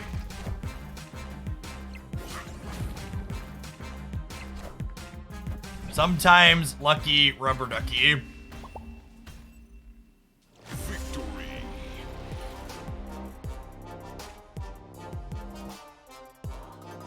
Yeeted. We yeeted in the appropriate direction.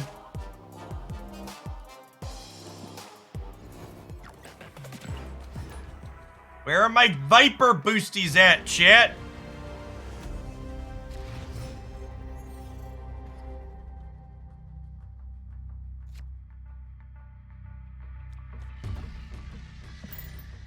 Really looking forward to booster magnets trying to farm boosters for a particular card more convenient. We don't know the details on those yet, but whatever it is, it's got to be better than the system we have now, right? Speaking of making things more convenient, chat, if you want to make preparing meals at home more convenient and have things ready to eat in just a couple of minutes, be sure to check out our sponsor for the stream this month, Factor. They deliver convenient meals right to your door that you just pop on in to the oven or the microwave and are ready to eat in a matter of minutes. They are fresh, never frozen meals. We snapped the Thanos deck into Lamentus, right? Oh, snap. Oh, snap. My Handman doesn't have Boot Girl in it, but it's like pretty reasonable overall.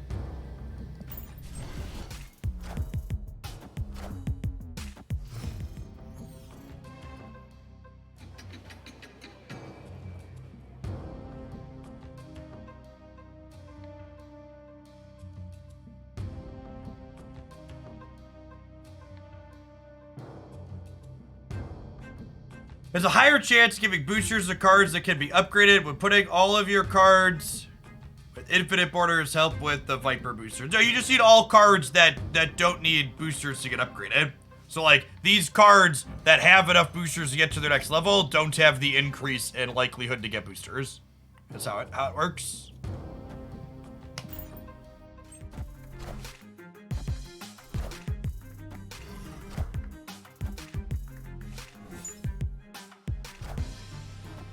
Well then.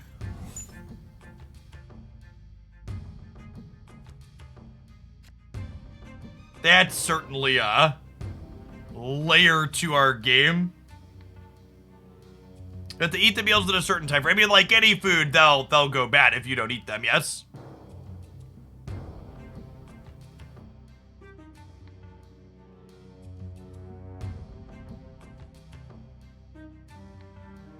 Fuck. Can't even snap a Thanos player into Lamentus. Oh.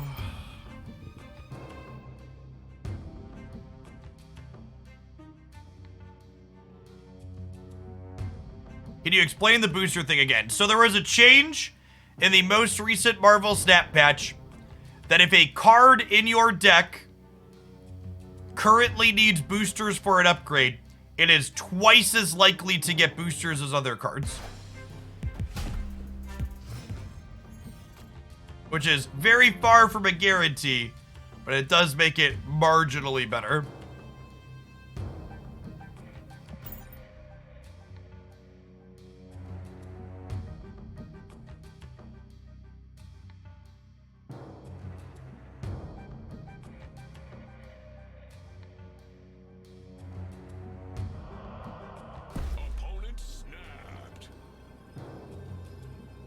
Oh, I'm probably supposed to leave here. Escape. I could definitely be a leech snap. I just can't stay. So it makes no sense to not upgrade your cards until you have 153 to do it in 155. No. If you're trying to upgrade a particular card, you should upgrade them as you go, so they need boosters towards their next upgrade.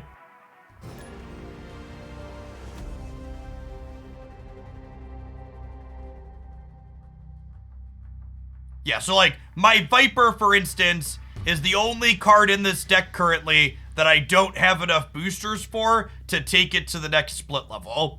So Viper is twice as likely to get boosters as everything else in this deck.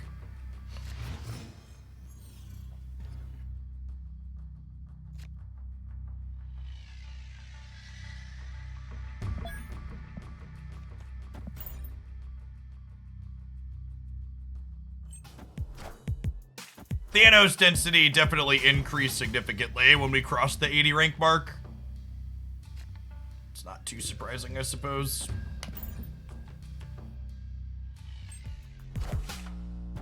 Yeah, so Viper is 2/13 to get boosters at the end of the match, and all the other cards are 1/13. That is an appropriate understanding. God, against any other deck I would snap here, but we might be about to get lockjawed into a bunch of stones, so it's just like 0% chance that's right.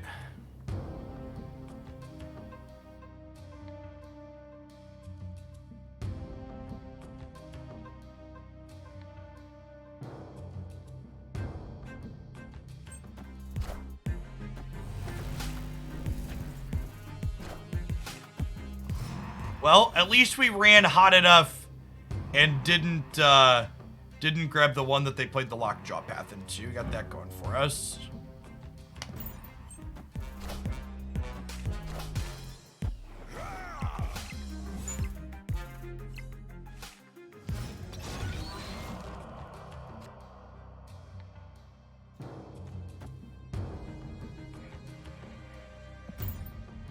Is the amount of boosters awarded random? No, at the end of the game, a card in your deck gets 1 booster per turn that game lasted.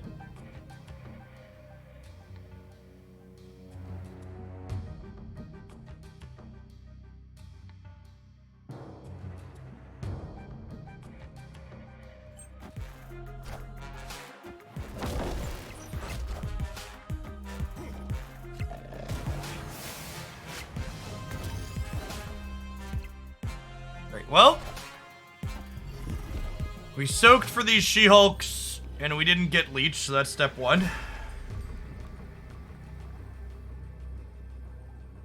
They have priority, so we don't have to worry about getting Valked. We just do this and soak 3 on the left and call it a day.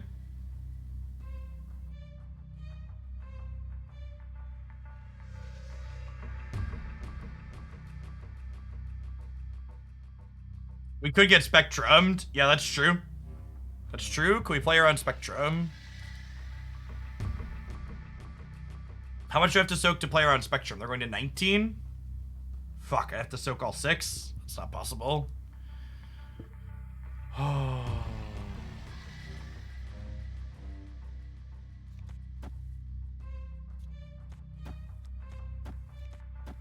I could do this and soak the bare minimum and play for all of them. I think that's the play. Yeah.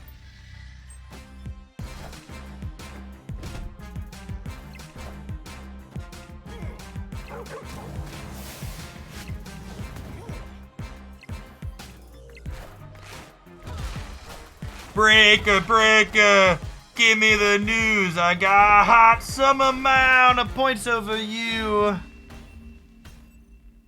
Victory. Or by 13 there? Yeah, looks like 13.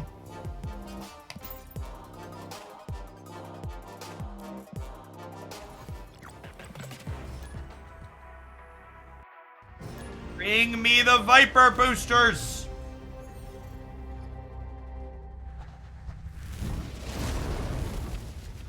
I was also a little bit nervous when Stretch Point came down.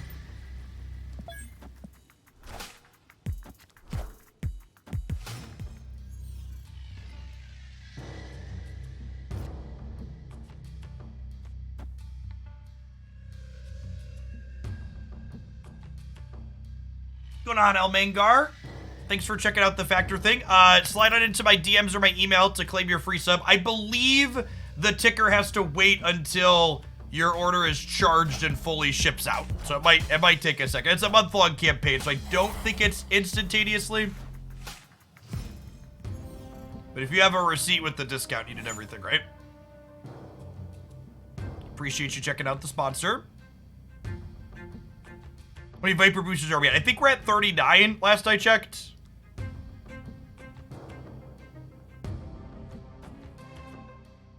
I am going to Polaris, pull one of these into the middle, and that pseudo locks them up here with the asterisk, obviously, that they have Sunspot. That can soak things up.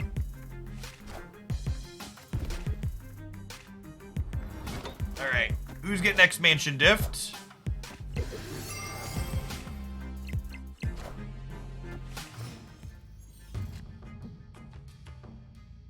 Holy fuck.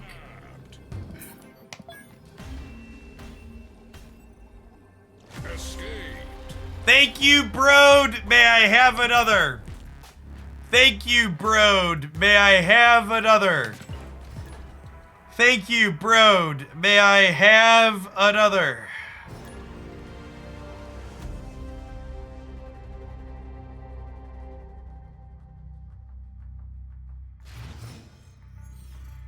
How's my blood pressure doing? Chat, I used to spend hundreds of dollars to fly across the country to lose a round 1 to not drawing a third land in game 3. Getting diffed by an X-Mansion and moving on to the next game won't even come close to the top 10 worst things that'll happen to me in a card game in my lifetime.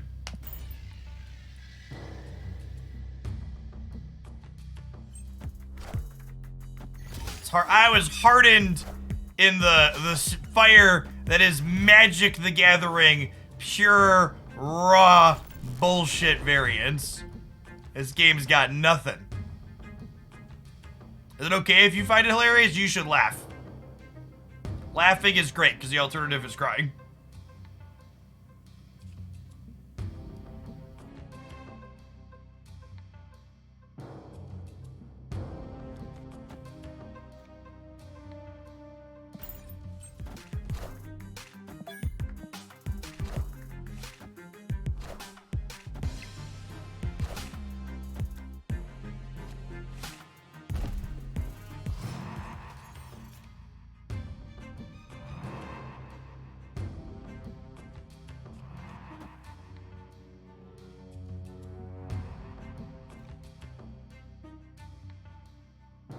Opponent snapped.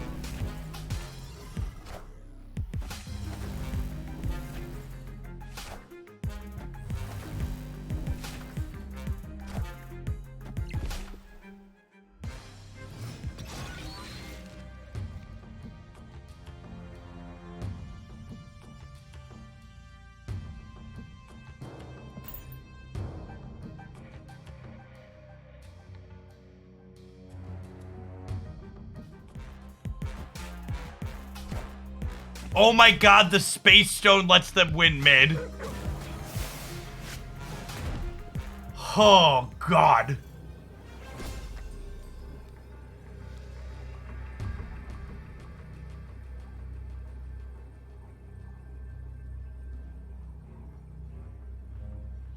So, Jug won't move things that are lockjawed out.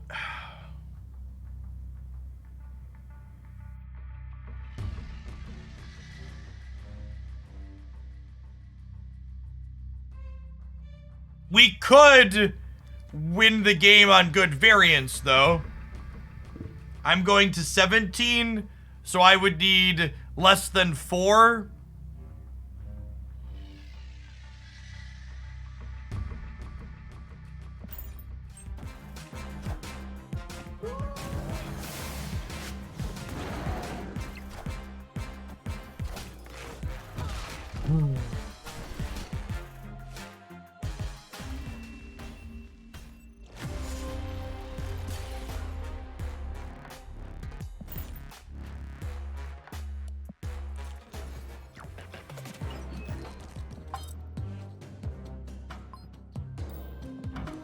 $39 still. We got to 39 so quickly, and we've just hit a roadblock there. He ran hot for a little bit. We started at like 0 Viper. We started at gold Viper today, so we got it through all of red. Or mostly through infinite. So I want to ask what Goose is doing here. So, in a previous life, when there were 2 decks instead of 1, Goose was good against Shuri and Galactus. But Goose is definitely fairly lackluster into Thanos, is a reasonable take.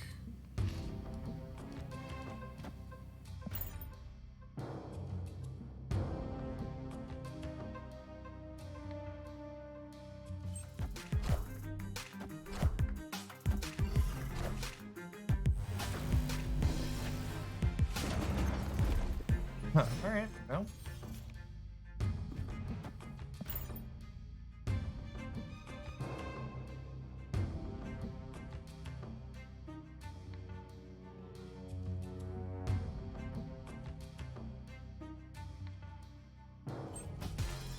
Friendly neighborhood Spider-Man here.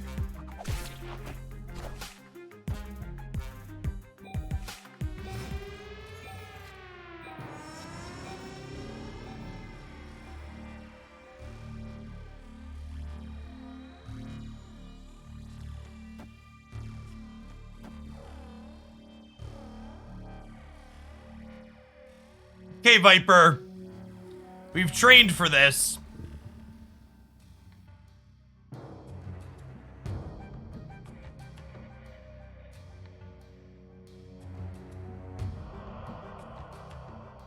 Hey, Quads. Thanks for the 2 months. Appreciate it. Welcome back.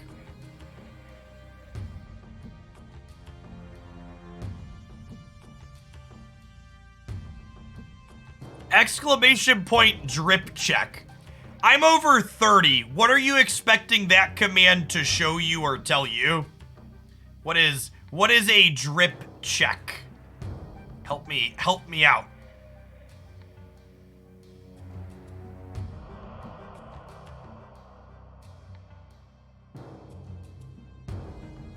How bad your allergies are today. Okay, that makes sense.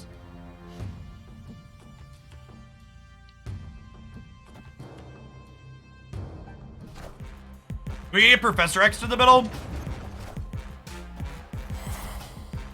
Oh my gosh. We're getting Professor X to the middle, aren't we? But they did 2 things though, right? Aid my hand.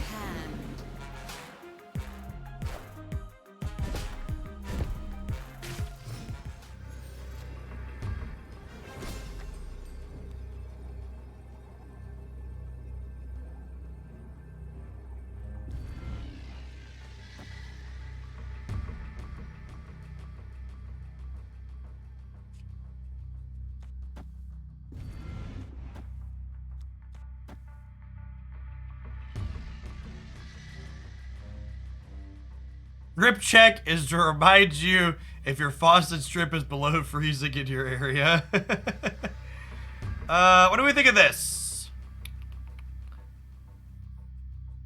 You want to jug left and jug right. So the problem with that is that could cross jug things. That works if they all end up jugged into the middle.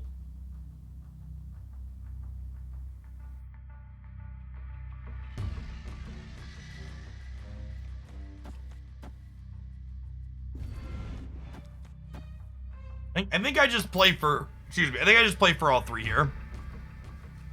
Which might be wrong. If they play for left and center, we get into trouble.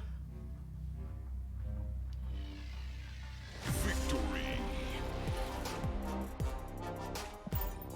Viper boosters. Come on, Brood. Give me 11 more Viper boosters so I can be disappointed by not getting another good split.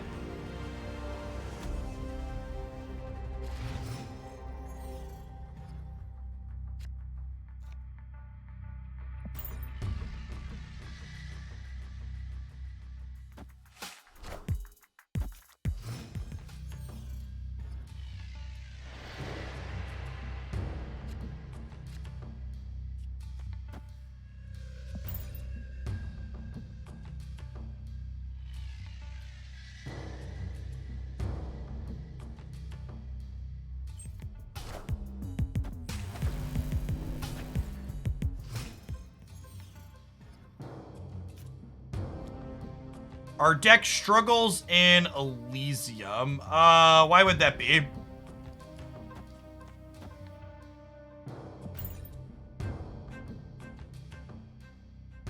Yeah, it's very similar to Cobblade Wallywall.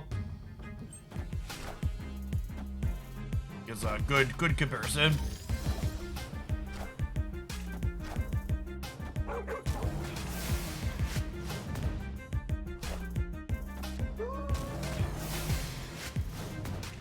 This is my reminder for chat that complaining about what my opponents are playing is also considered complaining about the current metagame, and I don't want it in my chat. Thanks.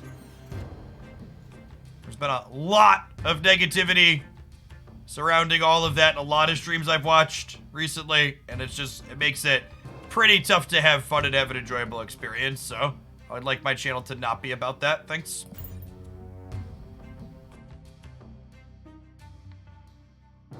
I'm gonna hang out and play the games.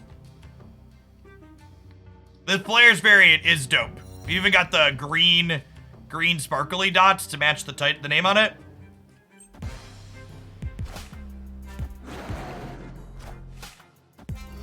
Okay, so we're ahead in the center because Mind Stone's gonna slide into there, and then we have Moon Girl there with others.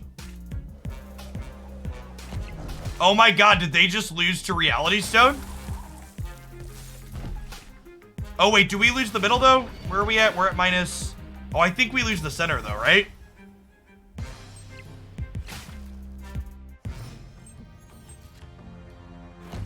Okay, huh?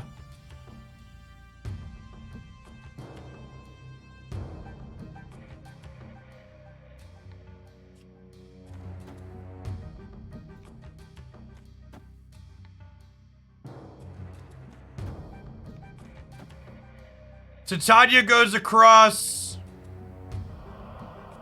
Titania flips up. Titania comes back. Demon. Titania's go across. Oh, they have Sunspot. We're gonna lose to the Sunspot. That's so unfortunate.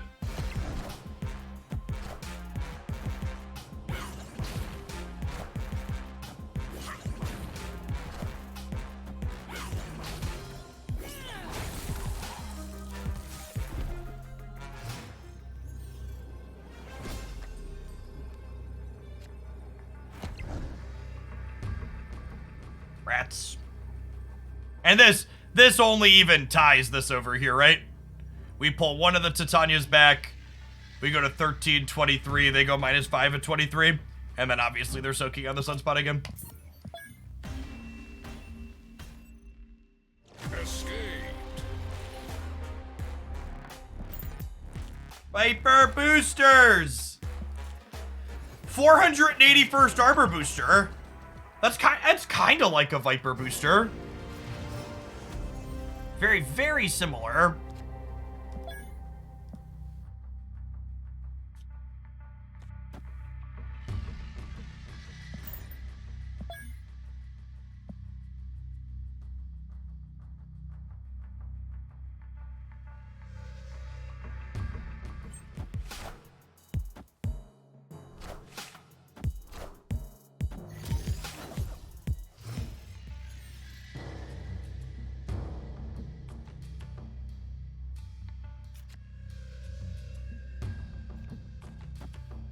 There's my lady. There's my lady. I don't know that I can ever snap Thanos, though. Because, like, there's a real chance they just, reality stone the bar this turn.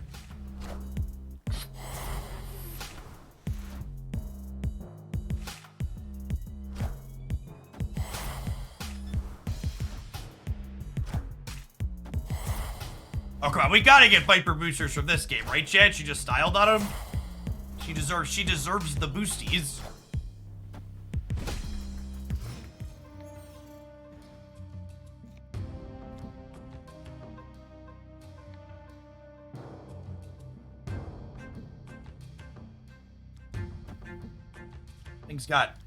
Things got rather large rather quickly here.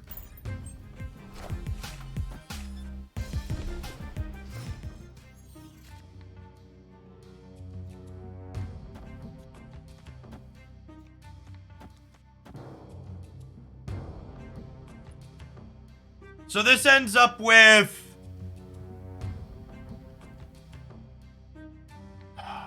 This ends up with the 2 Titanias on their side and the 2 demons on my side. And then long term, they'd have +5 over on their side, plus whatever they soak. So they'd be at 14, plus whatever they soak. And I'd be looking at 17 plus 3 is another 20. So they'd have to soak 7 to beat that.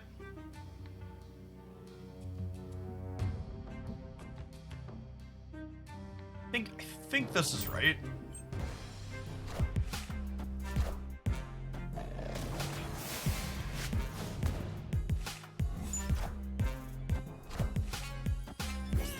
Okay, the Subterranea means that we have a real shot to win the left side now as well.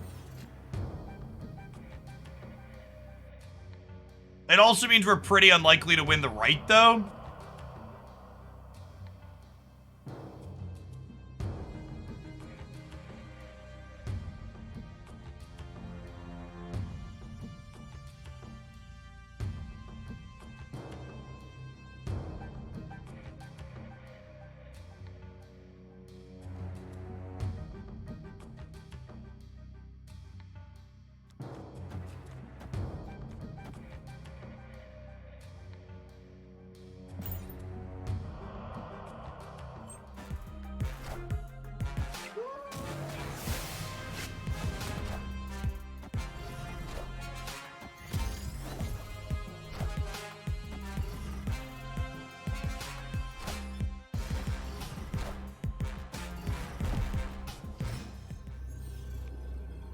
All right, so they need 9 points at random on the left, or a blue marvel.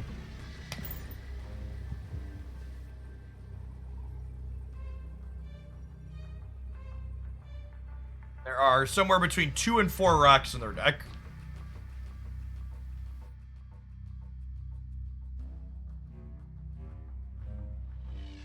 The real question here, chat, is not whether or not we lose the Lockjaw. It's whether or not we get 6 Viper boosters at the end of the game. That's the actual thing we're waiting to see here.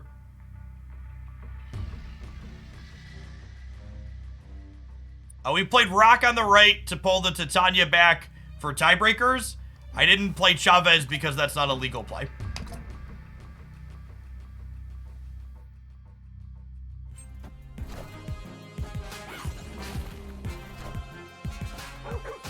Hey, or timer, thanks for the 2 months, appreciate it.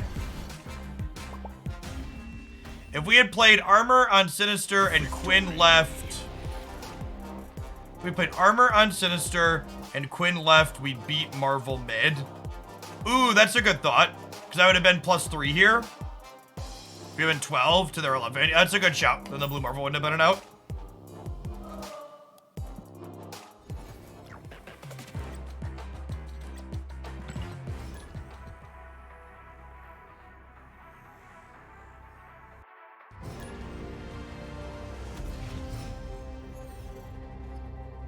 I check my shop. The shop did just roll over for people that care. I have every card in the game currently, so my shop is just a pinned variant that I'm probably never going to buy.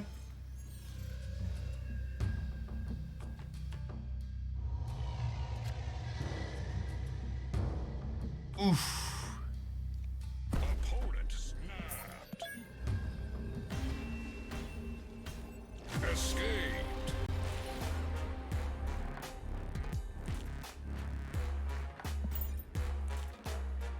Win some, you lose some. We didn't get Viper boosters anyways, it's fine. 1,015 hood boosters, though. Definitely saving those for a rainy day.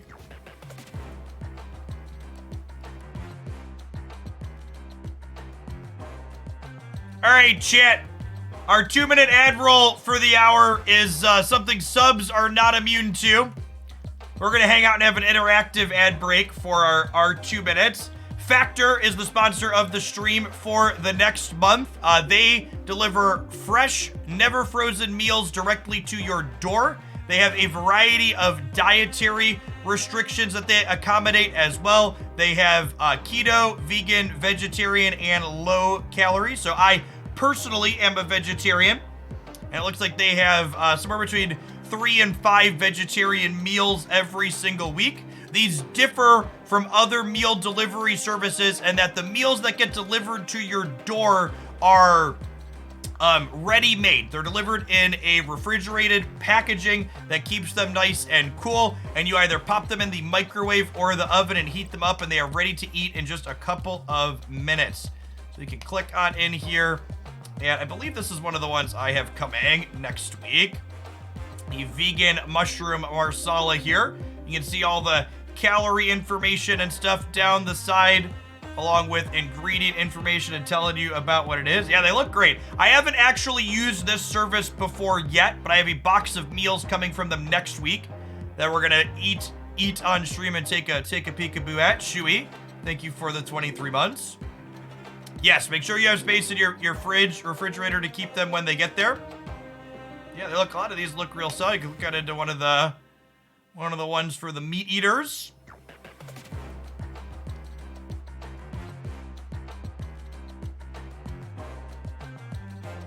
All the ingredients down there for dietary restrictions. Oh, prep instructions. Oh, this tells you how to heat them. Microwave, or conventional oven. Hey, AKJ, thanks for the 5 months. I appreciate that. I don't believe they recommend freezing them, but you know, I'm not one to tell you what to do with your own food. You've used the service before and they're great. Yes, this is different than things like HelloFresh and others where they're just delivering you ingredients. These are things that they said. Let's look at one of the vegetarians. Oh, I like peanut things. This is another one of the ones I have coming for next week. Where they send them to you, and all you do for prep is you just heat them up. Yeah, and this menu, if you want to look at the menu, as I can link that in chat. And it's a special part of the promo. If you enjoy my content and you're in the US and you sign up for Factor using my link, you can claim a 6-month sub gift to the channel.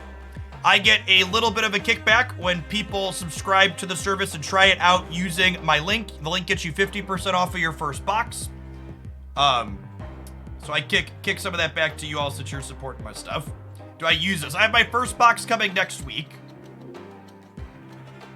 So if you wanna see the actual product on stream and get my thoughts after eating one, be sure to check that out. The promo's gonna be running for a month.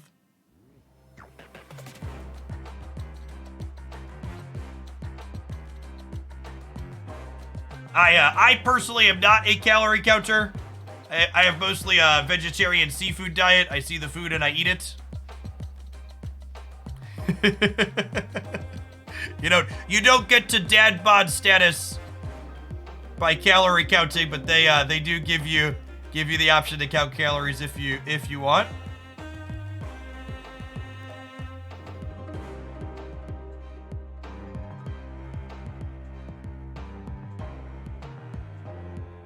I've got a body by hummus. All right, let's get back to snapping, huh?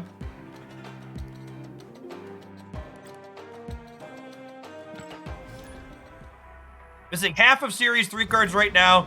Ghost Rider is in my token shop. Should I get him or wait for Shuri and She-Hulk? Ghost Rider isn't really played in any competitive deck list currently.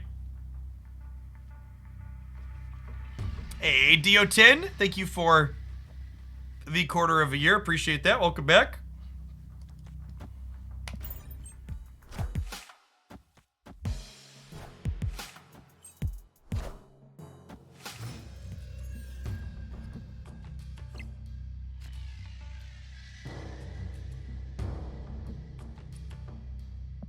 Oh, not Thanos. We doubled our hand early. I have Hood into the negative zone. That all sounds like a step to me.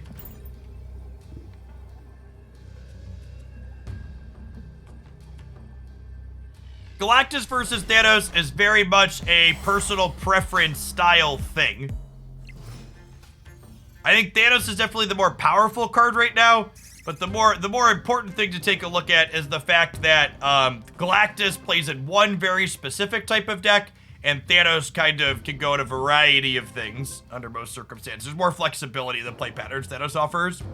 Dr. Colossus, thanks for the brand new sub. Appreciate that.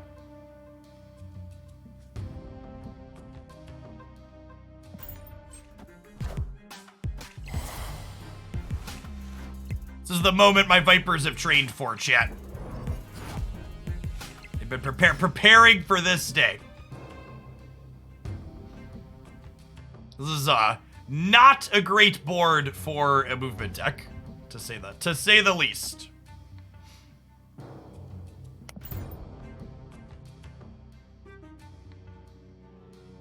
Hey, J-Rolk. Thanks for the sub gifts. That's super generous of you. You're having a wonderful Friday wherever you're at. Chat! I always like to call out when other Snap streamers that I hang out with are chilling in chat. J-Rolk is someone I've been watching in the evenings on the weekend. Be sure to give their channel a follow if you're looking for someone else that's got a lot of Marvel Snap and stuff going on. Ooh. You're not allowed to just put good cards in your movement deck. All right, so they're probably not the dedicated movement deck. They're like the AB12 movement deck. So not expecting Heimdall or other things. Yeah, there's gonna be like, they're gonna have like Arrow and stuff here at the end of the game would be my expectation.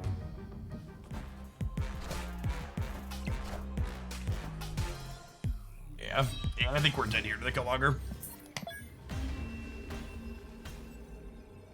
Escape. To set an incredibly low bar, the Pixel Killmonger is one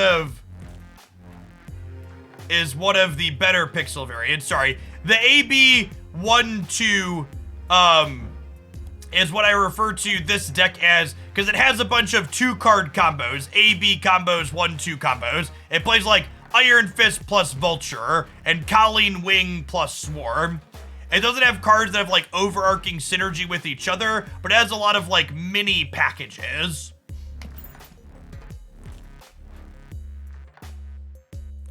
I don't see us on the factor site. If I order the 10 meal plan, can I get 10 different meals? No, you can get 10 different meals, Heldon.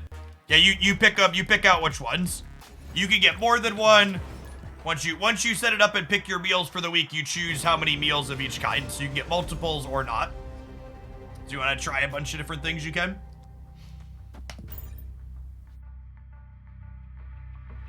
Black Bolt and Stature is another AB combo, correct?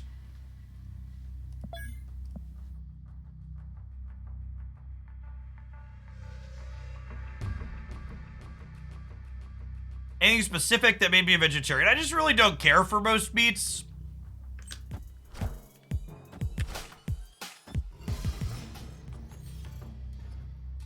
I've been a vegetarian for almost 15 years now.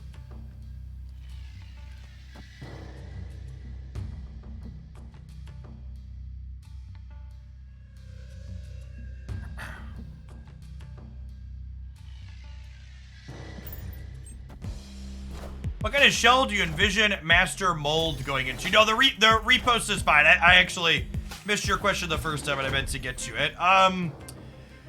I think there's probably a few different shells Master Mold could go in. So the most obvious here is it could end up in the some type of Ronin deck, right? But it could also potentially be good in like a Beast Bounce deck or an Absorbing Man to just fully clunk up their hand. You want to do a big bad BM with an inked pixelated deck? Why would you assault your opponent in so many senses, Rulk? what did they do to you? Were they mean?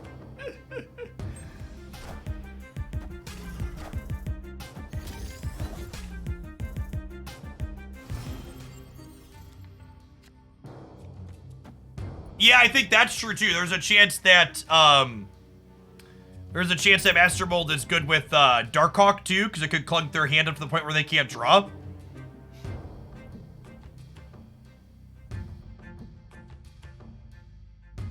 Nah, I don't really eat any meat at all. Occasionally I eat fish.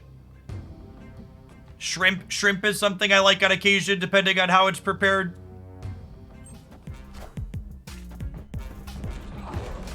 Other than that, anything fleshy is a pretty hard no for me personally.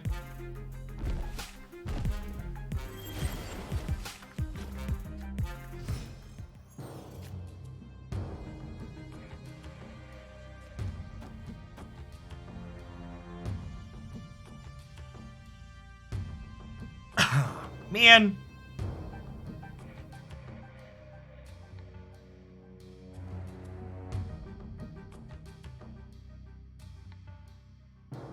I think I'm just supposed to do this.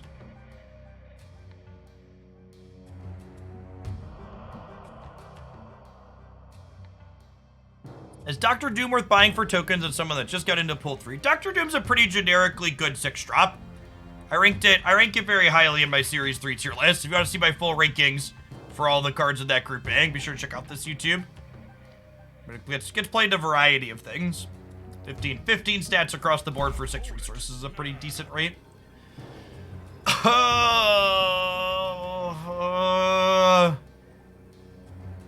I'm a fish. Glub glub.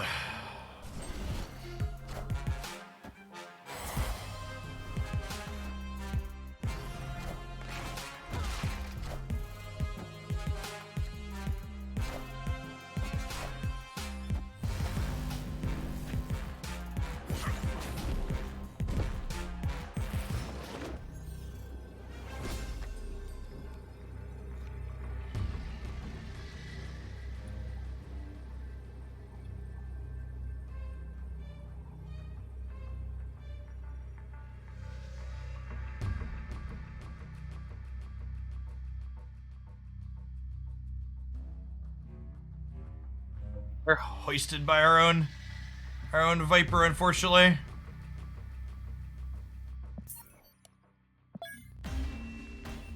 Speaking of Viper, she was played on both sides.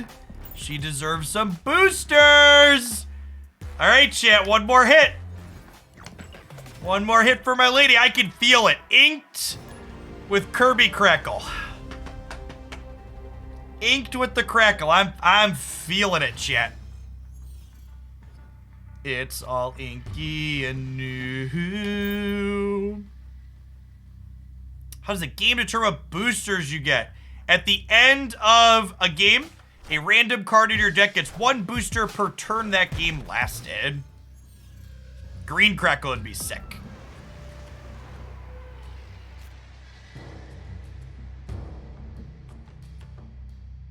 Sedge.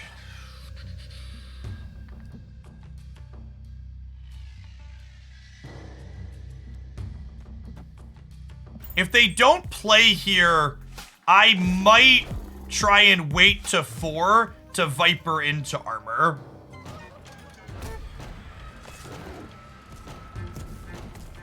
Well, the good news is Goose doesn't do anything against Zabu anyways.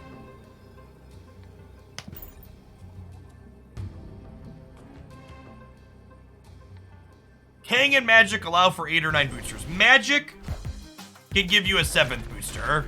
Kang cannot. Punished for waiting. They were supposed to leave when they snap. I wanted the Viper armor middle. That was probably just too cute.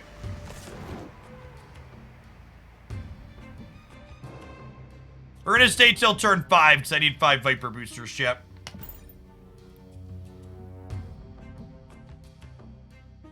But we're dead here.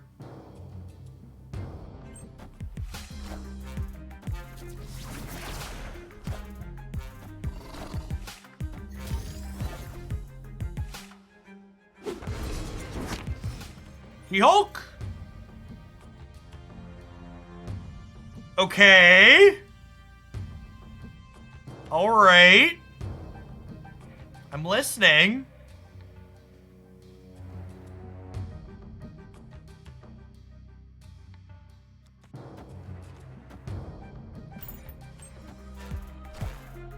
Oh, we're halfway there. Oh, lizard on a chair, take my hands. We'll make it, I swear. Do do, beep do do do do, beep do do do do.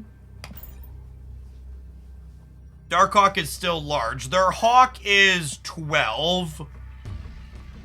I think we're good. DVA, thank you for the tier 1, appreciate that. I think we win this, says local man, about to be killmongered.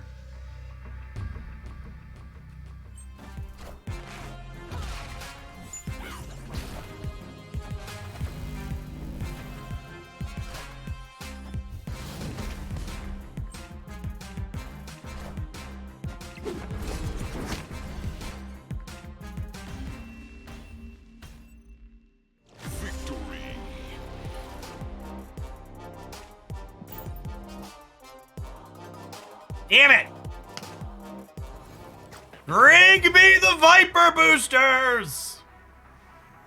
Hey, Harley, well, if you want to become a little bit bigger part of the community, make sure to link up your Discord with your Twitch account and pop on into the subs Discord server. It's the 24/7 always on part of Hogalandia. Has a lot of great channels for a lot of great things, including Marvel Snap and everything else you can think of.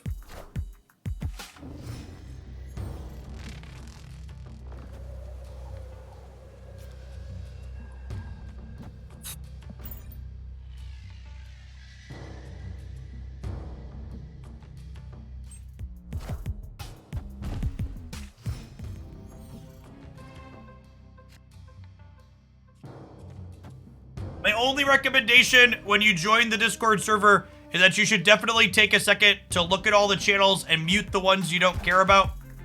Because while it has a few different Marvel Snap channels, it also has things for other games, food, sports, politics, etc. There's a lot to see and do there. Lockjaw into the Jotunheim without Reality Stone. Just like... And I probably still can't even win, right? Like, I need to leave. My body is ready to get 4 Viper boosters and be at 49. Escaped.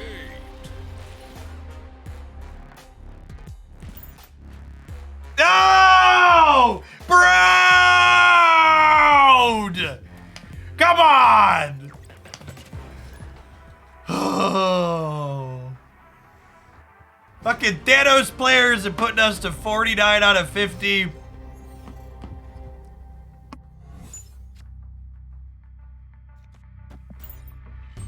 Never lucky. So, what do... They're working on an animation for Thanos at the start of the game that the Thanos player sees. What does chat think about both players seeing a Thanos animation for each side? Because in a game like this, I should have... Did they say both players will see it? Because you could tell anyways by clicking. It would save you a click. But like this game, for example, I don't know if they were initially Thanos, and I should be able to tell. With District X, I can't check.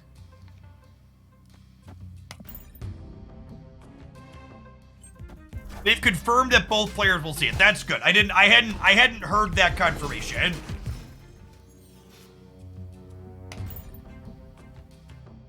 I'll be interested to see stats on people leaving when they see the animation. Yep.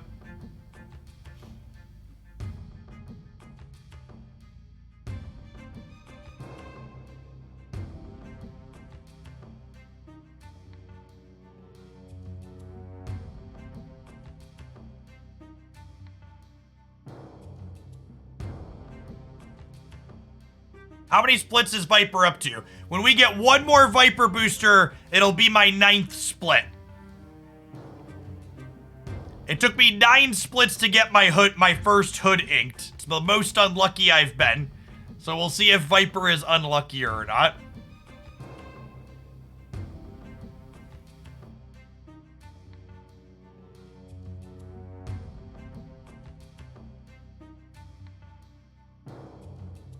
You think Snap will eventually have some sideboard mechanics? So the Snap devs have teased that there is a new competitive mode coming in one of the upcoming patches. They haven't said which one, but sometime between now and summer, I would venture a guess of the next few.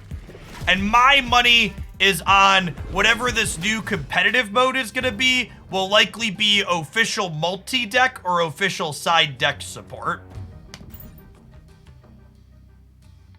I'll be curious to see which one they do, but new competitive mode makes me think that I guess it could be a limited mode too. A sideboard or side deck is something that Magic the Gathering does for their competitive play, which is you can change cards out of your deck in between games to, and they were a Thanos deck that we should have known about, in between games to make your deck better. I think we stay here. I have 9 on the right. I'm going up to 12 on the left. Yes, as a longtime Magic the Gathering player, I have a strong bias in favor of side deck versus multi-deck. How about official spectator support? I would be very surprised if official spectator support was something they were working on. Because it's probably a lot of technical resources for a feature that would not be widely used. Hearthstone used multi-deck. Hearthstone basically pioneered multi-deck.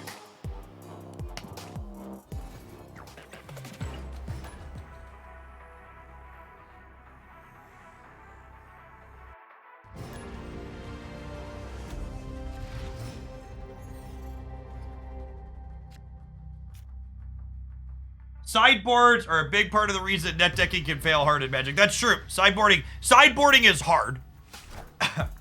A lot of people find sideboarding incredibly challenging. The main thing I'm curious to see is the big thing that I want to see in my mind is, will their new competitive format have a queue in the client, or will it just be something that you still have to play with friends? Having to have friends chat is sad. Ain't nobody got time to have friends. That's why I'm playing this video game.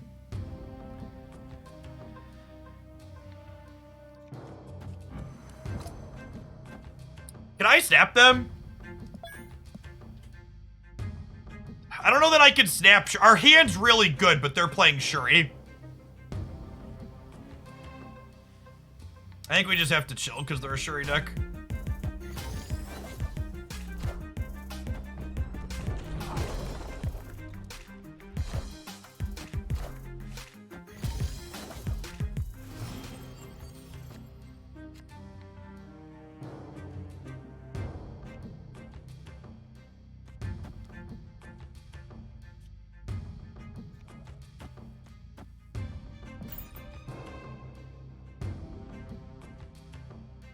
I watch you so much, I consider you a friend.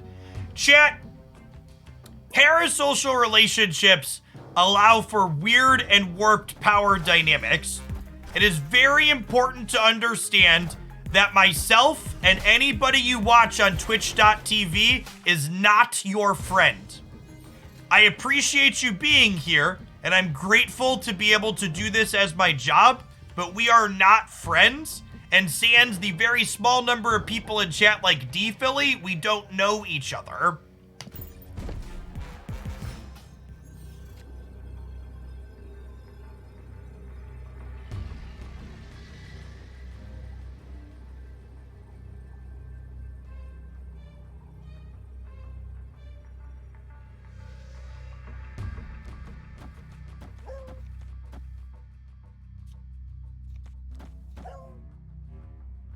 This is actually a 0 energy turn.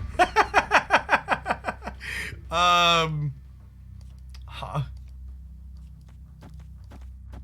LOL. What a weird fucking game.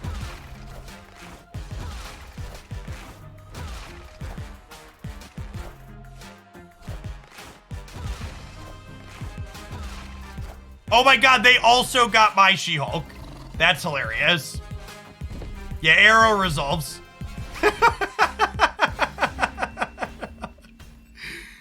Victory. What are you thinking of when you're deciding where to play Goose? It mostly matters what deck you're playing against. Goose, one of the things you need to understand is Goose doesn't have text in a number of matchups. Against Shuri and against Galactus, Goose is really good, but against Thanos, it's basically a textless 2-2.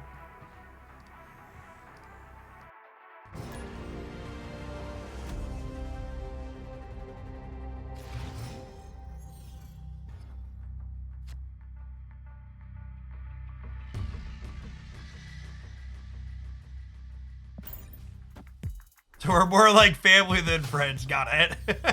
Oh, Twitch chat.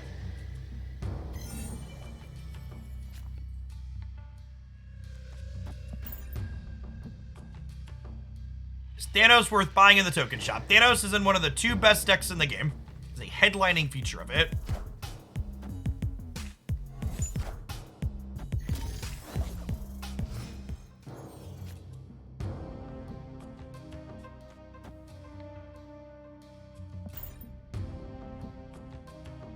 When should I be over for dinner? When you subscribe to Factor and the meals come to your door in the mail, you can think of me while you eat it for recommending them.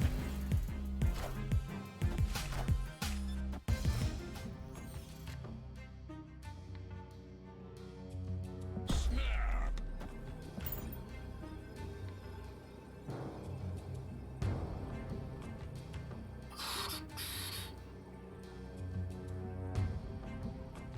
Hey, thanks for the biddies, Woodsie. You know what? Today's honestly been a pretty good day. I don't think I fully realized until I stomped out all discussion of it in chat today just how much negativity I had, or I was experiencing secondhand, so to speak.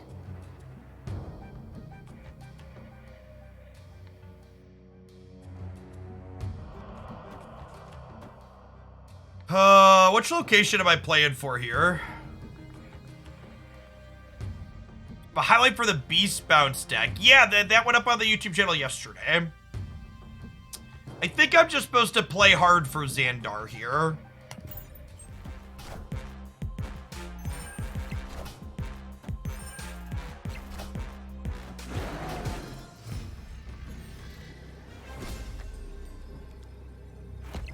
Blue Marvel could beat us left. Yeah, that's true.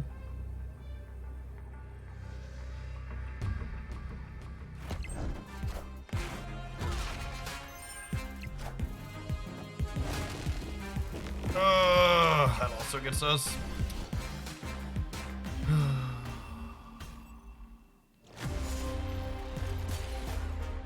Viper booster as a treat?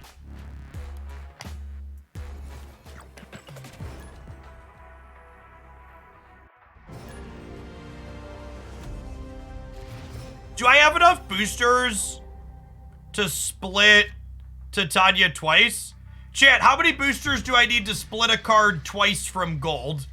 It's 155 plus 90, so I need 245. Let's do 245. Yeah. If we get to 245 on her, maybe we'll split her twice. I already have 2 splits on her, so if we split her twice, we'll get to what's it called? Chance at Inked. Cerberus, thank you for the quarter of a year. Welcome back. How many credits do I have? Enough.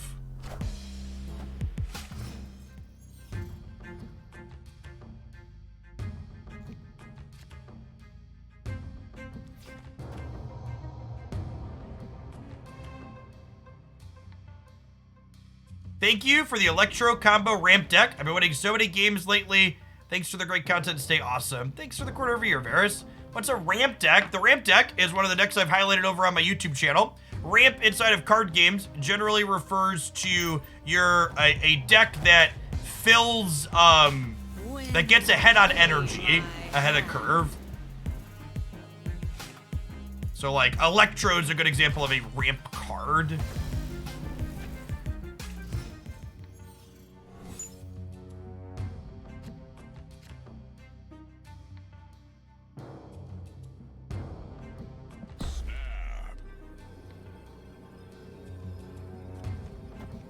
I'm going to Titania behind the jug because I want to beat Captain Marvel and Doctor Doom after the fact.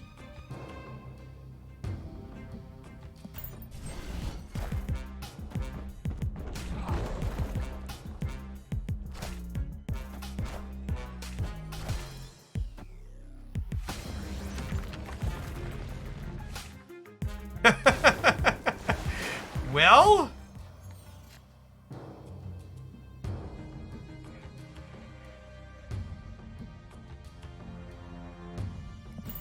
I mean, if they're a Doctor Doom deck, this is good for them, right? Yeah, the jargon ramp comes from Rampant Growth, a Magic the Gathering card.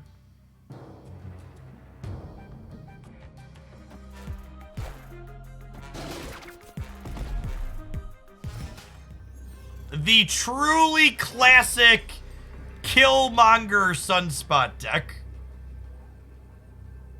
Choices have been made.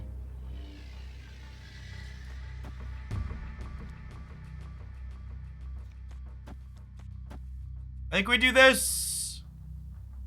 This beats Doctor Doom.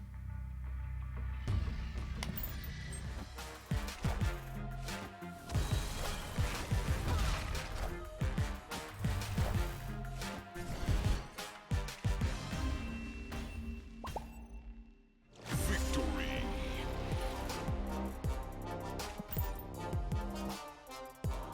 There she is, chat. Alrighty. Alrighty.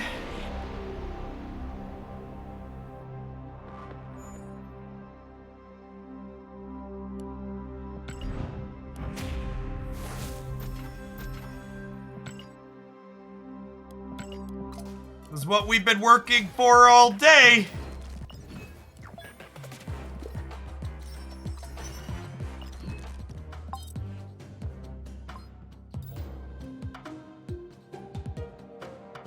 We have 1, 2, 3, 4, 5, 6, 7, 8, 9. 9 Vipers in Infinite, chat. No Kirby's, no Inked, no Gold. Come on, Mr. Broad, give me one of the 3. I've been such a good boy. No! Oh, no! Oh, no. What a big rip. What a big rip. Sad. Sad whale noises.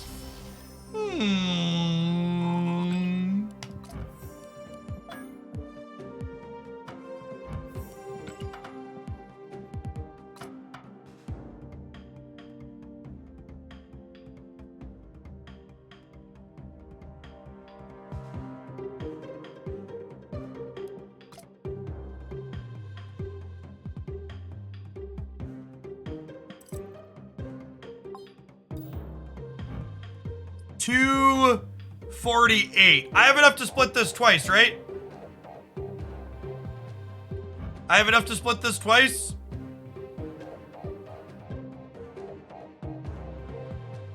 Yeah.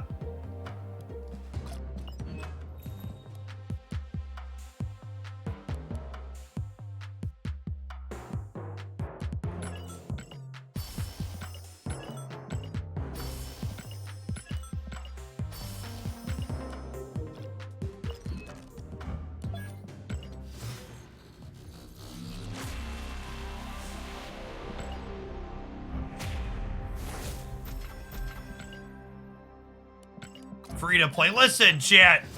You could get gold free to play, okay? Alright, so this first split is just a rainbow whatever one. But the second split has a 10% chance to be inked here.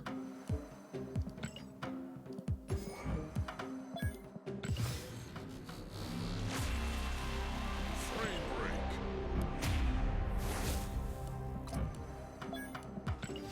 Hottie and red.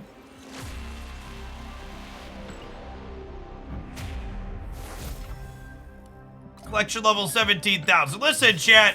I ain't even the highest collection level in Marvel Snap. Not even close. Not chat. I'm only holding my reserves because I have every card. The only reason to hold your reserves is if you are interested in the steampunk variants that are coming later this month.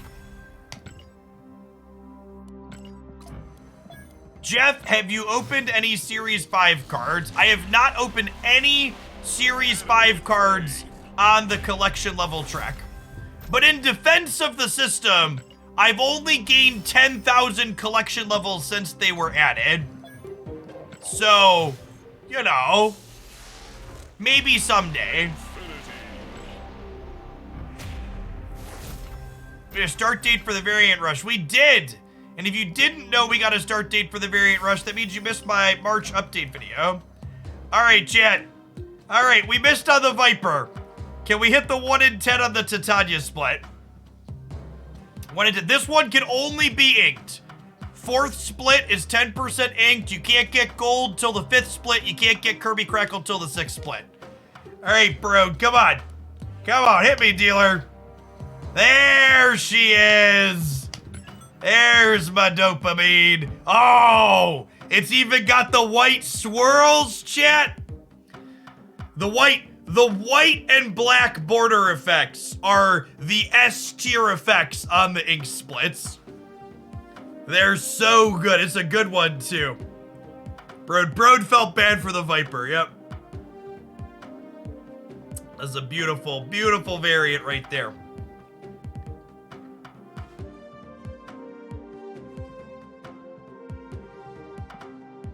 White Tone Flare ink finish.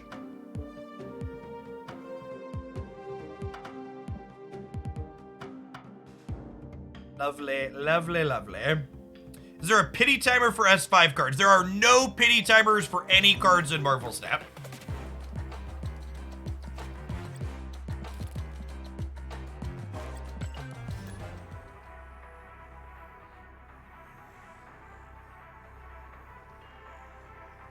A short view of my ink collection. All right, then I queue up, sure.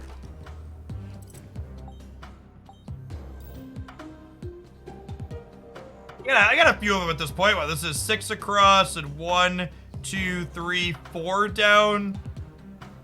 So it's 20, 27 ink splits. Got a good number of them at this point. This is one of my favorite splits in my collection. The gray Kirby Crackle Beast. If you're wondering how long it took me to figure out how to play the Beast deck well, I have this split as an answer. It's even called the gray variant. It's just like the Chef's Kiss perfect. Is it worth it buying Series 3 cards to finish my collection if I'm short? No. So anytime you buy a Series 3 card, that Series 3 card gets replaced by 400 tokens later. You should only buy Series 3 cards you want to play with. Otherwise, you're just spewing.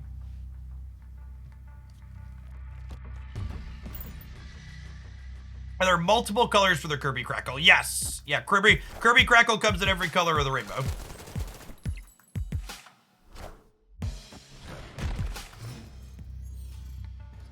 I messed around with many Nimrod decks. Yeah, we spent time playing with Nimrod the first couple of days. It's not a super competitive card, unfortunately, at the moment. Oh, I haven't played with our new Bishop variant on stream yet.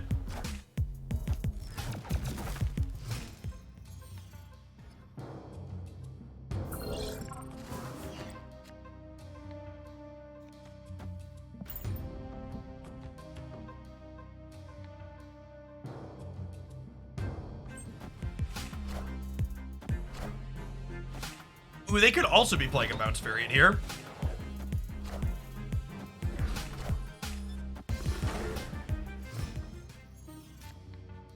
Okay. Yep. Huh.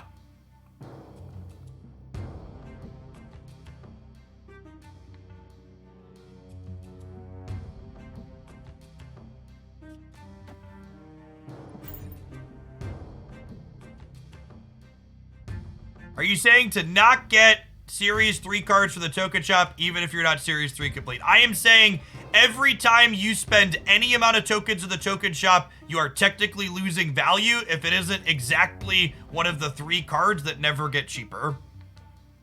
Do we know which cards will drop this month? Yeah. Those are covered over here. P. Giovanni.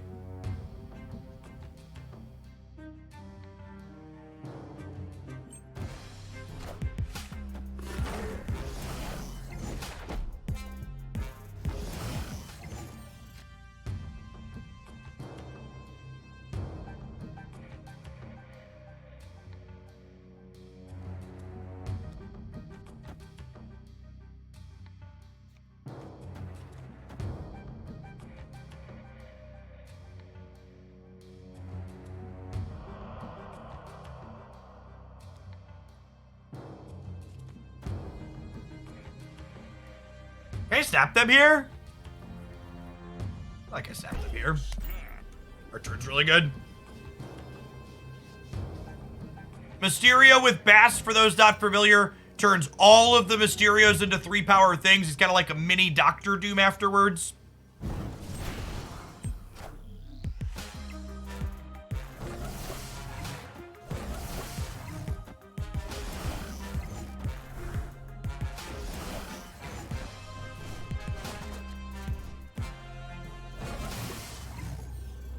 Don't forget, the sinks, the skids are also worth collector tokens. They can't be gained any other way. That's true. That's true. The variants are the other thing that are worth buying. So, they're snapping me back. 5 cards in deck. This puts a 6 card in deck. So my Hawk over here is 15.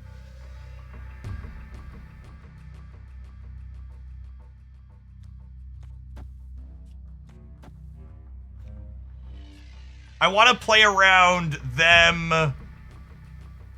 Their Bishop's going to get 4 up to 17. I need to play around them playing Blue Marvel, right? To the best of my abilities. I think I need the Demon over here.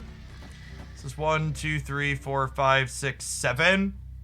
So that puts me to 18. And they're plus 4 to 17. Yeah, I need the Demon there. I think I'm staying. I think we went left and right.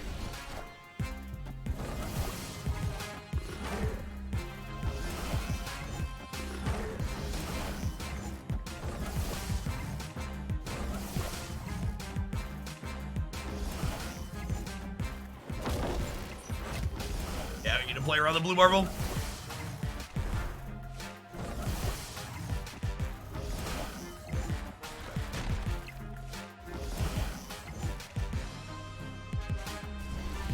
You'd use that White Queen skin more than Shadow King and you bought him.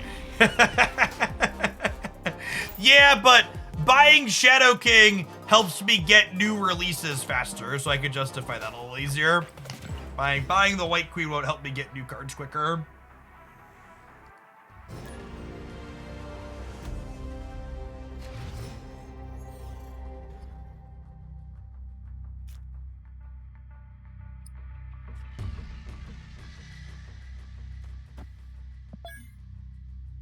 I'm just making sure they're not Thanos before I snap them on one. All right, they are also excited about their hand, turns out.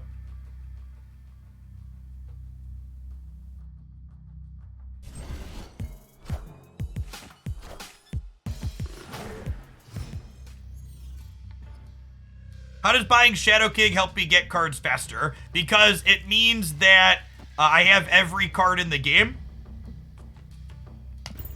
Which means that the newer cards show up in my shop faster.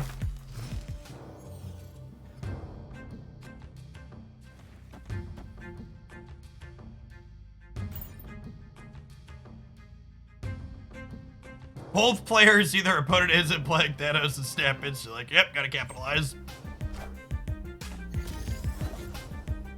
If we're lucky, this Sakaar is gonna put a Bast into play for us.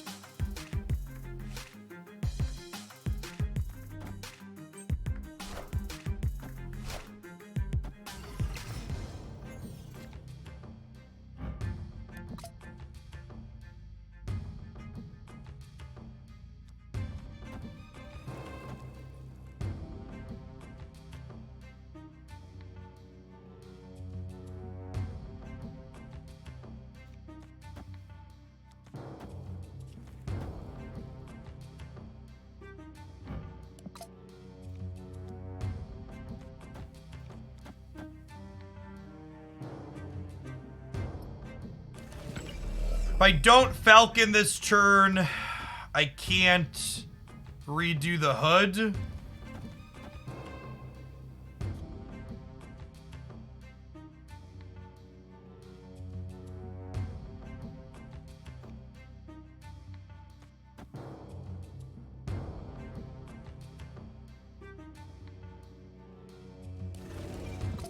There's just so many permutations here. Ugh. Oh, fuck me.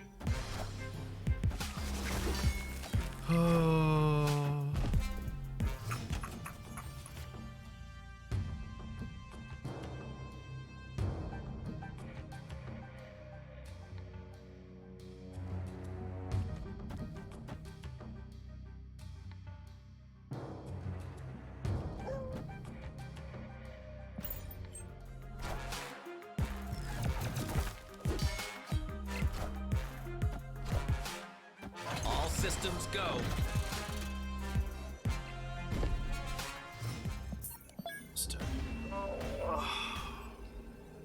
Escape.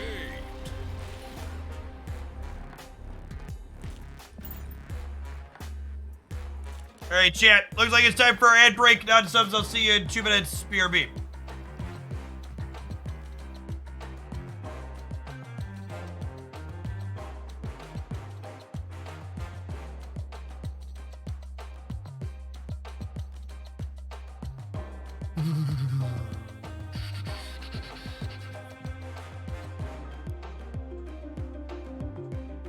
You know what an empty token shop looks like? Has anybody bought every card, every token variant? We might be getting close to that point. For a while, it wasn't possible for anybody to have massed that many collector's tokens yet, but we're getting close at this point. People who have been max spending. I actually stopped max spending, meaning I don't buy the maximum amount of credits every day anymore. Now I've got 15,000 tokens built up here. So that's 3 of these variants. I think there's 4 or 5 of them. So people that continue to dump the maximum amount of money in every day. But I have so many tokens. My credit card. So you get tokens from collector's reserves, and you get more collector's reserves from spending money to buy gold to buy credits every day. Never forget, chat, the most powerful card in mobile gaming is your credit card.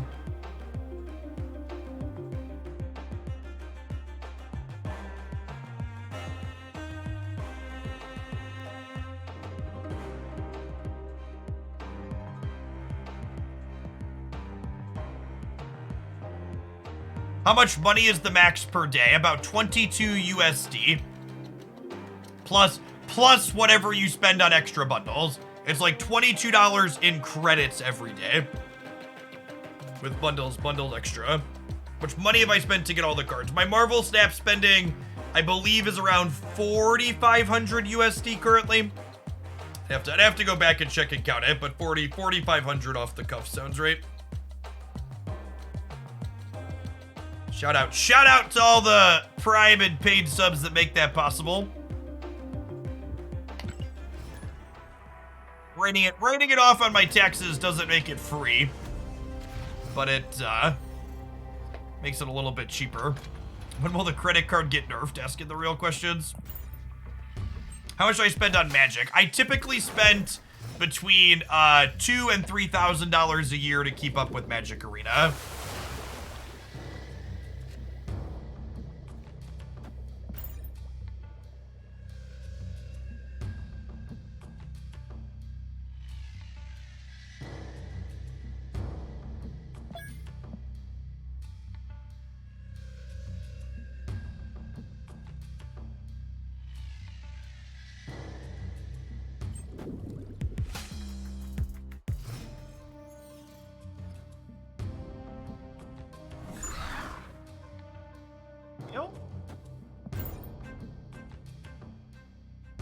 Do I still keep up with Magic Arena? No. Yesterday we played Magic Arena for the first time in a while, and it was the first time I'd opened the application since October.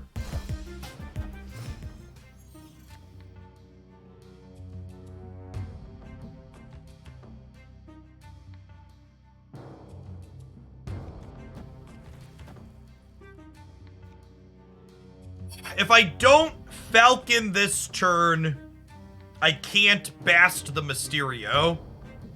And I think I want to Bast...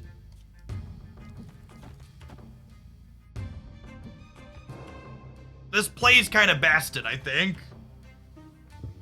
Look at to Bast the Raptors, too, which is nice.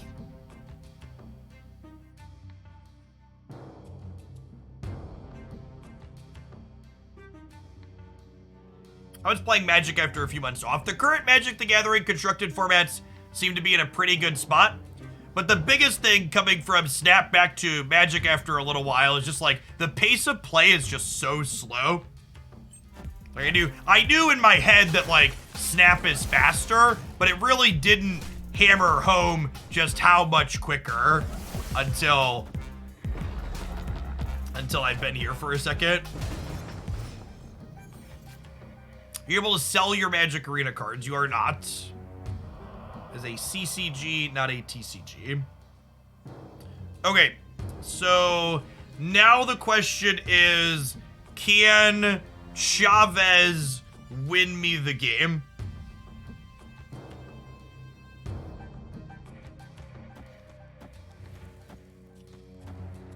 Does this win right, and does Chavez win middle?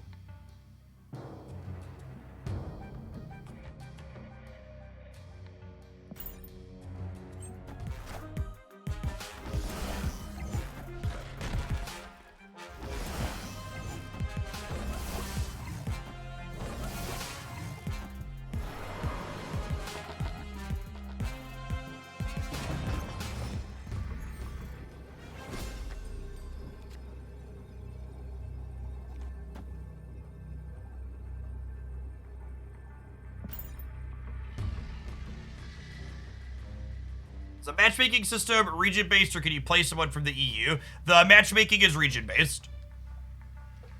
You can direct challenge people across regions using the battle mode. Have we not seen much Leech today? I've not been paying attention. We played against a lot of Thanos. We haven't actually been Leech that many times. We also have been playing a lot of decks that are like pretty okay into Leech. Like part of the reason why I like this deck and the double up deck is they both play through Leech okay. There's like putting numbers into play. It's the easiest way to tell if you're playing against a bot. There are a few different cosmetic splits that humans don't regularly have access to that typically indicates you're playing against a bot. Did I ever play Gods Unchained? I always like to make sure I speak slowly when I make this point so there's no room for it to be misinterpreted. So, just for clarity's sake, listen carefully. Fuck cryptocurrency and every goddamn grifter and scam artist associated with it. And in case anybody's wondering what that has to do with being asked if I've played a game, Gods Unchained is one of the many cryptocurrency bullshit video games that came into existence over the past little bit. Actually, I don't want to Bast my Mysterio with Bar with no name, right?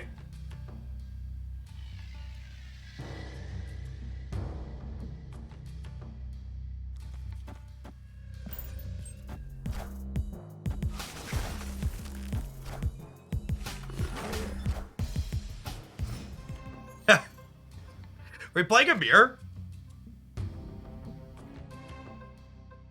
How many tokens do you average run through your free-to-play and Series 3 complete? Somewhere between 4 and 6,000, but the math on that changes with the bundles that they release. So, like, for example, the Token Tuesday bundles are going to give people, like, an extra 3,000 tokens this month. So the answer is, it depends. Hey, Lone Wolf, thanks for re-upping for the second month. Welcome back.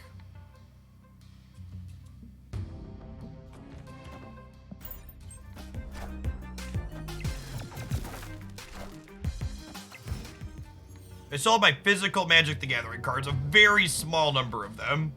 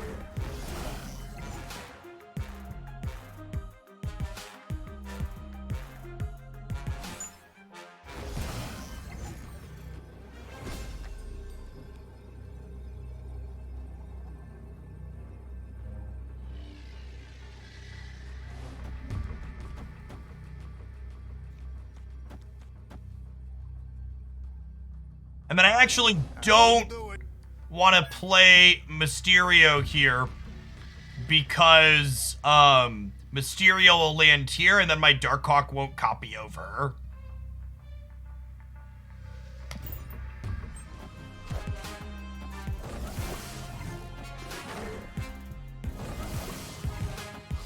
Fast first, then this is the last turn of the game.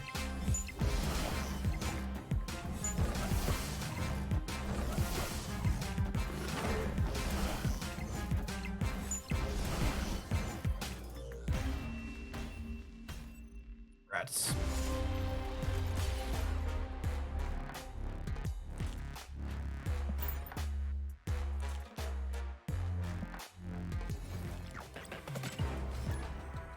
Mysterio be replaced in this deck? Not really. All of the cards in this deck are pretty unique, and I think it gets pretty significantly worse if you try and replace any of them. Another content creator, Freddy, was playing a build of this deck without Darkhawk subbing in Killmonger. So, like, obviously you could still win games cutting things, but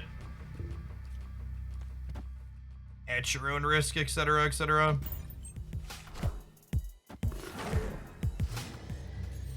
Depends on how soon you're interested in playing with Bast. Bast won't be Series 3, excuse me, until the end of next month, so it's going to be a little bit.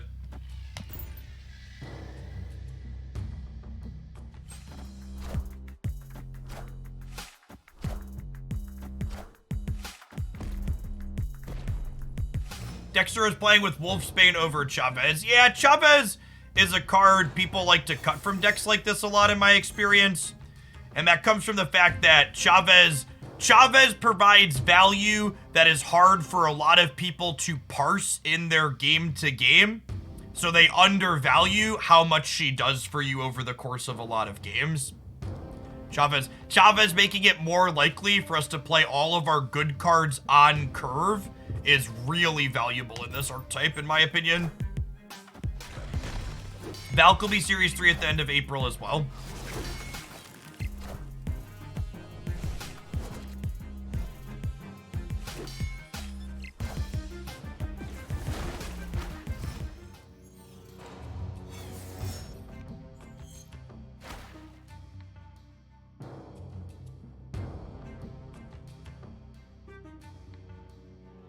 Darkhawk won't be Series 3 until the end of May. It's definitely a good use of tokens if it's a card you want to play with. I'm just playing Bishop into the Superflow here. Get that going next turn. Oh my god, they're an Agatha deck. LOL.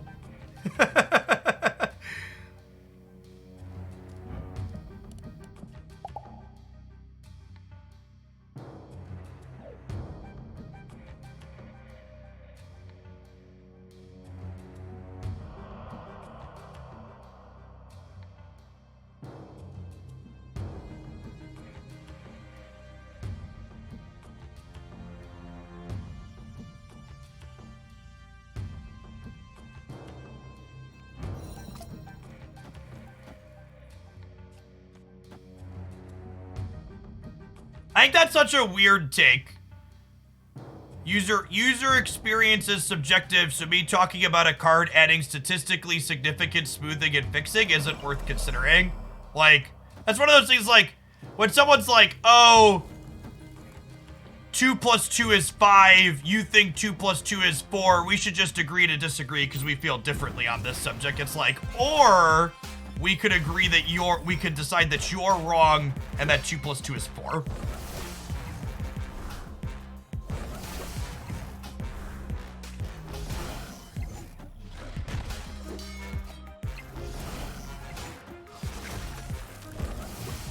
We live in that post-truth world.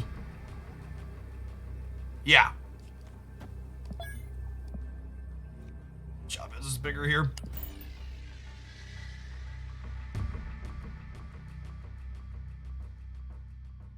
When one person tells you it's raining and one person tells you it's sunny out, being objective doesn't mean listening to both sides. It means sticking your head out the window and seeing what the weather actually is.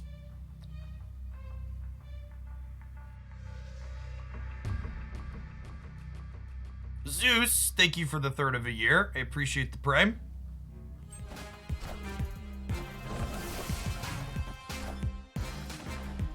They're using our rocks against us.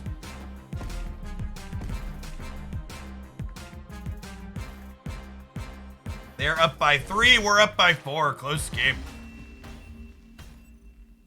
Victory. Going outside. I didn't say you had to fully go outside. You just got to stick your head out the window.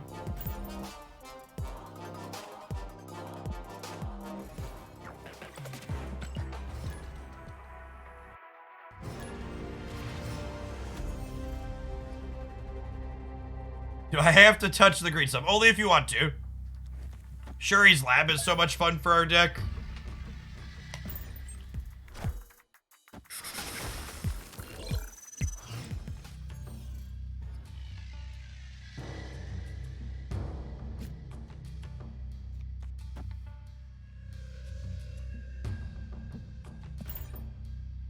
I think this current deck that we are playing is a textbook example of an ideal Chavez deck. We have basically every card in our deck other than Darkhawk really wants to be played on a very specific turn early on. And making all of those cards that we want to play on specific turns early on more likely to happen is really strong. Maybe I'm supposed to Mysterio here to send them a 0 power clone across the middle. I don't know. I kind of want to wait in case we draw Beast. Because if we draw Beast, I want to hood into Beast on the left. Could have also been right to, like, hood the Oscorp. Yeah, it might have been right to just, like, hood Mysterio and send them across to the middle. I kind of, like, sat in the middle because of the potential for Beast. I dislike Chavez because 90% of the time said, well, I'm good if I draw X and then fuck, it's Chavez. Well, that's another reason why this deck is good, right?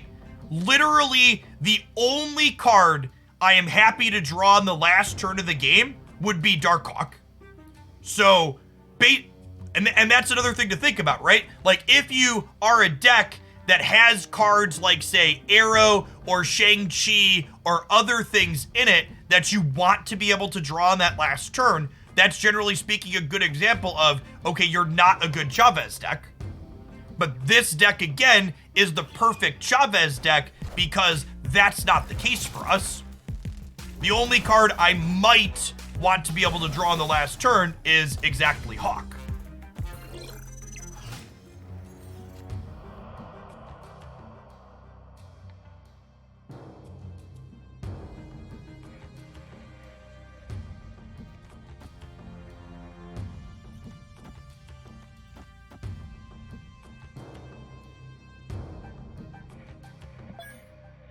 It might be a bot.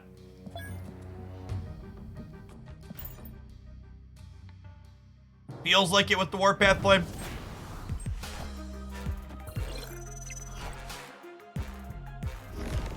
Definitely? Question mark.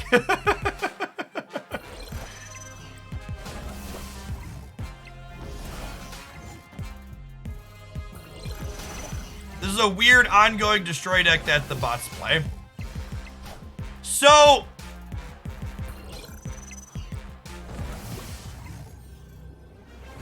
yeah, I agree with that, Soy. If there was an option to turn the bots off in some spots, I'd definitely use it. Victory.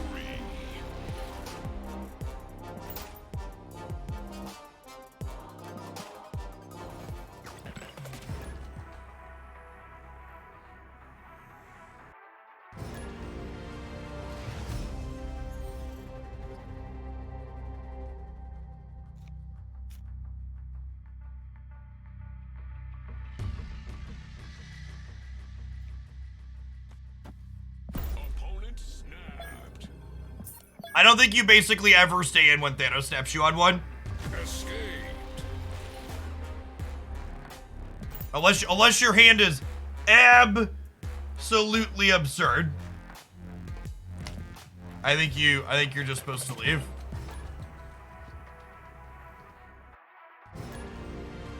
Snap is the same as yesterday. We're just being more positive about it.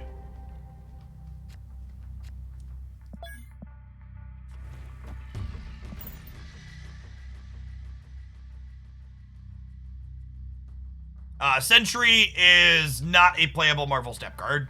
Desperately needs a buff.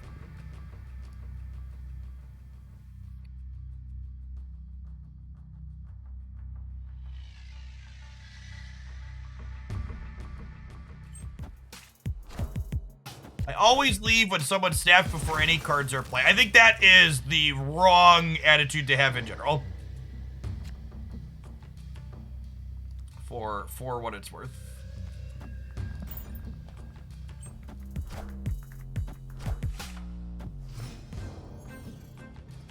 You always say playable, do you mean competitive? Yeah, technically.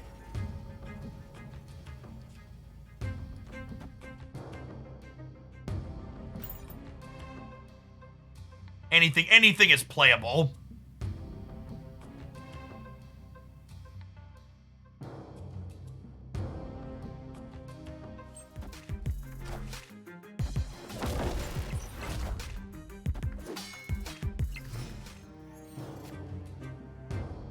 Alright, so we have to win left and right here, because obviously we can't get into the Sanctum. We're hoping to draw Hood or Bass next turn, so that way we can get this Angela larger.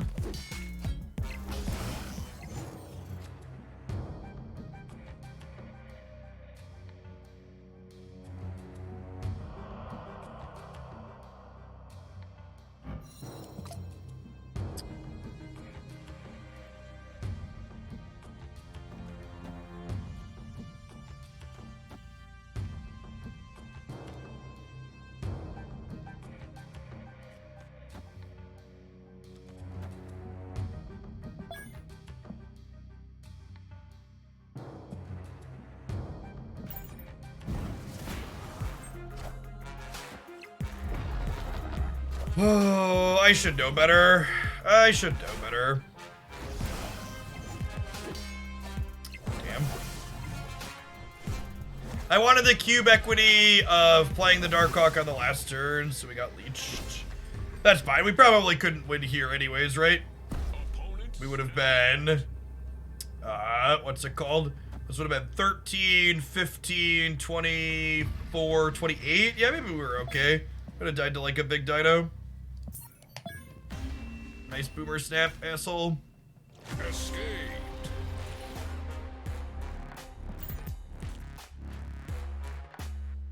It's tough too because like even if we play the Darkhawk out on the left, we could still just die to Shang-Chi. So like even playing around the leech isn't a guarantee. There's still a very reasonable chance you just lose for the different reason.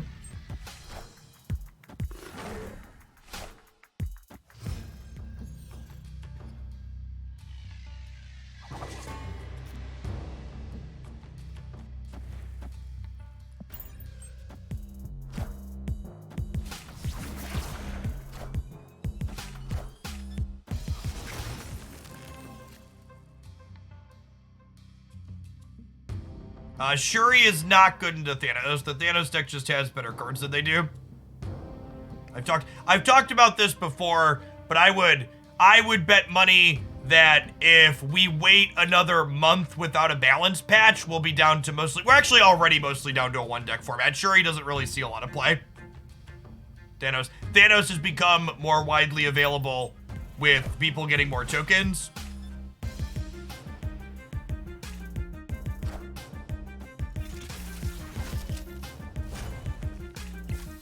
Yeah, Tuesday, people will get more tokens.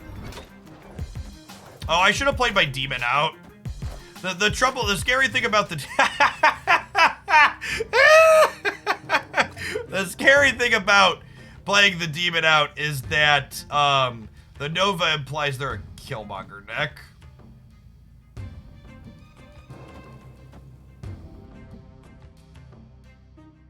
I cut myself off of a draw not playing the demon that turn, which sucks.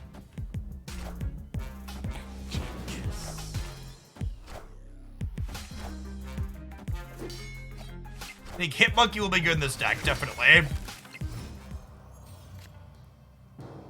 I think Hitmonkey, Bast, Mysterio will be like a 3-card package that could probably go into a lot of different decks. And some decks will lean harder into Hitmonkey than others. But like, if you play Hitmonkey with even just 2 other cards before it, it's gonna be above rate, right? Or on rate. Once you hit 3 cards, it's above rate. Well, yeah, so like, obviously Sandman's a thing, but like, one of the things to note is understanding when you're playing against a Sandman deck with Hitmonkey and then like playing your Hitmonkey out on turn 4 or 5. Like, Mysterio into Hitmonkey gives you a 6-power Hitmonkey, right? And you could do that before they Sandman you. That's pretty, I think it's pretty shitty and reductionist. Just be like, oh, Sandman, so you can't play.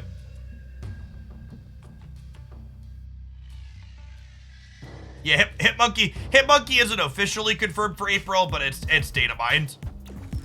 Hey, thanks, opponent. Appreciate you. Hey, what's going on, Admiral?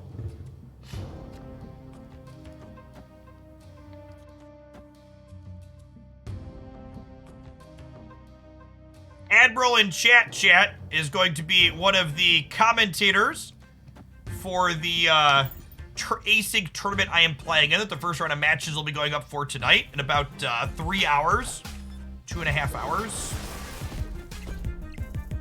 Move my Nightcrawler, eat it with Carnage. Opponent's cooking.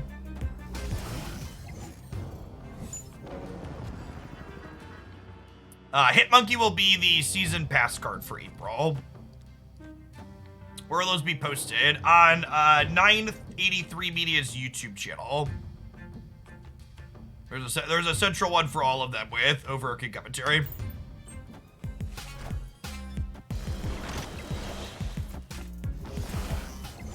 Alright, I would like to draw Falcon, please. Thank you.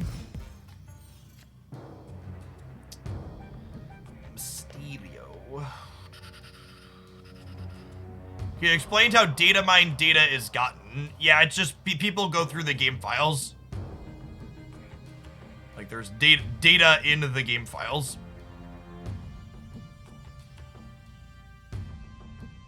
Now I have to decide, am I playing Chavez this game or am I playing my other cards? Part of me wants to just like, they're gonna have 4 cards in their deck next turn, which means this is 8-11. I think I want to just do this.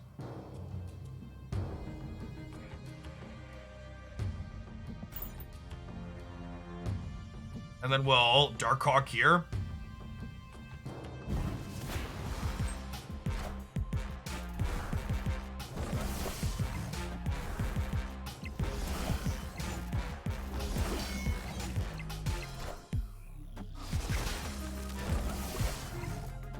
Holy shit.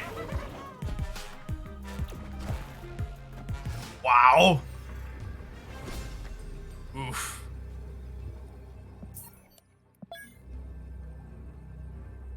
Escaped.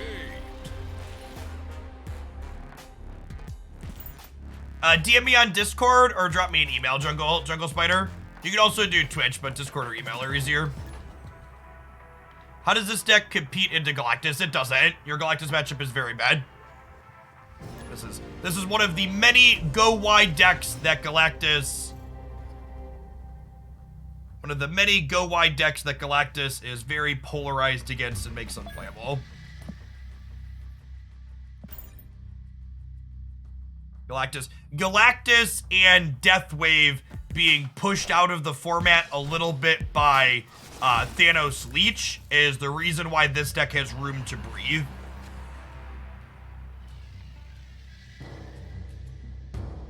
And to break my own rule for a half a second, if they make balance adjustments to Thanos and leave Galactus and Deathwave as is, I would expect this deck to go back to being mostly unplayable, because it'll be bad into Deathwave and Galactus still. Because those decks will pop back up.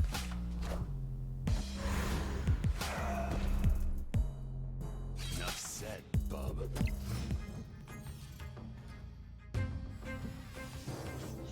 Quicksilver exists. Technically, yes.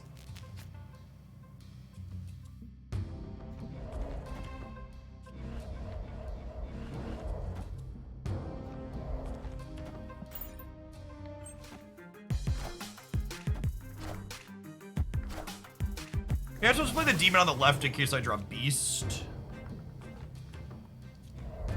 Either way on that.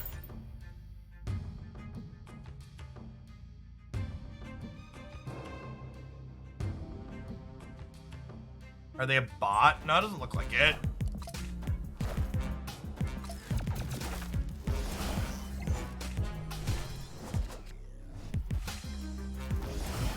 Ooh, maybe I'm supposed to play this over here, so that way Beast...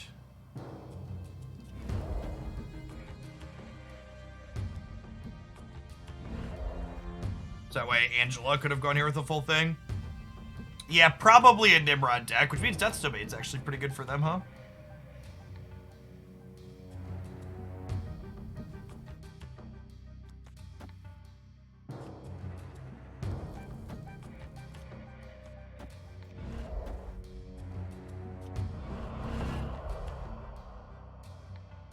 So next turn, this is 1, 2, 3, 4, 5, 6. So I don't need to play this.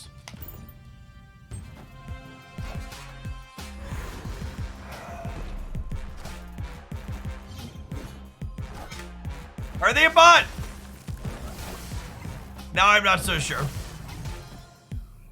Oh, wait, the demon's not free because I'm going to get another demon.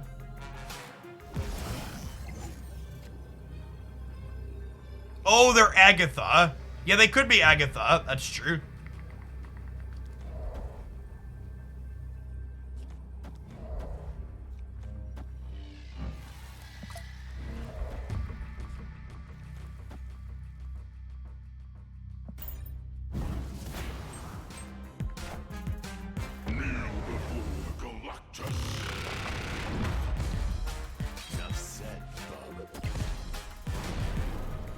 We're good, right? This is 4, 4, and 6.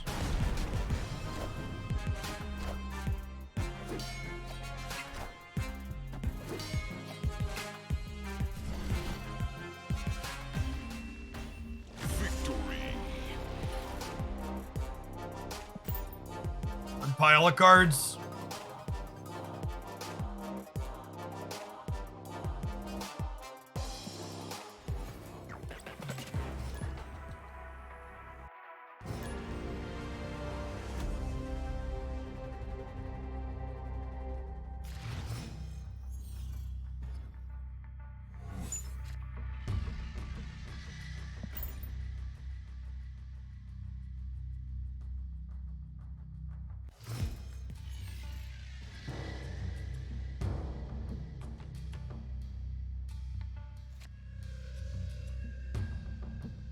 Doesn't Galactus mid win that for them? Their Wolverine was in the middle.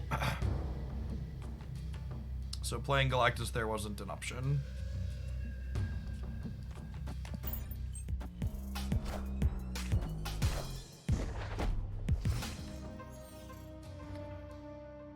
District X seems to be your feature location. It certainly feels like it sometimes.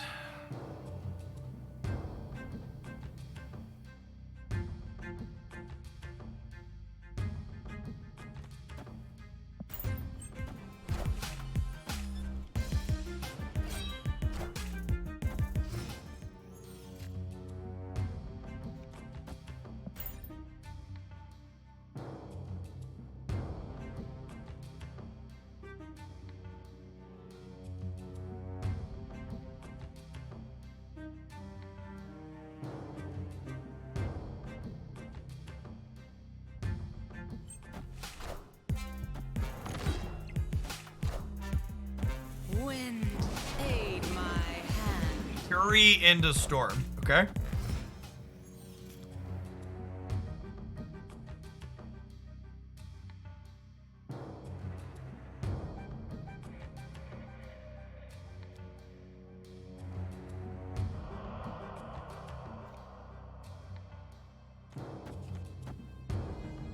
Yeah.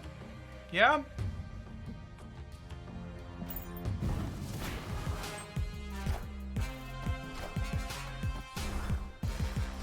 I can't actually tell if rooting this is good for us or not, though. Because, like, we have Claw and Nightcrawler to get into it.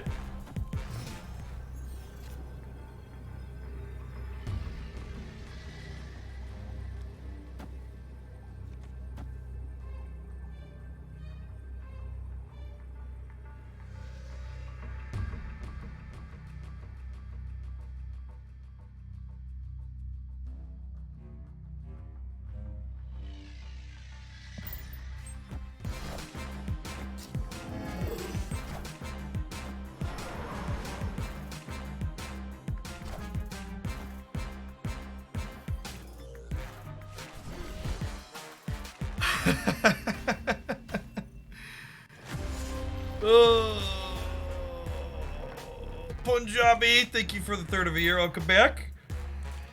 You get caught by the Thanos deck, even after the District X game.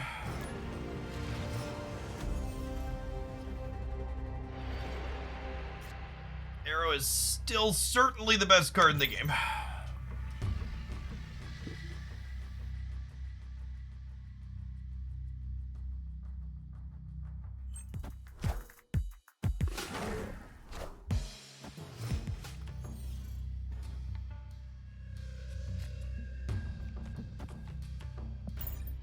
Hoping to draw one of our 1-drops next turn, which we're 50% to do.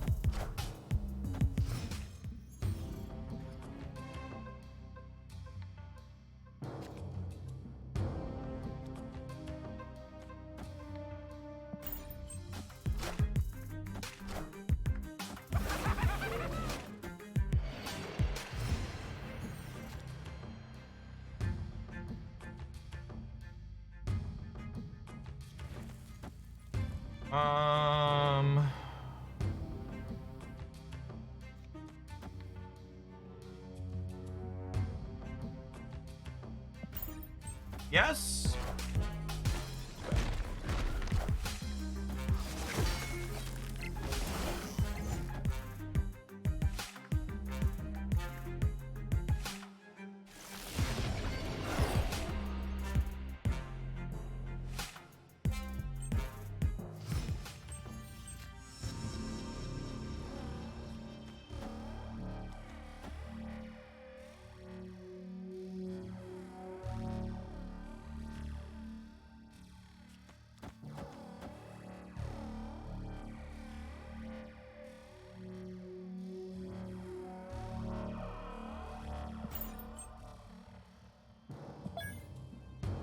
We're only gonna have 3 cards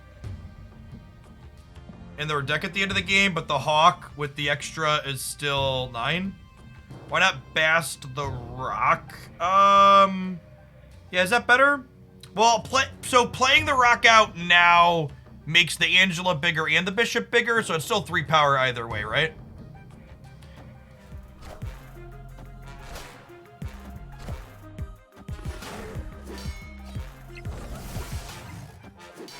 I didn't stop and count it. That was a good question.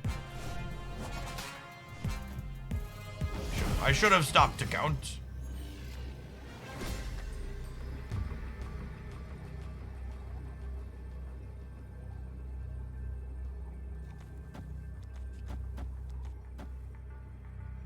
This is +4 over here up to 12. This is 9 on the right up to 11. And it's +3 in the middle. We could get into trouble if they like Shang-Chi here and then also do something here. Maybe I'm supposed to put a couple of stats over here. What do we think of this? This is +11 on the right, up to 13. I think they can get +5 here if they Shang in the middle. Probably not, right?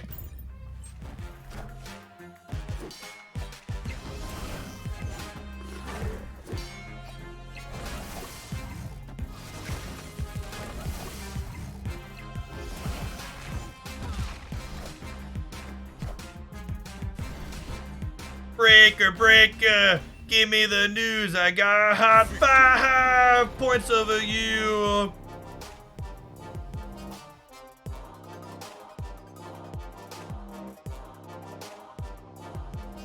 All right, we're gonna break our no talking about balance to talk about an official source / comment. Glenn Jones is the principal game designer at Second Dinner, working on Marvel Snap. Thanos and Shuri decks have both been more dominant than we liked in the past few weeks. The patch we're releasing later this month has significant changes targeting both decks. So, to again take the good with the bad, I obviously would like it sooner rather than later, but also I am glad and grateful to like have a cut through of the radio silence of just wondering, is this a localized problem? Is this a me problem? Is it something that's going to happen? Is it not? Do they agree with the sentiments that I and other community members have? So, even if the speed isn't what we all want, I am glad that they have communicated to us that they see the problem and that there is something coming for it. Knowing that there is a light at the end of the tunnel is good.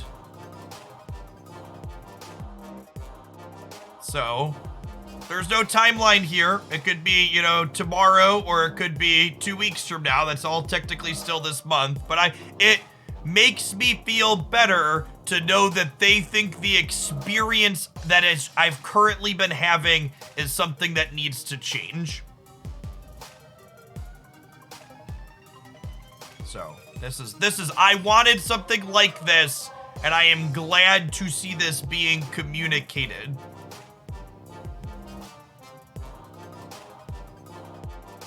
Thank you, Glenn Jones, and thank you, Second Dinner, for letting Glenn Jones communicate with the community. One of the things to praise Second Dinner on something that they do well, they do let their communicators and balance things and other stuff talk to the community a lot, right? Like, a lot of bigger companies don't let their devs and designers communicate publicly all the time like this. So that's good. Am I a hockey fan? No, I don't really use Twitter much anymore. I like retweet things or like use it to reference stuff like this, but like my what's happening and stuff is just random things. I like unfollowed everybody and don't really use the platform a ton. I've had like 4 tweets in the last 2 months. So, not a huge fan of the platform, but it's necessary to keep it around a little bit for the job. All right, and with that, it looks like it's time for an ad roll. Chat, I'm having a good time today despite the metagame. We're playing fun decks and we're climbing a little bit. I think I'm gonna go back to farming some more Viper boosters. We're gonna play some crap when we get back, I think. Let's take a 2-minute roll, and we're gonna try and work towards our 10th Viper split. I feel good about this one, okay? The 10th Viper split's the charm.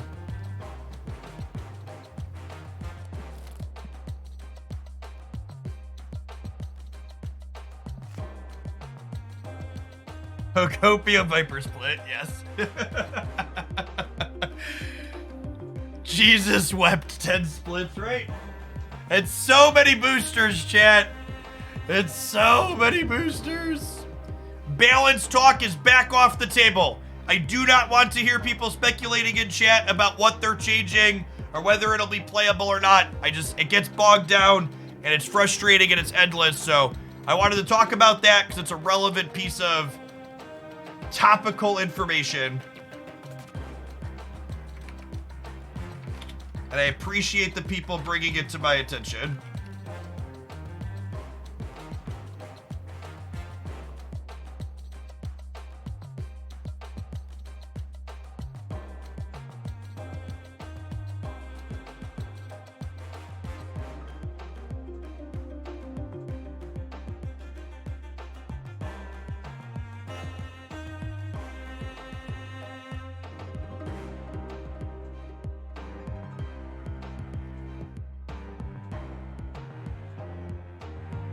Record a breaking news video. I don't know that there's enough meat there to really talk about it. I just posted a video talking about incoming nerfs. I'll probably do a community post on the YouTube channel sharing a screenshot of the tweet when I sign off today, but I don't think it needs a whole video on the topic.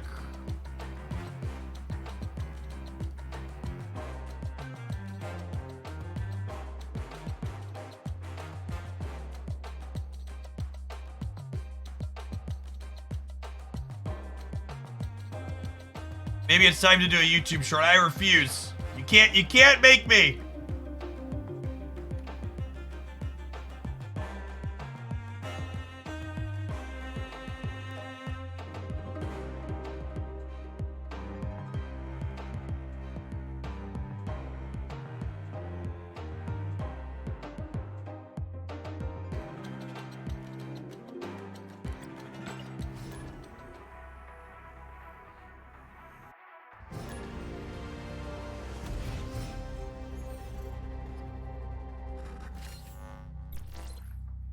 This deck's still a beast deck, chat, because he's also my favorite.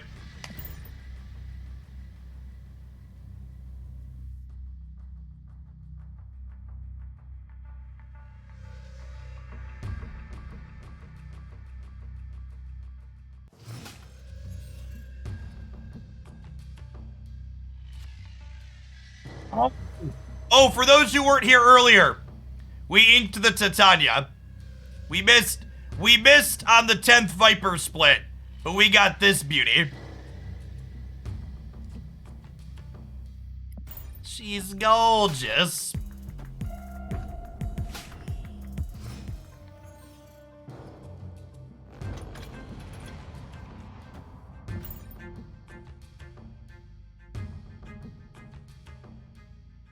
Glad you're having fun with it, Elatian. It's a ton of fun.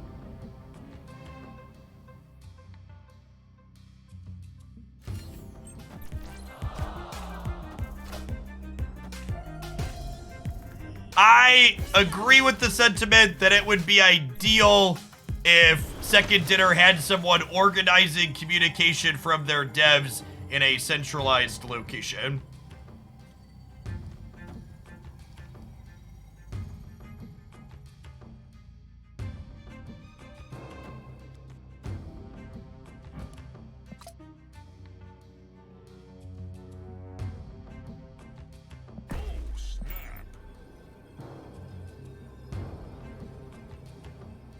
How are bishop boosters looking? Actually pretty far off of another bishop split. I think I've only got like 40 or 50. Well, I guess that's not that far because he's gold. That's true. We could farm a bishop split. I have 5 bishop splits without an inker or gold. We could work on that. Maybe we'll go back to playing the bounce deck to farm bishop boosters. Now I'm torn, chat, because I would like a bishop split at some point.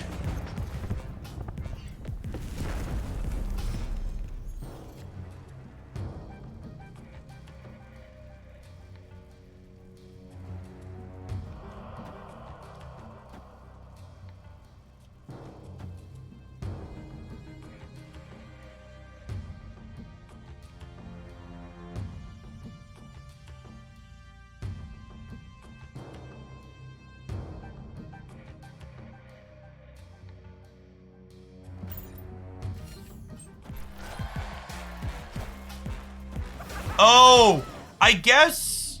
No, this is fine. I was saying if we locked them out, we would have been locked out of mojoing, but that's not a big deal. Okay, so they have priority. So if I... Titania here, Spider-Woman here.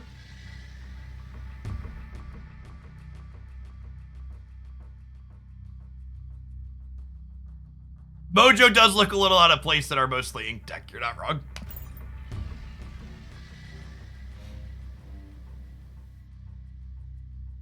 Spider-Woman's not ink gen either.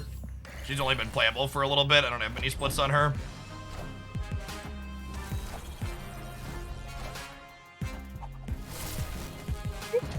What a close game. Spider-Woman buff coming in clutch.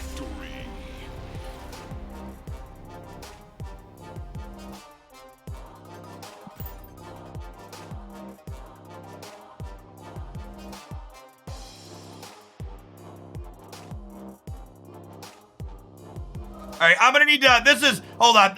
Let's not time out the people asking about the Glenn tweet that are coming in late. Let's update the nerfs command and make people aware that I've seen it. That's on me.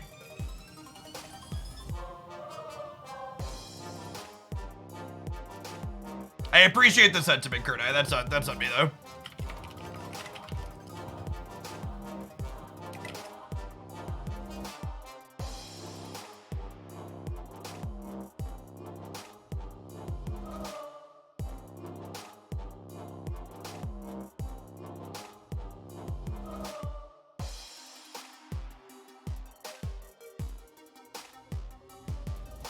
Nerfs for Thanos ensure incoming. Jeff would prefer to have chat stay on topic rather than speculate, though. All right, now I'm torn. How close are we on Bishop boosters? Oh wow, I have 60. I have 63 Bishop boosters. And I have a few splits for this lad. We're at 5.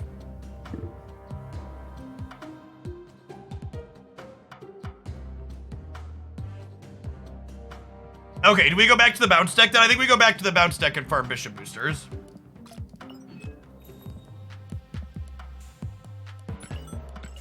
We wanna upgrade him to red, so that way he's twice as likely to get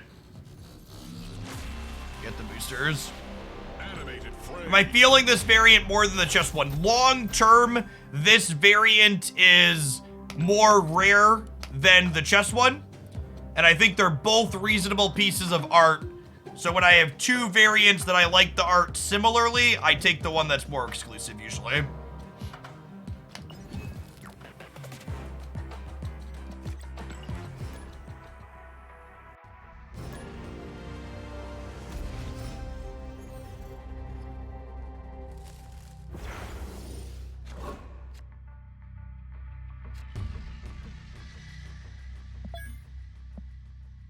If I was playing against anything other than Thanos, I would snap them here because our hand's very good. But I mostly just think you can't snap the Thanos deck.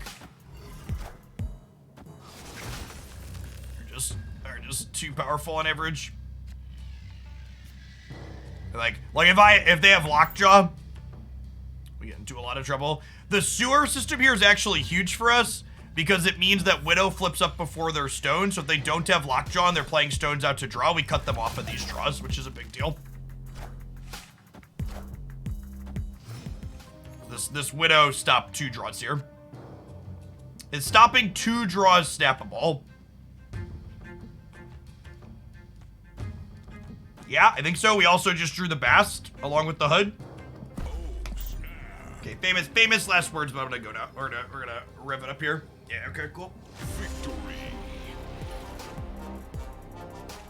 What does this deck do to Shuri? So, that's a good question. So, the thing you have to understand if you're playing this deck is you never beat Shuri's best draws.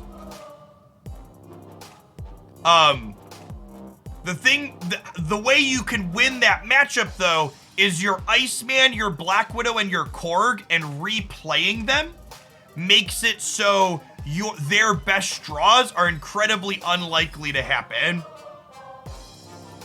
Splainlander, we're just like not having any complaining about the current state of the game in chat. So that's why your message was previously removed. So there's been a lot of that lately, and it's been a little bit wearing. So we're just having mods remove any of that, and please keep it out of the chat moving forward.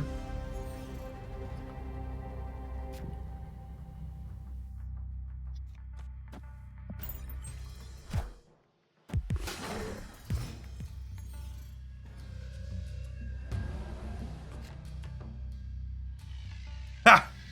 That's a fun one.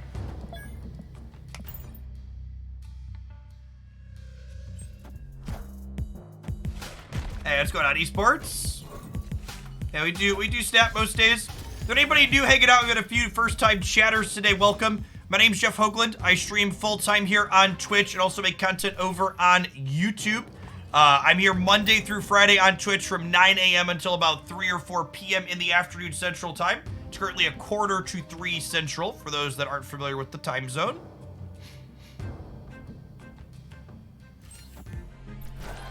I've been a staple here on the Twitch platform for a number of years. I've been streaming for over a decade, doing it as my full-time job for the last 5 years now. Before I started Marvel Snapping, I played a lot of other turn-based and strategy card games like Magic the Gathering.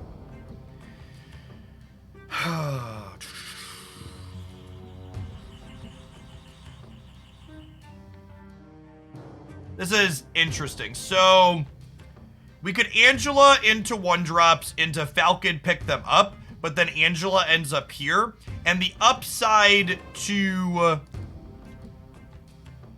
Falconing this turn is the Craven doesn't get bigger, right? Because all of these end up back in my hand. Yeah, Falcon stops the Craven buffs, so I think I Falcon this turn. Hey, Sparkles, thanks for the quarter of a year. I always like to call out other Snap content creators. I enjoy chat when they are around. Sparkles is someone we've hosted on a number of occasions. If you're looking for other excellent Marvel Snap creators to check out, be sure to give them a follow.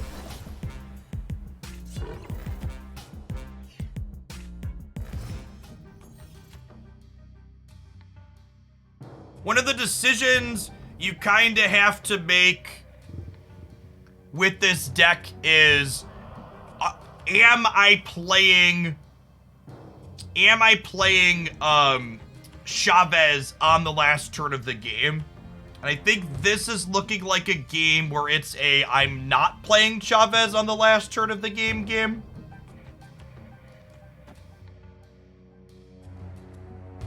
Or am I? Huh? Maybe I am actually. It's like, look at how this lines up. So the Mysterio that's been basted gives me 3 power things everywhere. If I drop the demon here, my bishop's gonna end up at 1, 2, 3, 4, 5, 11. So that'll be 11, 17, 23 here on the right. I think I do this, and then this actually leaves me the flexibility, depending on where my opponent plays this turn, to possibly even play Chavez in the center and play for all 3 locations. It could have also been right to not set up the Chavez. It could have been correct for me to perhaps make a demon hood with the demon to set up demon over here on the last turn, or even leave a spot here for Chavez. It's hard to know where they were gonna go. I think I'm gonna Chavez middle and stay for a cube here.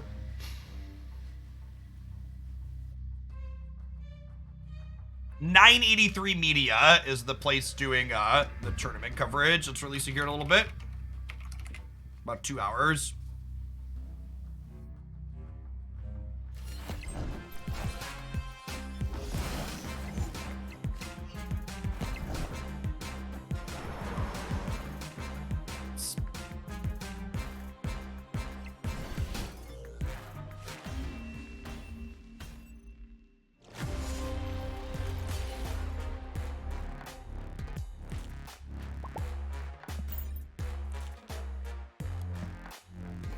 Those are not bishop boosters.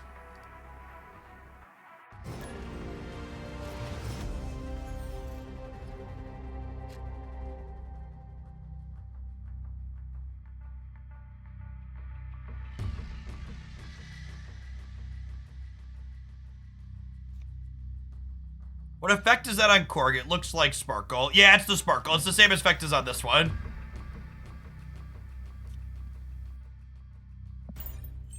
We got the Viper boosters we needed, and we split her a 9th time, and we missed on all 3 of the cosmetics we wanted again.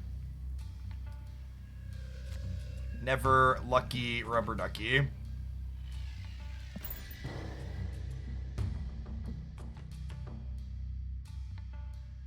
Yeah, the gold sparkle actually looks real good on these inked cards. Mysterio and Korg have the exact same border effect.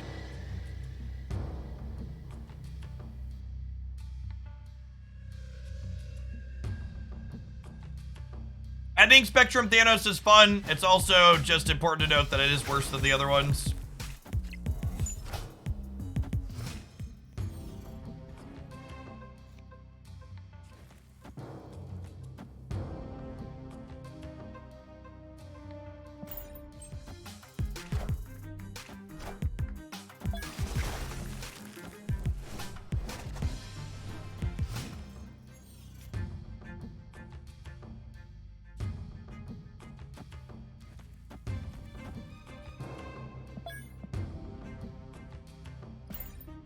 I believe in the Iceman, chat.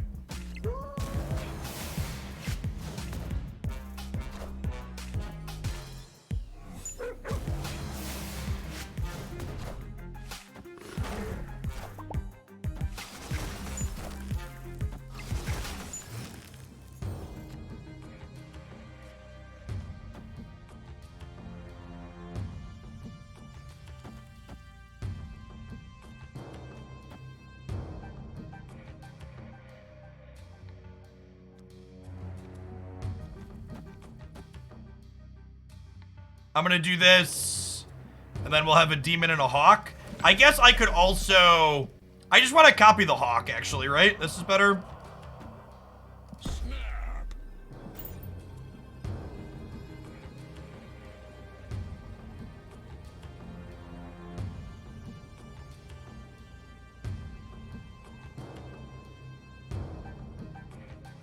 Victory.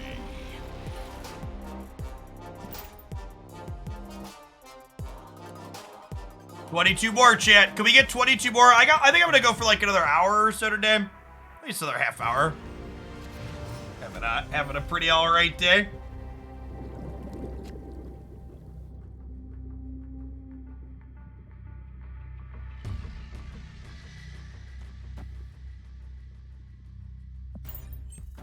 Yeah, this Falcon's a ton of fun.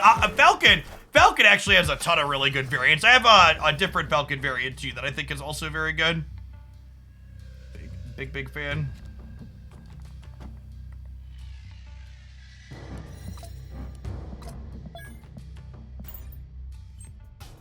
Build our own Subterranea with Korgs and Bar Sinisters.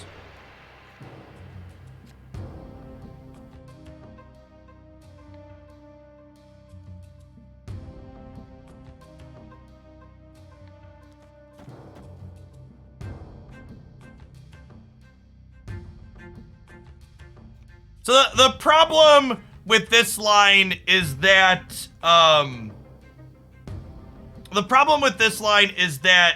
we don't know, we don't have another payoff. Like if I had a Bishop or a Darkhawk teed up already, or Hood Demon, something to give me a lot of stats, it would be okay. I don't know, whatever, YOLO. Putting 2 rocks into their deck before they flip this Lockjaw pays value. Hey, what's going on, Gunners? I am going to check out some more Magic later this month when they release Snapcaster Mage. Looking forward to it.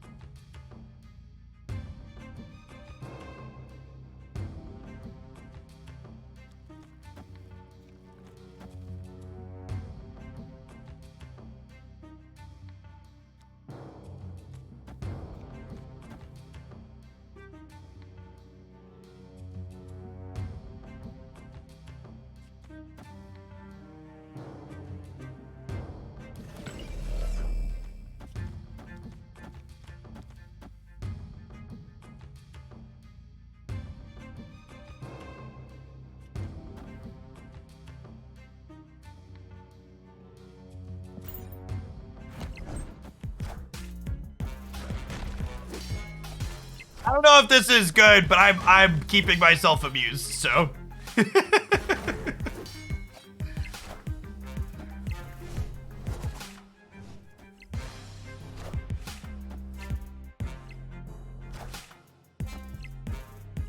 All right, we want to draw Darkhawk or Bishop here, are the two draws we're looking for. We're looking for another way to put stats into play other than Angela. Stereo, gross.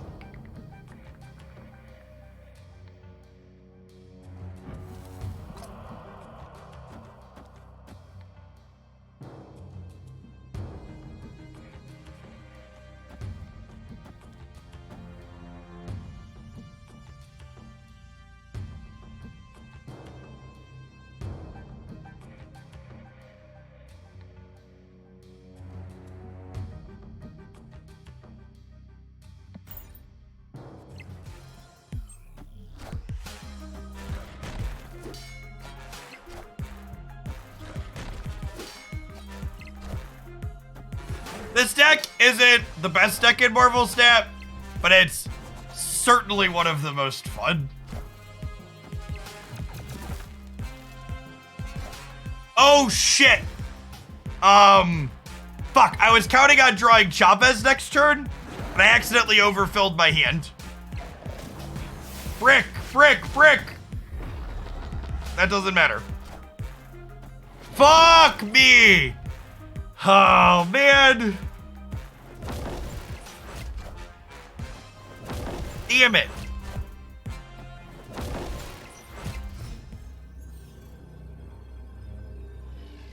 Damn it, damn it, damn it. Ah.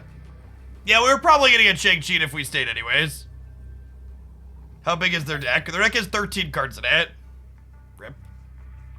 Yeah, we really needed Bishop or Darkhawk on 5. It was unfortunate that we missed that 40%er. Would Chavez win here? Chavez would give us a tiebreaker that we might still lose. Chavez would only be 24 in the middle. And then we would have been plus 6 plus another 9 here. We'd have been plus 15 over here. Yeah, we probably would have lost regardless. We needed the Bishop or the Darkhawk on 5 is what we needed. We did win with style points. If you need a deck for the play 1-drops mission, chat, let me tell you about something we've got cooked up here.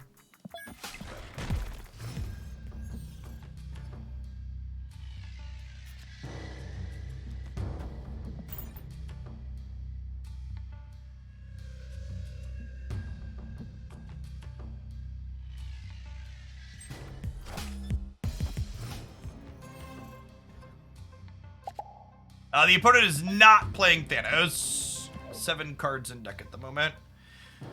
I'm gonna put all these over here, and I'm stacking them in the same path, because if we draw Beast, I would like to pick all of them back up next turn.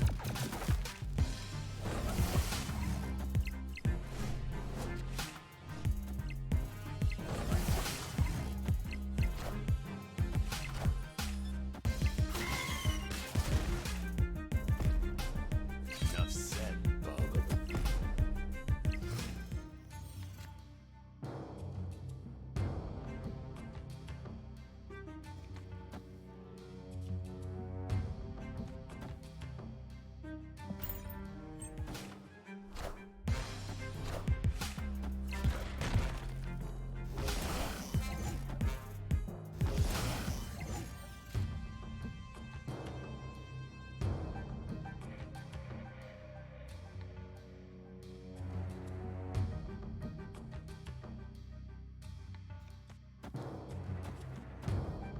You know we're drawing Chavez next turn. This Darkhawk is 12. I think we're playing for center and right. I think Chavez is probably going right. Where's Chavez going? I could wait on the Bass, but I guess waiting on the Bass means the Mysterio isn't all 3 powers.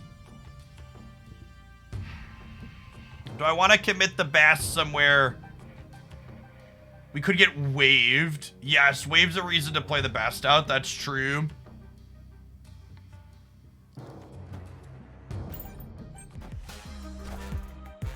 Good shout, chat.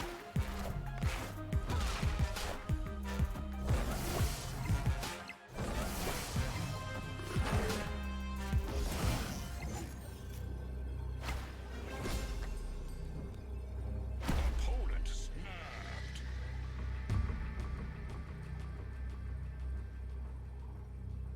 We could be getting Killmongered. We could be getting Shang-Chi'd.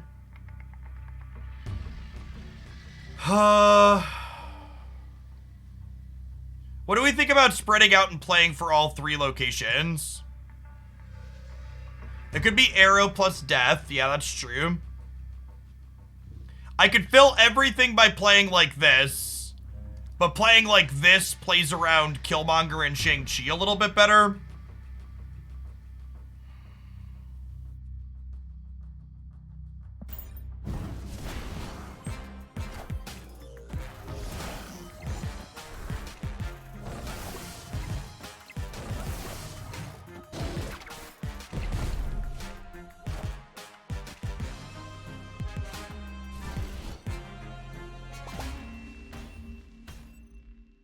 Chavez costs 2 because cost reduction with Wave is screwy. There's an Elysium and Titan here that each make Chavez 1 cheaper.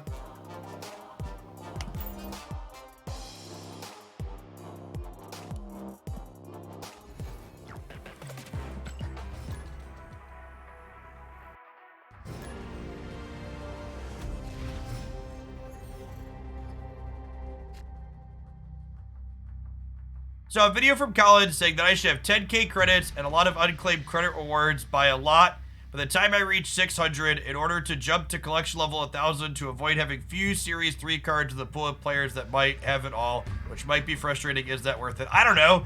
I guess the question for is that worth it is it worth it to you to delay growing your collection for a very marginable competitive edge? Something that I like to try and warn players against is optimizing the fun out of their video games and not getting cards for an extended period of time for the sake of gaining the smallest of edges is like exactly optimizing the fun out of the game you're playing.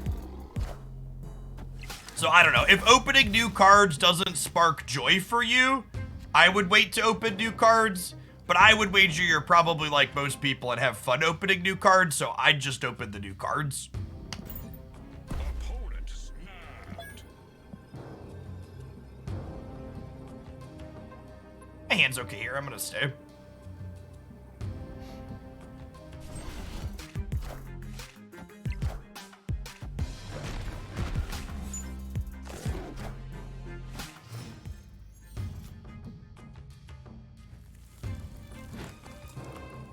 I'd rather Bast. Wait, I could do all of these, right? Let's do this into this into this. Yes, yes, yes.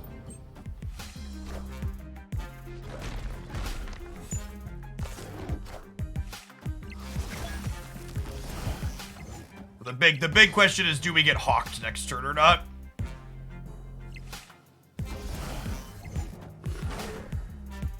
What was my last Series 3 card? My last Series 3 card was Green Goblin. My second to last Series 3 card was Mystique.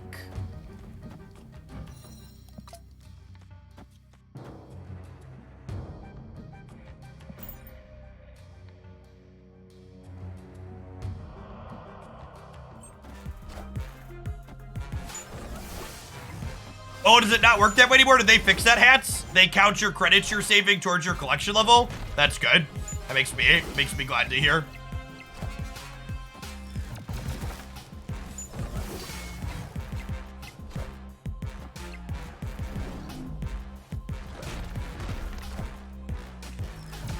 Ooh, they didn't have Hawk. Well, that's great for us.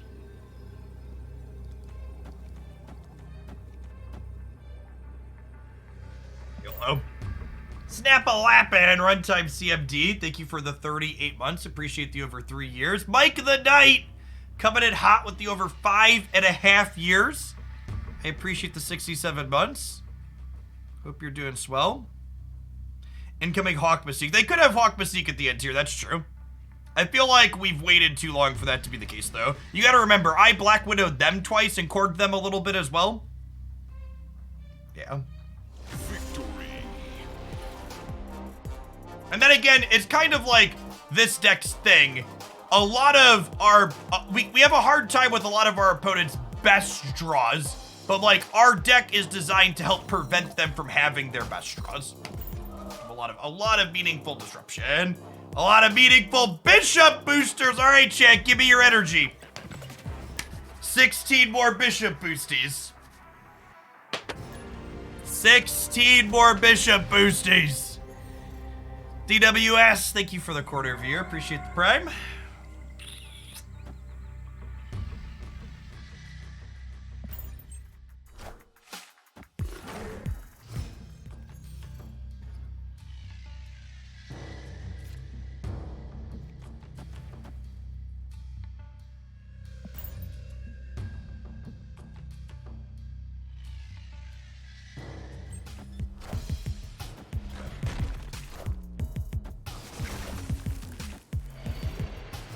Adam Warlock? Excuse me?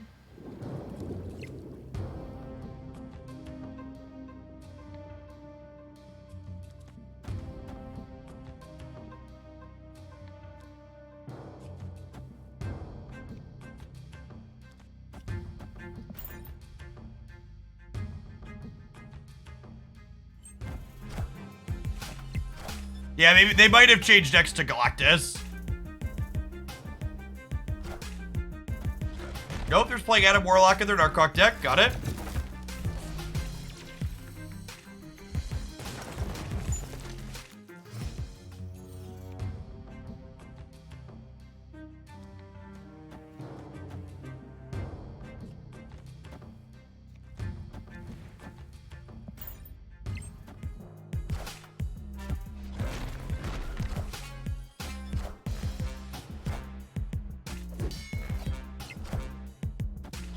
Falcon is probably my best draw.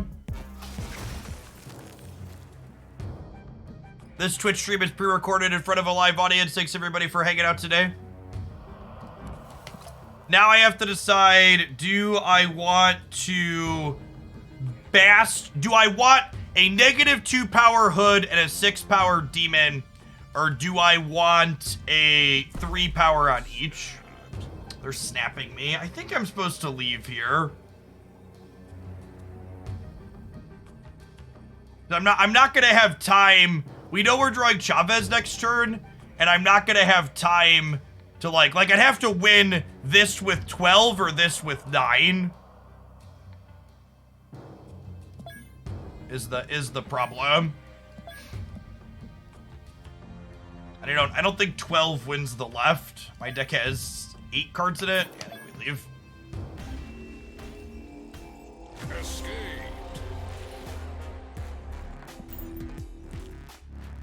Ah, yes. My 1450th Angela booster. It's a lot like Bishop boosters. It's close. Maybe if we squint a little bit.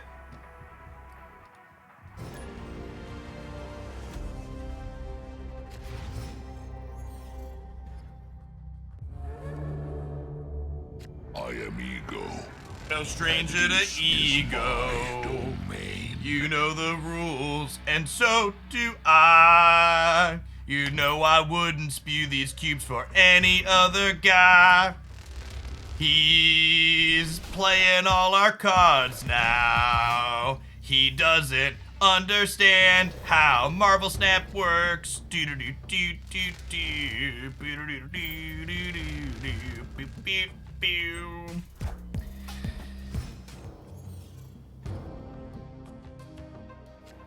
Oh God! Oh God! Oh, ego! Come on! Come on, ego!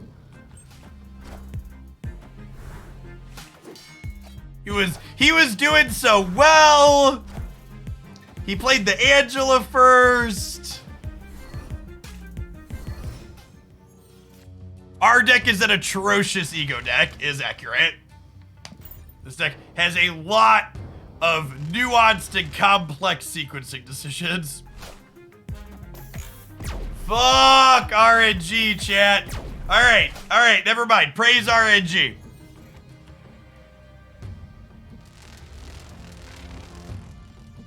Okay, this is real good. This is real good. Ooh. Things are looking good for the home team, chat. Friendly neighborhood Spider-Man. Oh my god! I can't play into bar with no name! Whoo! This game is rigged as shit! Woohoo! Alright, hold on. I gotta PayPal Broad real quick.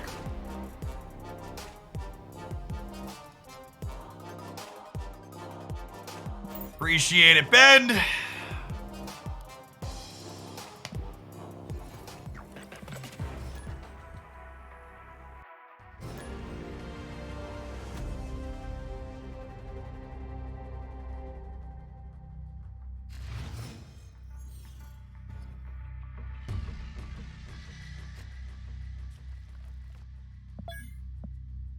They're not playing Thanos. I think I snapped with the Shuri's Lab. Our deck is really good in the Shuri's Lab.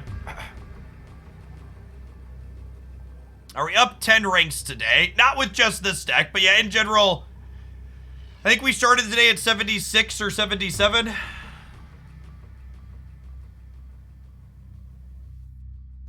I remember banning a shitter in chat earlier today for cracking a remark about us only being ranked 76. So we started somewhere around there.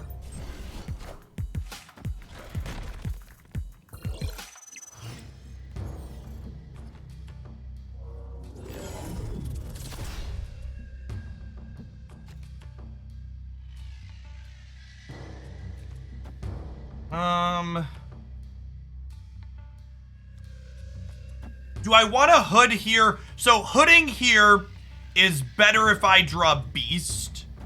And the -4 is kind of whatever.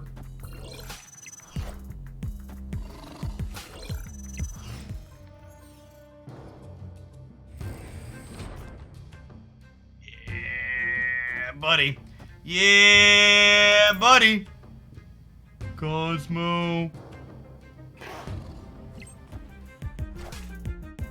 Oh my god, they Cosmo'd the Nexus. Holy shit. Holy shit.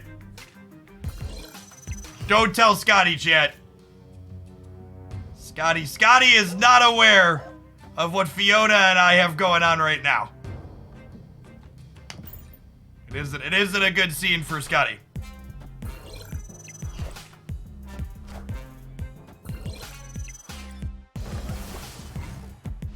The itsy bitsy demon went up the Shuri's Lab.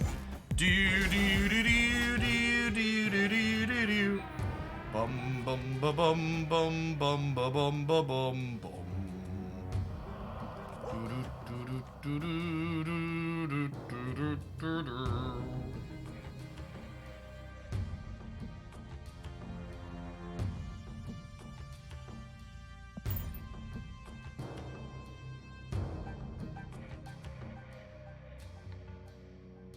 Did I order these wrong? What did I order wrong? Oh yeah, the Mysterio Falcon order doesn't matter because the Mysterio plays at the start.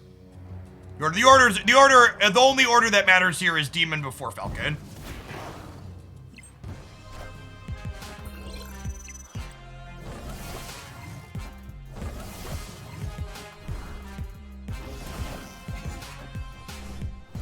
Isn't Mysterio worse than Korg middle? Oh, that's a good thought.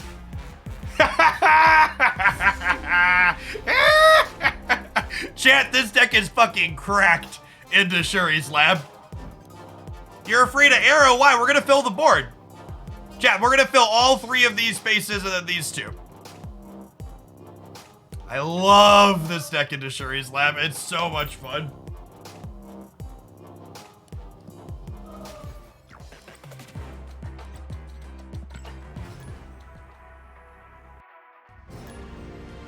What are my thoughts on buying Darkhawk? I think Darkhawk is a wonderful pickup. Let me rephrase. I think if buying Darkhawk would give you more joy than buying 3 Series 3 cards, then buying Darkhawk is fine. Darkhawk also is going to be Series 4 until the end of May, which is a long time. It just got to Series 4. So if you're looking at this deck and other Darkhawk decks and you're like, this would be fun for me, then it's worth picking up because it's not going to be cheaper for a while.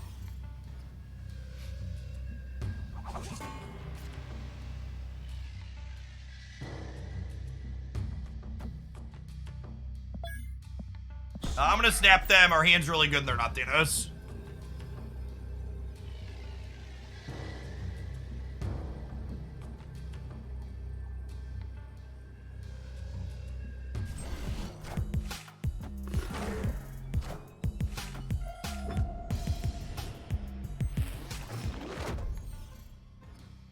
When does Bass downgrade? Bass downgrades at the end of next month. End of May. Or end of April, sorry, end of April. Hawk is end of May.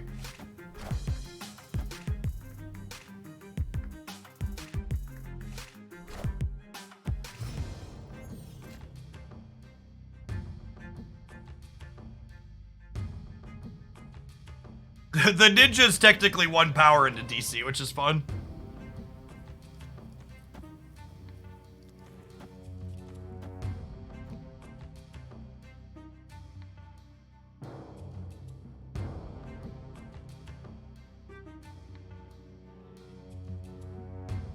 I don't really have a good spot to put this Korg out, huh?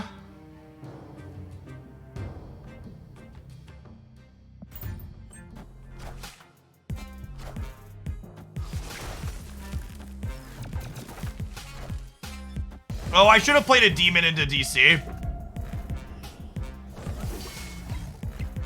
That was my bad. Oh.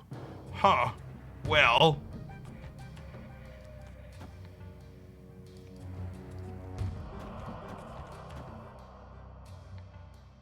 Well then.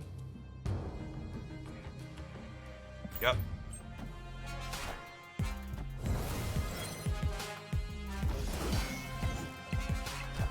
So, one of the neat things, something that gets asked a lot is about priority.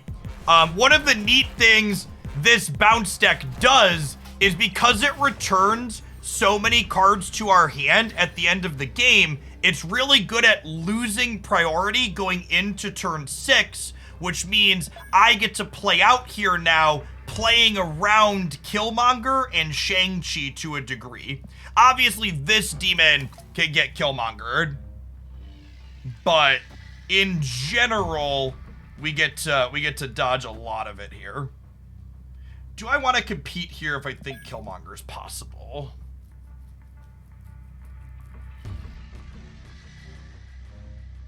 This is 9, 12, 13 here. I might rather compete here and just like play the bare minimum here.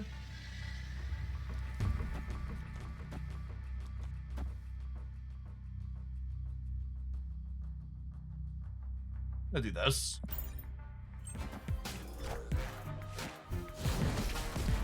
Shang-Chi's also not great for us there. Yeah.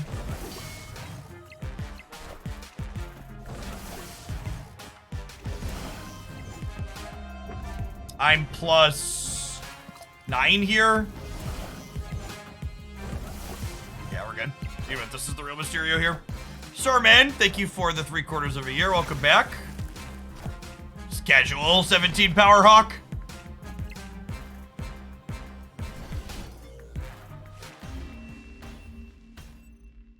Victory.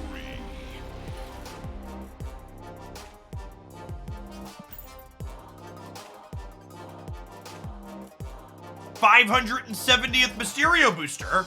A lot like my 40th Bishop booster. Maybe kinda.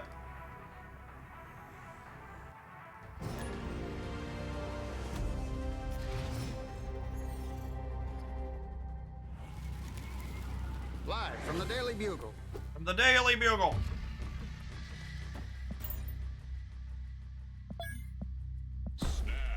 Snap them. Our hand's solid. I want to snap them and get them committed before they see what my Iceman hits here. Since we know they're Shuri.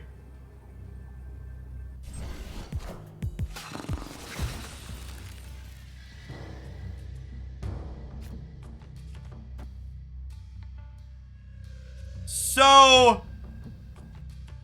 listen up. Here's a story about how Black Widow works with Machine World. They play the Widow's Bite and it goes to my hand, but then we play it back and deny them too. We got close there. We got close. I'm almost proud of that one.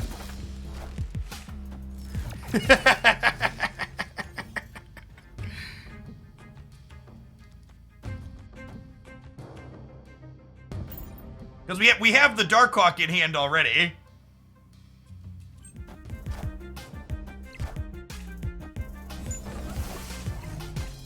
I feel like neither of us drawing a card from here on out has to be better for me than them, right?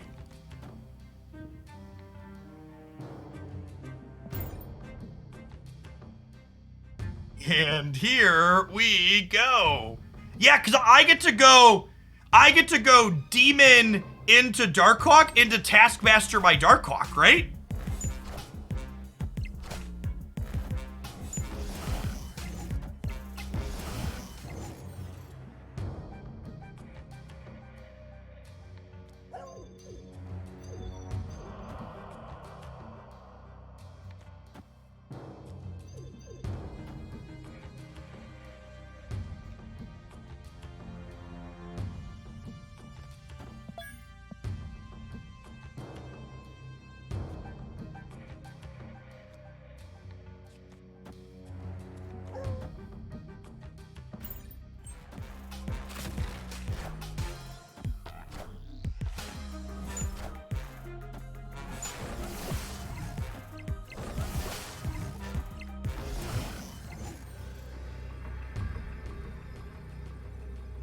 And they had the Red Skull.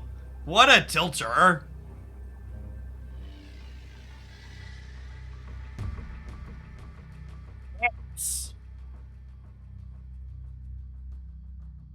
If I'd have played the Demon left, would we have won? Maybe I should have played...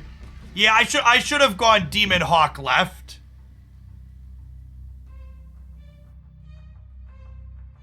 Why can't they Taskmaster?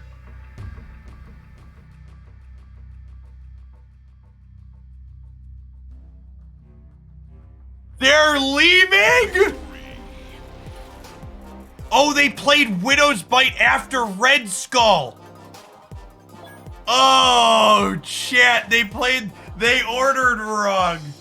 Oh, chat. Where are my Bishop boosters? We're still at 34 Bishop boosters, chat. I need them. Oh, uh-oh. I wasn't paying attention, and an auto ad's gonna roll in 7 minutes, so hopefully this game will be done before then.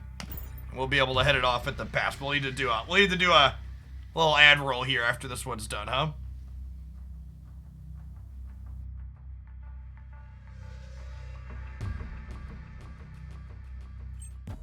We should have held the Demon for turn 6 because we weren't drawing anything that game anyways. That's a really good observation, Gap.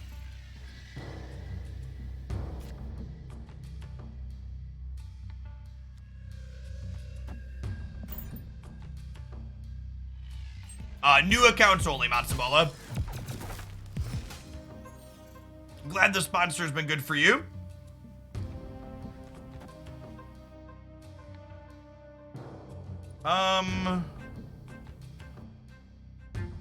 Yes? Don't make new accounts to scam the sponsors. That looks bad on me. Don't try and game the system. Please and thank you.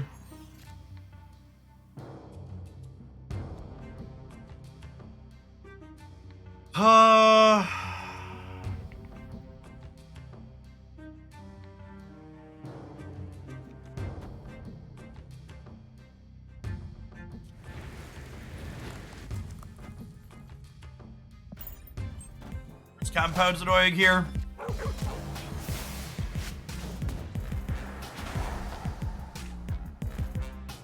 Okay.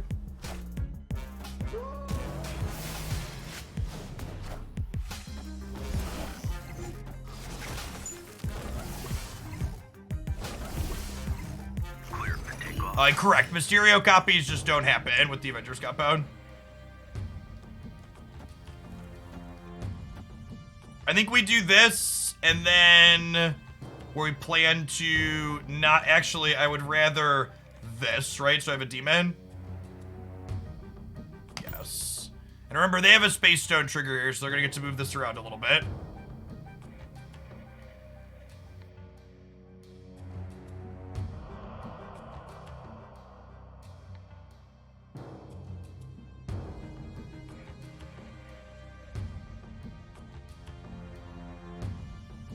So next turn, Mysterio is 3, 4, 5, 6, 7.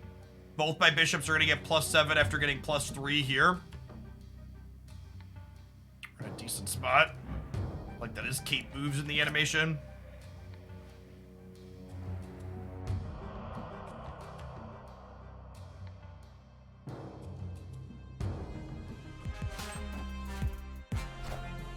All right, well, I see we're going to let RNGesus take the wheel. As a spot of snap. I don't know. I mostly just haven't been snapping the Thanos decks. I've just been limping and getting 2 cubes if we win.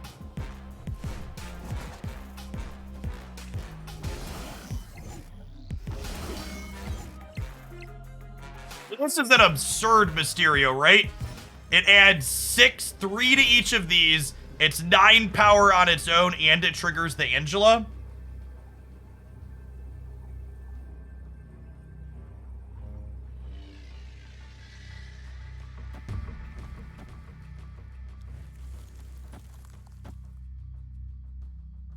I think this wins a lot of permutations, right?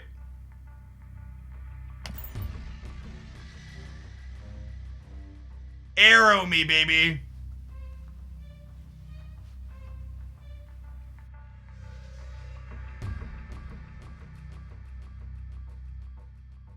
You know you wanna arrow me.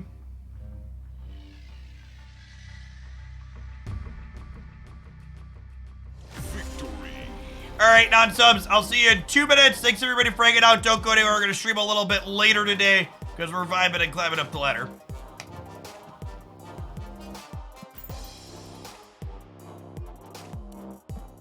I don't know that we're playing all the way to infinite today, but hopefully we can get to at least 95.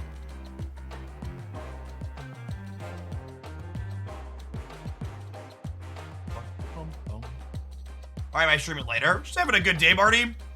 I need to get in 141 hours this month for my Twitch contract to get my big payout guarantee for the month. So if we're having a good day, we're gonna run a little longer. My stats say I have streamed how much this month? I've done 50 hours for the month already. But we're also half over, so I've got something to make up. You thought of running the Collector in this deck? Yeah, I've played the Collector in other iterations, and I think there's just not room for it in this one. Bishop, Hawk, and Angela are all better payoffs than the Collector, essentially.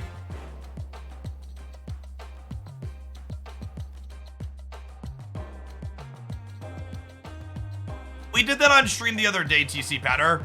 There really isn't anything worth looking at other than Thanos and Shuri. Like I've looked. There aren't any hidden gems in there. It's all Thanos and Shuri all the way down. And rather than get bogged down in all of it, I'm just gonna not do it. Is the stream over? No, we're gonna go for another half hour or so at least.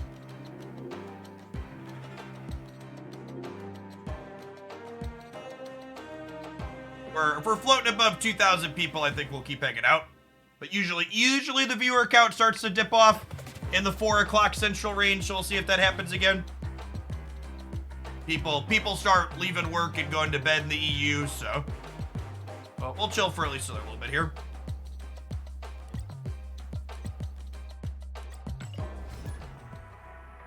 I do not have an affiliate link for the premium subscription on Untapped, no. just for people installing it.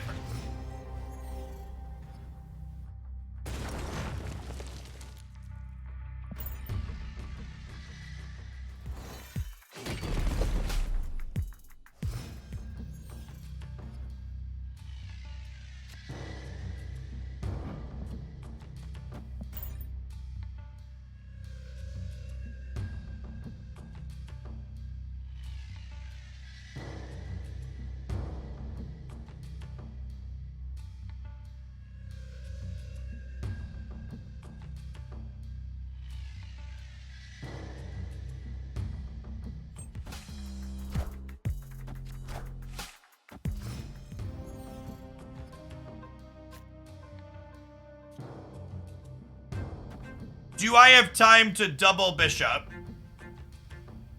I have Darkhawk in hand. I probably don't need to double bishop, right?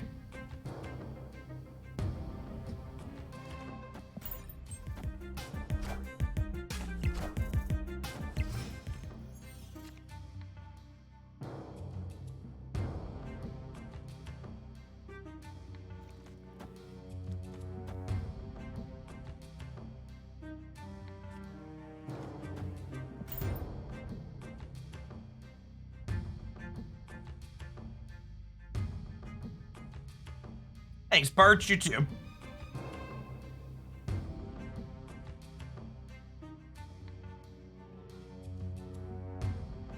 Ain't infinite. Of all the times this felt tough, I wrote down on a sheet of paper my matches, and we hit Shuri and Thanos for 39% of them. I'm probably supposed to leave here. I'm gonna stay, but my gut is telling me to leave.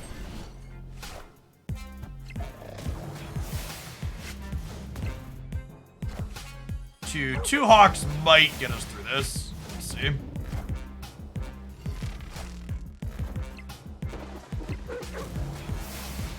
Oh! Always trust your gut. Escape.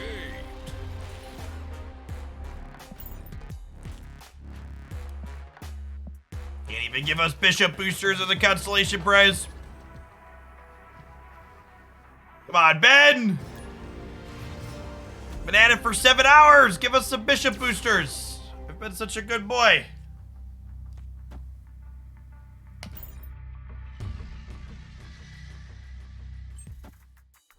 Gosh, look how good this Bast is, chat.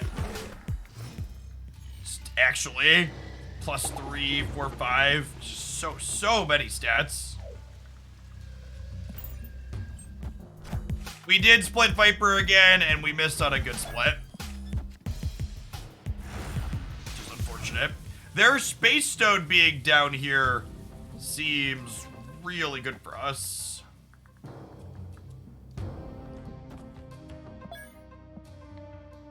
I have priority here. I'm gonna break my never stab Thanos rule and stab them with this Black Widow with thanks to priority.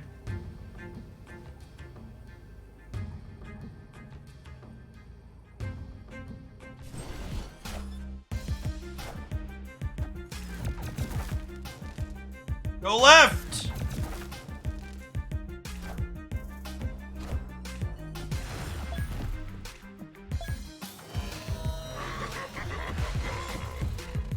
Fuck!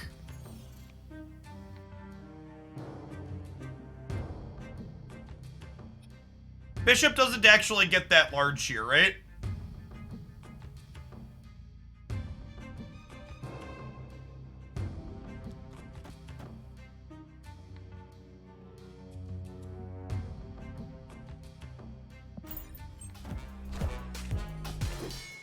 Oh, they just played both the bites there?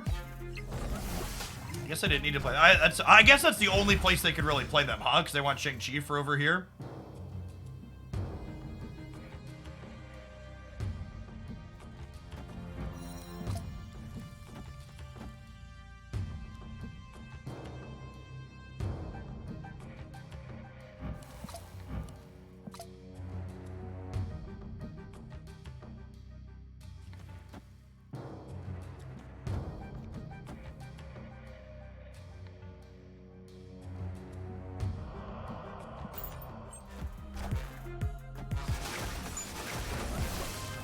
no target on the second Iceman. They have 2 cards that cost 6 now.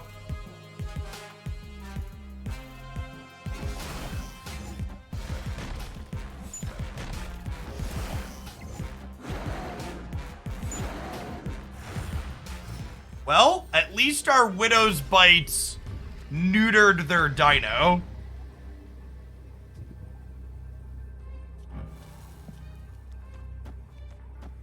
What are the odds this wins? If they play boosted Thanos, they have 16 and we have more than 16? Don't play Widow, it gives Dino +2. Yes, good call.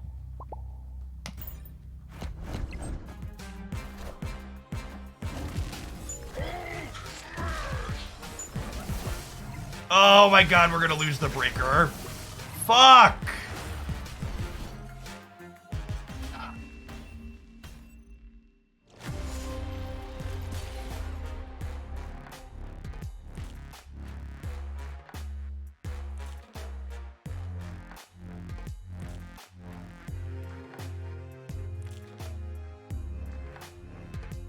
Damn it.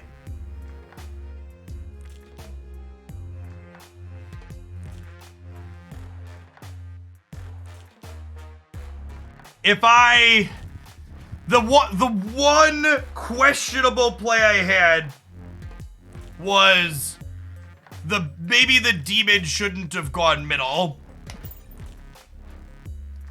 As perhaps the demon going middle was wrong, because I should have thought about that the center was the only place they would really play the Widow's Bites, and if I come to that conclusion, then I don't need to play the demon in the middle. So if I think through that.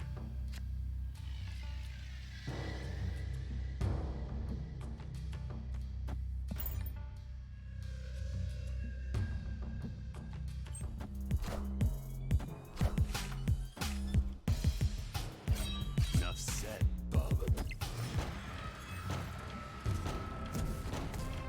That's true. If our Widow went left, we would have also been fine. Is accurate statement.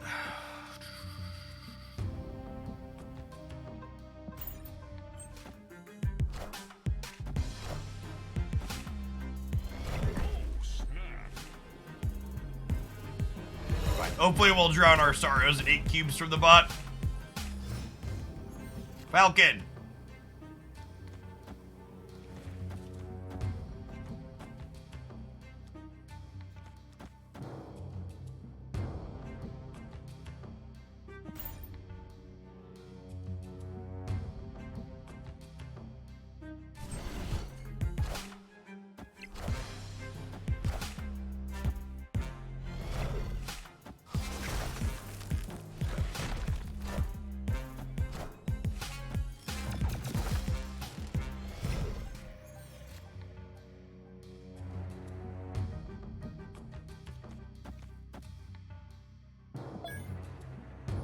So this is 10 over here.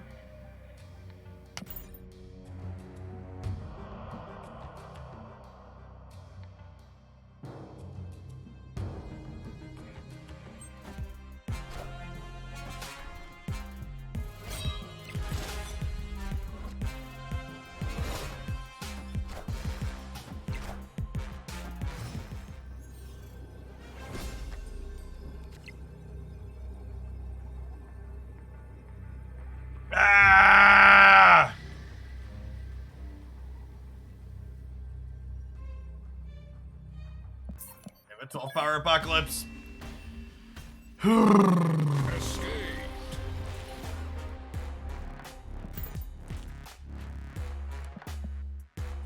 Ben, where are my bishop boosters, Ben? I just want to split my lad.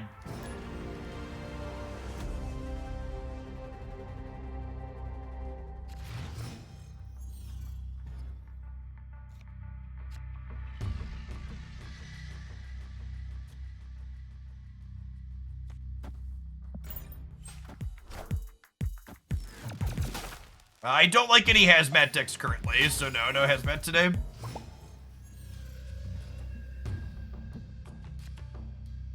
The bots actively try to lose under 100. Not always.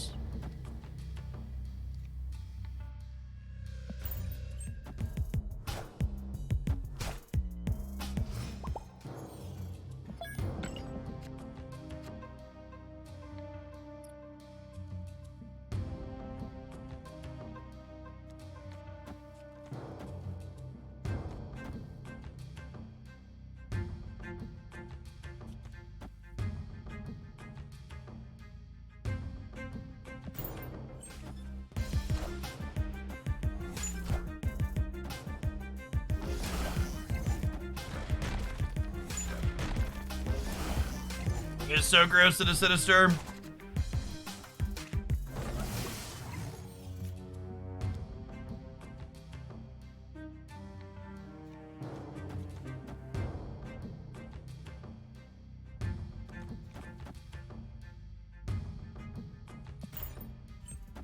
Our only hope is that they don't have it.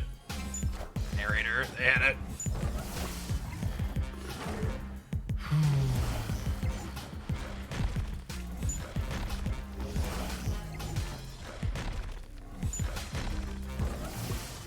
Fuck?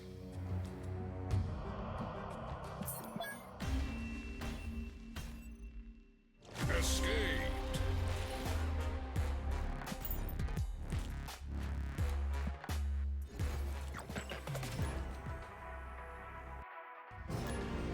That's where I would put my 2x boosters if I had them.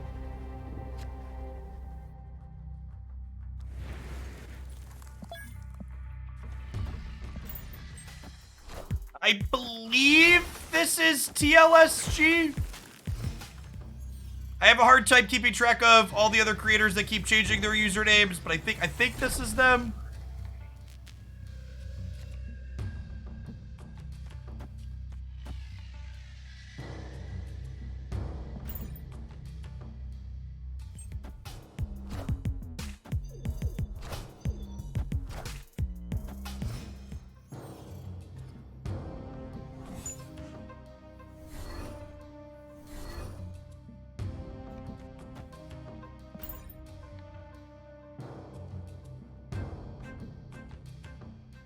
Would it not be a better system if you just had boosters and you could spend them on whatever cards you wanted? Yeah, so that would be better and that would make it easier to get what you wanted. But the purpose of the boosters and them being random is to keep players chasing the random longer. It's really unfortunate that we lost the coin flip on having priority here. Oh, I'm 1 energy short of doing it all. I guess we'll just do this then. Oh, fuck! I should have done this on the right. Oh my god, we totally threw this away. I'm so dumb. I could have done this and then Falcon and done it all again and had our Hawk be huge.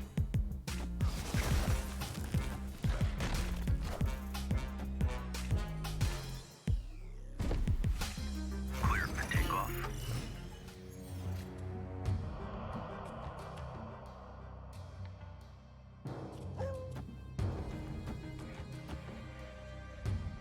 Yeah, I could have had more room here.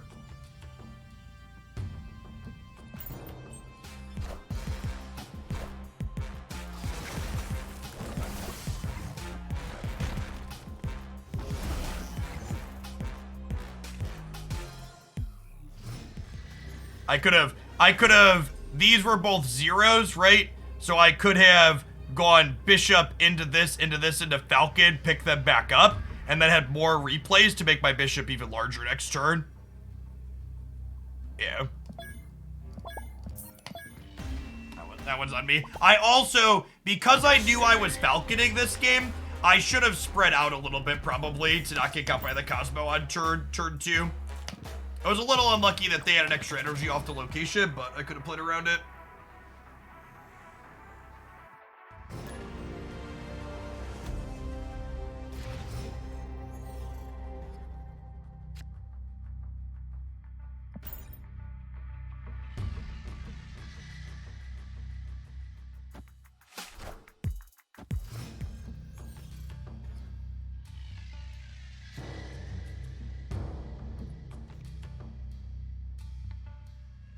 Ah, these locations are rancid for us.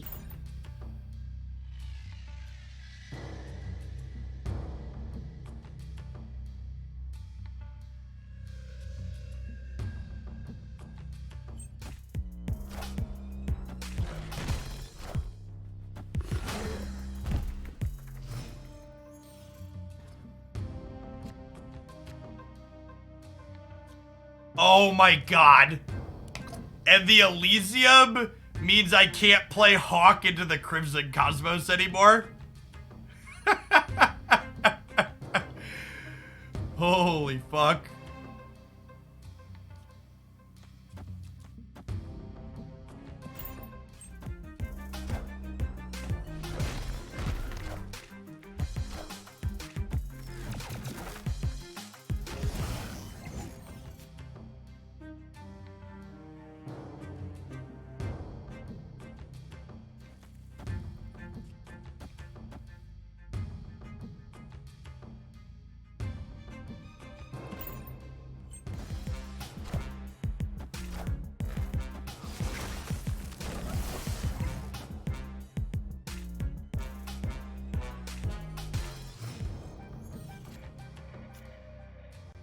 Okay.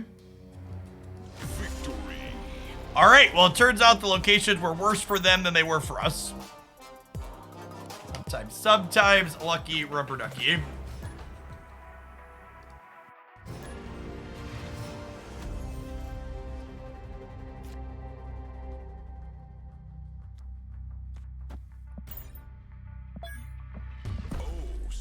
Snap. Our hand here is pretty good. This Bast is plus 5 power here, plus 5 power here, plus 2 power here. It's a 13 power Bast. Any good resource or just starting this game? Yeah, check out this playlist here. I call it my Marvel Snap Minutes playlist. It runs through a bunch of good core concepts that are useful for picking up that the game doesn't explicitly tell you.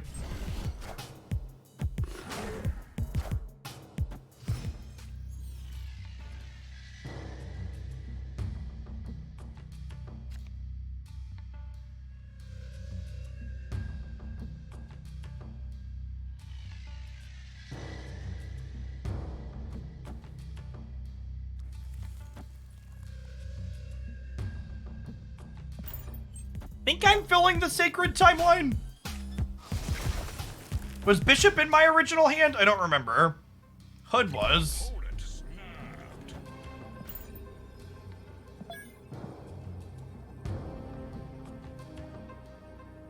If they're Galactus, this is very bad for us.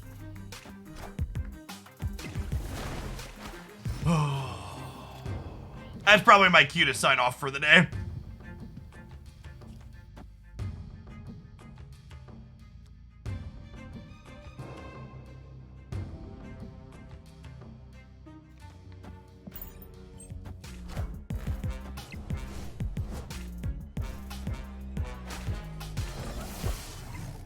Kneel before Galactus. Alright, I'm gonna take that as a sign. We're dipping in viewers a little bit because it's almost 4 o'clock. We hit the shit gameplay experience. Escape. I'm gonna go ahead and bounce. It's really nothing. It's honestly harder for me to stay positive through Galactus than it is the in and out of Thanos. Like, the Thanos deck is good. The Galactus deck just doesn't let you play the fucking game. Like, the Thanos deck is powerful. The Galactus deck just says the game is different and your deck doesn't work because it's different now. Such an offensive design.